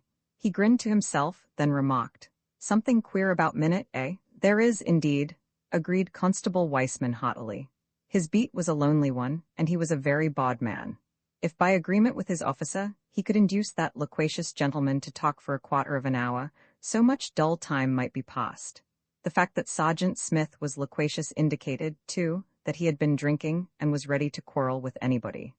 Come under the shelter of that wall, said the sergeant, and pushed his machine to the protection afforded by the side wall of a house. It is possible that the sergeant was anxious to impress upon his subordinate's mind a point of view which might be useful to himself one day. Minute is a dangerous old man, he said. Don't I know it? Said Constable Weissman, with the recollection of sundry reportings and inquiries. You've got to remember that, Weissman, the sergeant went on, and by dangerous I mean that he's the sort of old fellow that would ask a constable to come in to have a drink and then report him. Good Lord, said the shocked Mr. Weissman at this revelation of the blackest treachery. Sergeant Smith nodded. That's the sort of man he is, he said. I knew him years ago. At least, I've seen him. I was in Matabeleland with him, and I tell you there's nothing too mean for ready money. Minute, curse him? I'll bet you have had a terrible life, Sergeant, encouraged Constable Weissman. The other laughed bitterly. I have, he said. Sergeant Smith's acquaintance with Eastbourne was a short one. He had only been 4 years in the town, and had, so rumor ran, owed his promotion to influence. What that influence was none could say. It had been suggested that John Minute himself had secured him his sergeant's stripes, but that was a theory which was pooh-poohed by people who knew that the sergeant had little that was good to say of his supposed patron. Constable Weissman, a profound thinker and a secret reader of sensational detective stories, had at one time made a report against John Minute for some technical offense, and had made it in fear and trembling, expecting his sergeant promptly to squash this attempt to persecute his patron. But to his surprise and delight, Sergeant Smith had furthered his efforts and had helped to secure the conviction which involved a fine. You go on and finish your beat, Constable, said the sergeant suddenly, and I'll ride up to the old devil's house and see what's doing. He mounted his bicycle and trundled up the hill, dismounting before Weald Lodge, and propped his bicycle against the wall. He looked for a long time toward the open French windows, and then, jumping the wall, made his way slowly across the lawn, avoiding the gravel path which would betray his presence. He got to a point opposite the window which commanded a full view of the room. Though the window was open, there was a fire in the grate. To the sergeant's satisfaction, John Minute was alone. He sat in a deep armchair in his favorite attitude, his hands pushed into his pockets, his head upon his chest. He heard the sergeant's foot upon the gravel and stood up as the rain-drenched figure appeared at the open window. Oh, it is you, is it? Growled John Minute. What do you want? Alone, said the sergeant, and he spoke as one to his equal. Come in. Mr. Minute's library had been furnished by the Artistic Furniture Company of Eastbourne, which had branches at Hastings, Bexhill, Brighton, and, it was claimed, at London. The furniture was of dark oak, busily carved. There was a large bookcase which half covered one wall. This was the library, and it was filled with books of uniform binding which occupied the shelves. The books had been supplied by a great bookseller of London, and included, at Mr. Minute's suggestion, the 100 best books, books that have helped me, the Encyclopaedia Britannica, and 20 bound volumes of a certain weekly periodical of international reputation. John Minute had no literary leanings. The sergeant hesitated, wiped his heavy boots on the sodden mat outside the window, and walked into the room. You are pretty cozy, John, he said. What do you want? Asked Minute without enthusiasm. I thought I'd look you up. My constable reported your windows were open, and I felt it my duty to come along and warn you. There are thieves about, John. I know of one, said John Minute, looking at the other steadily. Your constable, as you call him, is, I presume, that thick-headed jackass Weissman? Got him first time, said the sergeant, removing his waterproof cape. I don't often trouble you, but somehow I had a feeling I'd like to see you tonight. My constable revived old memories, John. Unpleasant for you, I hope? Said John Minute ungraciously. There's a nice little gold farm 400 miles north of Guelo, said Sergeant Smith meditatively. And a nice little breakwater half a mile south of Cape Town, said John Minute, where the Cape government keeps highwaymen who hold up the Salisbury coach and rub the mails. Sergeant Smith smiled. You will have your little joke, he said, but I might remind you that they have plenty of accommodation on the breakwater, John. They even take care of men who have stolen land and murdered natives. What do you want? Asked John Minute again. The other grinned. Just a pleasant little friendly visit, he explained. I haven't looked you up for 12 months. It is a hard life, this police work, even when you have got 2 or 3 pounds a week from a private source to add to your pay. It is nothing like the work we have in the Matable Mounted Police, eh, John? But Lord, he said, looking into the fire thoughtfully, when I think how I stood up in the attorney's office at Salisbury and took my solemn oath that old John Getting had transferred his Sabok gold claims to you on his deathbed, when I think of the amount of perjury, me a uniformed servant of the British South African Company and, so to speak, an official of the law, I blush for myself. Do you ever blush for yourself when you think of how you and your pals held up Hoffman's star, shot Hoffman, and took his swag? Asked John Minute. I'd give a lot of money to see you blush, Crawley. And now, for about the 14th time, what do you want? If it is money, you can't have it. If it is more promotion, you are not fit to have it. If it is a word of advice, the other stopped him with a motion of his hand. I can't afford to have your advice, John, he said. All I know is that you promised me my fair share over those Sabok claims. It is a paying mine now. They tell me that its capital is 2 millions. You were well paid, said John Minute shortly. £500 isn't much for the surrender of your soul's salvation, said Sergeant Smith. He slowly replaced his cape on his broad shoulders and walked to the window. Listen here, John Minute. All the good nature had gone out of his voice, and it was Trooper Henry Crawley, the lawbreaker, who spoke. You are not going to satisfy me much longer with a few pounds a week. You have got to do the right thing by me, or I am going to blow. Let me know when your blowing starts, said John Minute, and I'll send you a bowl of soup to cool. You're funny, but you don't amuse me, were the last words of the sergeant as he walked into the rain. As before, he avoided the drive and jumped over the low wall onto the road, and was glad that he had done so, for a motor car swung into the drive and pulled up before the dark doorway of the house. He was over the wall again in an instant and crossing with swift, noiseless steps in the direction of the car. He got as close as he could and listened. 2 of the voices he recognized. The third, that of a man, was a stranger. He heard this third person called Inspector, and wondered who was the guest. His curiosity was not to be satisfied, for by the time he had reached the view place on the lawn, which overlooked the library, John Minute had closed the windows and pulled down the blinds. The visitors to Weald Lodge were 3, Jasper Cole, May Nuttall, and a stout, middle-aged man of slow speech but of authoritative tone. This was Inspector Nash of Scotland Yard, who was in charge of the investigations into the forgeries. Minute received them in the library. He knew the inspector of old. Jasper had brought May down in response to the telegraphed instructions which John Minute had sent him. What's the news? He asked. Well, I think I have found your Mr. Holland, said the inspector. He took a fat case from his inside pocket, opened it, and extracted a snapshot photograph. It represented a big motor car, and standing by its bonnet, a little man in chauffeur's uniform. This is the fellow who called himself Rex Holland and who sent the commissionaire on his errand. The photograph came into my possession as the result of an accident. It was discovered in the flat and had evidently fallen out of the man's pocket. I made inquiries and found that it was taken by a small photographer in Putney, and that the man had called for the photographs about 10 o'clock in the morning of the same day that he sent the commissionaire on his errand. He was probably examining them during the period of his waiting in the flat, and one of them slipped to the ground. At any rate, the commissionaire has no doubt that this was the man. Do you seriously suggest that this fellow is Rex Holland? The inspector shook his head. I think he is merely one of the gang, he said. I don't believe you will ever find Rex Holland, for each of the gang took the name in turn to take the pot, according to the circumstances in which they found themselves. I have been unable to identify him, except that he went by the name of Feltham and was an Australian. That was the name he gave to the photographer with whom he talked. You see, the photograph was taken in High Street, Putney. The only clue we have is that he has been seen several times on the Portsmouth Road, driving 1 or 2 cars in which was a man who is probably the nearest approach to Rex Holland we shall get. I put my men on to make further investigations, and the Haslemere police told them that it is believed that the car was the property of a gentleman who lived in a lock-up cottage some distance from Haslemere, evidently rather a swagger affair, because its owner had an electric cable and telephone wires laid in, and the cottage was altered and renovated 12 months ago at a very considerable cost. I shall be able to tell you more about that tomorrow. They spent the rest of the evening discussing the crime, and the girl was a silent listener. It was not until very late that John Minute was able to give her his undivided attention. I asked you to come down, he said, because I am getting a little worried about you.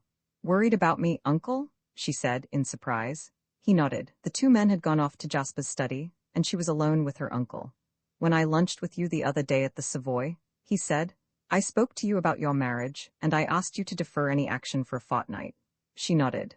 I was coming down to see you on that very matter, she said.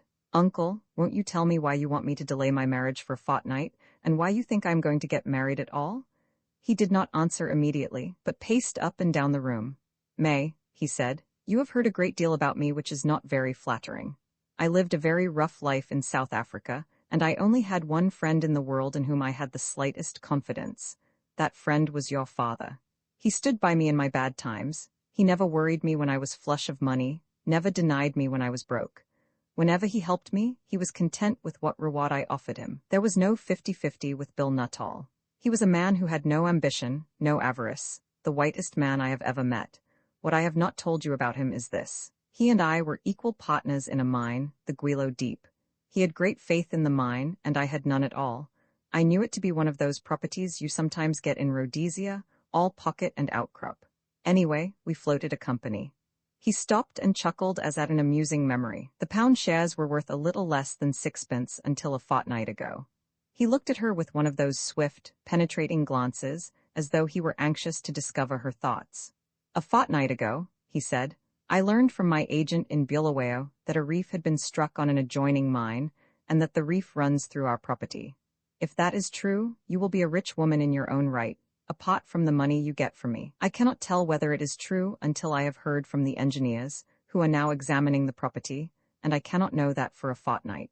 May, you are a dear girl, he said, and laid his hand on her arm, and I have looked after you as though you were my own daughter. It is a happiness to me to know that you will be a very rich woman, because your father's shares was the only property you inherited from him. There is, however, one curious thing about it that I cannot understand. He walked over to the bureau, unlocked a drawer, and took out a letter. My agent says that he advised me 2 years ago that this reef existed, and wondered why I had never given him authority to bar. I have no recollection of his ever having told me anything of the sort. Now you know the position, he said, putting back the letter and closing the drawer with a bang. You want me to wait for a better match, said the girl. He inclined his head. I don't want you to get married for a fortnight, he repeated. May Nuttall went to bed that night full of doubt and more than a little unhappy. The story that John Minott told about her father, was it true? Was it a story invented on the spur of the moment to counter Frank's plan? She thought of Frank and his almost solemn entreaty. There had been no mistaking his earnestness or his sincerity. If he would only take her into his confidence. And yet she recognized, and was surprised at the revelation that she did not want that confidence. She wanted to help Frank very badly, and it was not the romance of the situation which appealed to her. There was a large sense of duty, something of that mother sense which every woman possesses, which tempted her to the sacrifice. Yet was it a sacrifice? She debated that question half the night, tossing from side to side. She could not sleep, and, rising before the dawn, slipped into her dressing gown and went to the window.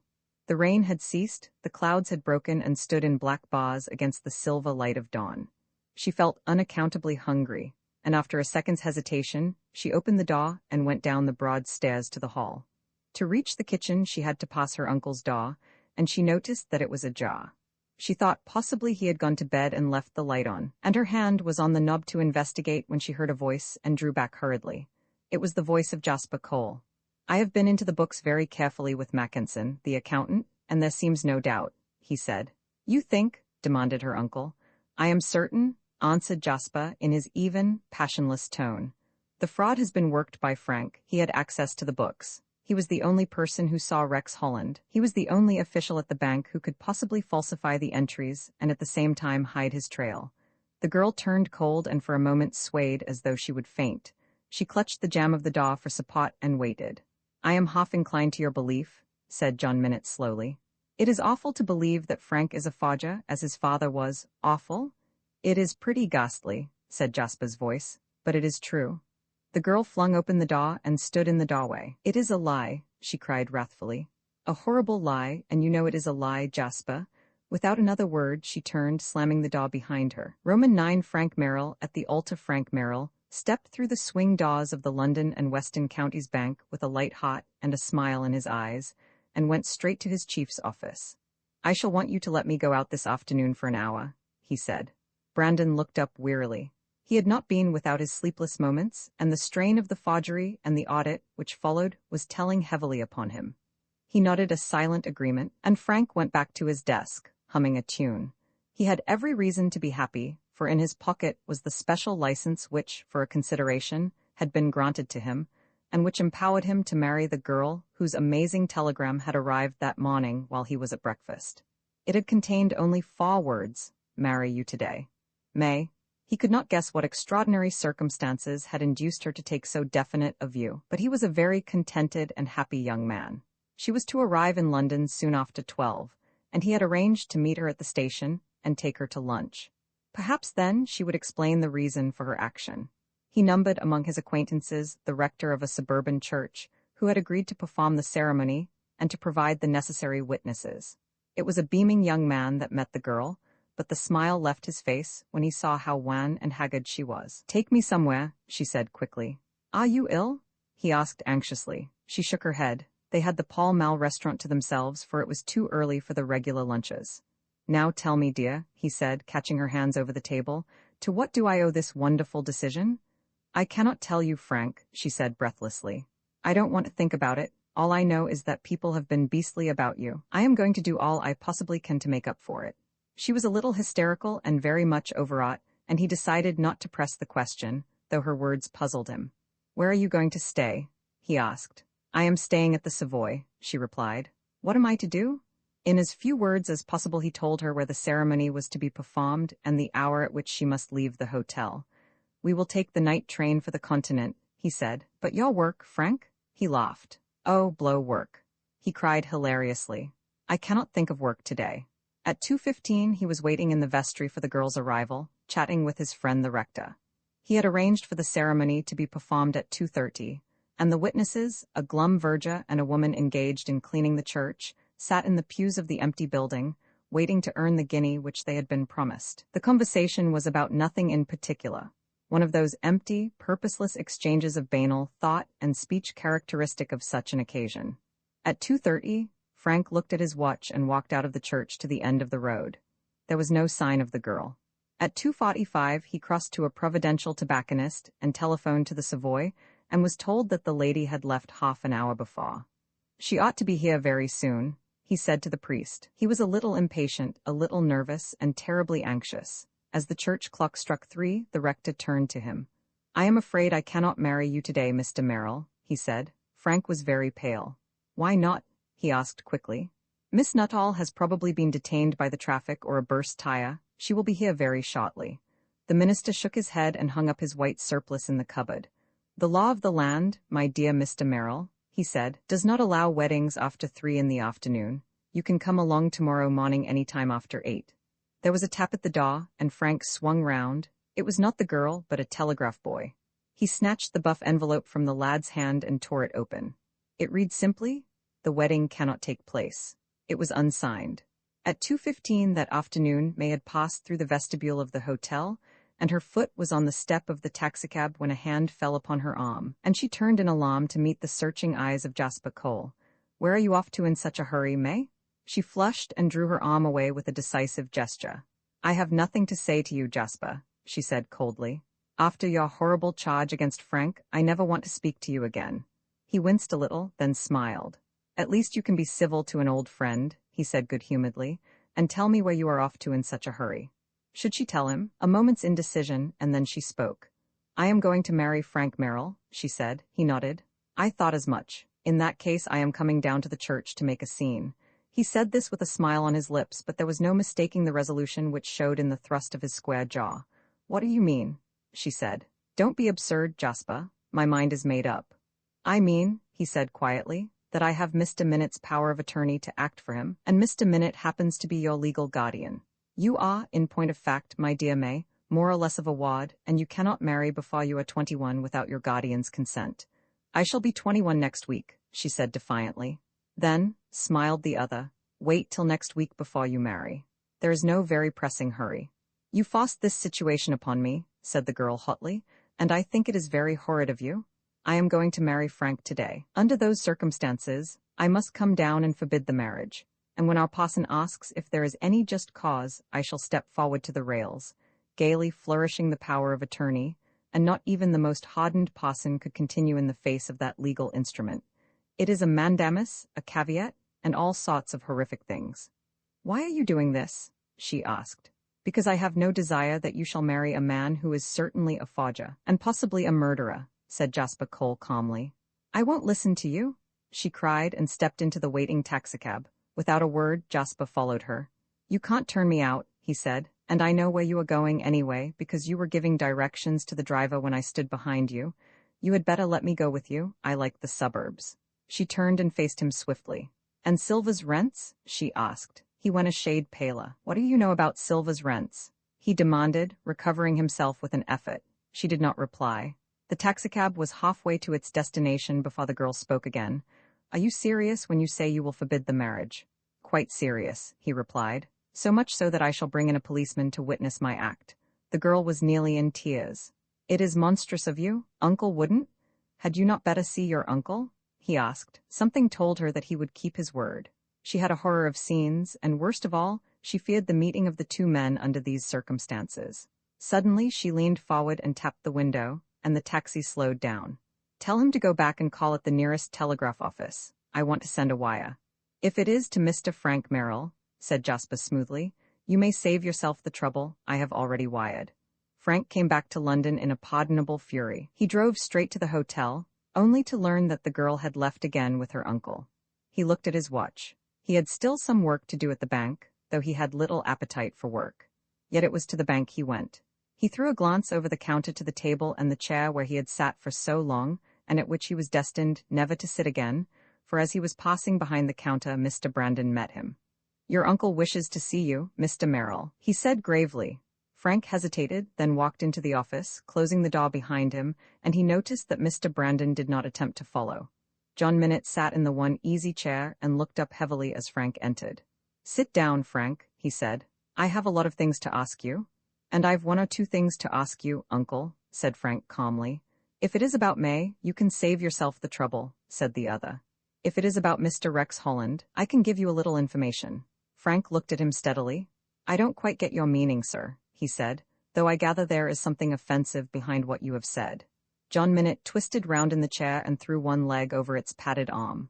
Frank, he said, I want you to be perfectly straight with me, and I'll be as perfectly straight with you. The young man made no reply.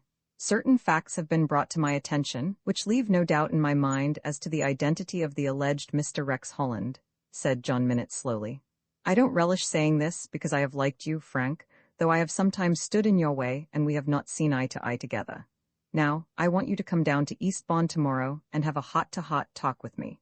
What do you expect I can tell you? Asked Frank quietly. I want you to tell me the truth. I expect you won't, said John Minute. A half smile played for a second upon Frank's lips. At any rate, he said, you are being straight with me. I don't know exactly what you are driving at, uncle, but I gather that it is something rather unpleasant, and that somewhere in the background there is hovering an accusation against me. From the fact that you have mentioned Mr. Rex Holland, or the gang which went by that name, I suppose that you are suggesting that I am an accomplice of that gentleman. I suggest more than that, said the other quickly. I suggest that you are Rex Holland. Frank laughed aloud. It is no laughing matter, said John Minute sternly. From your point of view it is not, said Frank, but from my point of view it has certain humorous aspects, and unfortunately I am cursed with a sense of humor. I hardly know how I can go into the matter here. He looked round. For even if this is the time, it is certainly not the place, and I think I'll accept your invitation and come down to Weald Lodge tomorrow night. I gather you don't want to travel down with a master criminal who might at any moment take your watch and chain. I wish you would look at this matter more seriously, Frank, said John Minute earnestly. I want to get to the truth, and any truth which exonerates you will be very welcome to me. Frank nodded. I will give you credit for that, he said. You may expect me tomorrow. May I ask you as a personal favor that you will not discuss this matter with me in the presence of your admirable secretary? I have a feeling at the back of my mind that he is at the bottom of all this. Remember that he is as likely to know about Rex Holland as I. There has been an audit at the bank, Frank went on, and I am not so stupid that I don't understand what this has meant. There has also been a certain coldness in the attitude of Brandon, and I have intercepted suspicious and meaning glances from the clerks. I shall not be surprised, therefore, if you tell me that my books are not in order. But again, I would point out to you that it is just as possible for Jasper, who has access to the bank at all hours of the day and night, to have altered them as it is for me. I hasten to add, he said with a smile, that I don't accuse Jasper. He is such a machine, and I cannot imagine him capable of so much initiative as systematically to forge checks and falsify ledgers. I merely mention Jasper because I want to emphasize the injustice of putting any man under suspicion unless you have the strongest and most convincing proof of his guilt. To declare my innocence is unnecessary from my point of view, and probably from yours also. But I declare to you, Uncle John, that I know no more about this matter than you. He stood leaning on the desk and looking down at his uncle, and John Minott, with all his experience of men, and for all his suspicions, felt just a twinge of remorse. It was not to last long, however. I shall expect you tomorrow, he said. Frank nodded, walked out of the room and out of the bank, and 24 pairs of speculative eyes followed him. A few hours later, another curious scene was being enacted, this time near the town of East Grinstead. There is a lonely stretch of road across a heath, which is called, for some reason, Ashdown Forest. A car was drawn up on a patch of turf by the side of the heath. Its owner was sitting in a little clearing out of view of the road, sipping a cup of tea which his chauffeur had made. He finished this and watched his servant take the basket. "Come back to me when you have finished," he said. The man touched his hat and disappeared with the package, but returned again in a few minutes. "Sit down, Feltham," said Mr. Rex Holland. "I dare say you think it was rather strange of me to give you that little commission the other day," said Mr. Holland, crossing his legs and leaning back against a tree. The chauffeur smiled uncomfortably. "Yes, sir, I did," he said shortly. "Were you satisfied with what I gave you?" asked the man. The chauffeur shuffled his feet uneasily. "Quite satisfied, sir," he said. "You seem a little distrait, Feltham. I mean a little upset about something. What is it?" The man coughed in embarrassed confusion. "Well, sir," he began, "the fact is I don't like it." "You don't like what? The £500 I gave you?" "No, sir, it is not that, but it was a queer thing to ask me to do, pretend to be you and send a commissionaire to the bank for your money, and then get away out of London to a quiet little hole like Bilstead." "So you think it was queer?" The chauffeur nodded. "The fact is, sir," he blurted out, "I've seen the papers." The other nodded thoughtfully. "I presume you mean the newspapers, and what is there in the newspapers that interests you?" Mr. Holland took a gold case from his pocket, opened it languidly, and selected a cigarette. He was closing it when he caught the chauffeur's eye and tossed a cigarette to him. "Thank you, sir," said the man. "What was it you didn't like?" asked Mr. Holland again, passing a match. "Well, sir, I've been in all sorts of queer places," said Feltham doggedly as he puffed away at the cigarette, "but I've always managed to keep clear of anything funny. Do you see what I mean?" "By funny I presume you don't mean comic," said Mr. Rex Holland cheerfully. "You mean dishonest, I suppose?" "That's right, sir, and there's no doubt that I have been in a swindle, and it's worrying me, that bank forgery case. Why, I read my own description in the paper." Beads of perspiration stood upon the little man's forehead, and there was a pathetic droop to his mouth. "That is a distinction which falls to few of us," said his employer suavely. "You ought to feel highly honored. And what are you going to do about it, Feltham?" The man looked to left and right as though seeking some friend in need who would step forth with ready-made advice. "The only thing I can do, sir," he said, "is to give myself up." "And give me up too?" said the other, with a little laugh. "Oh, no, my dear Feltham. Listen, I will tell you something.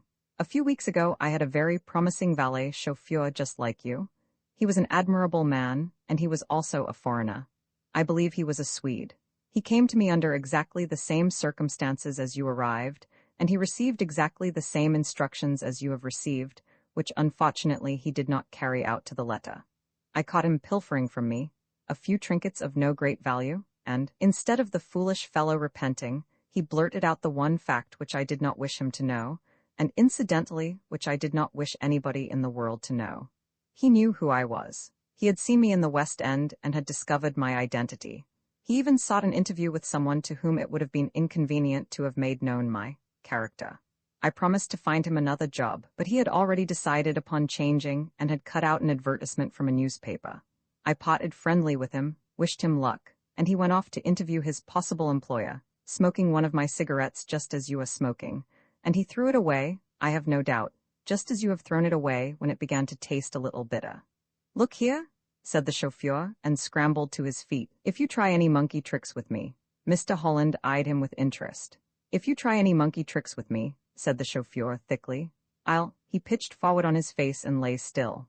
Mr. Holland waited long enough to search his pockets, and then, stepping cautiously into the road, donned the chauffeur's cap and goggles and set his car running swiftly southward.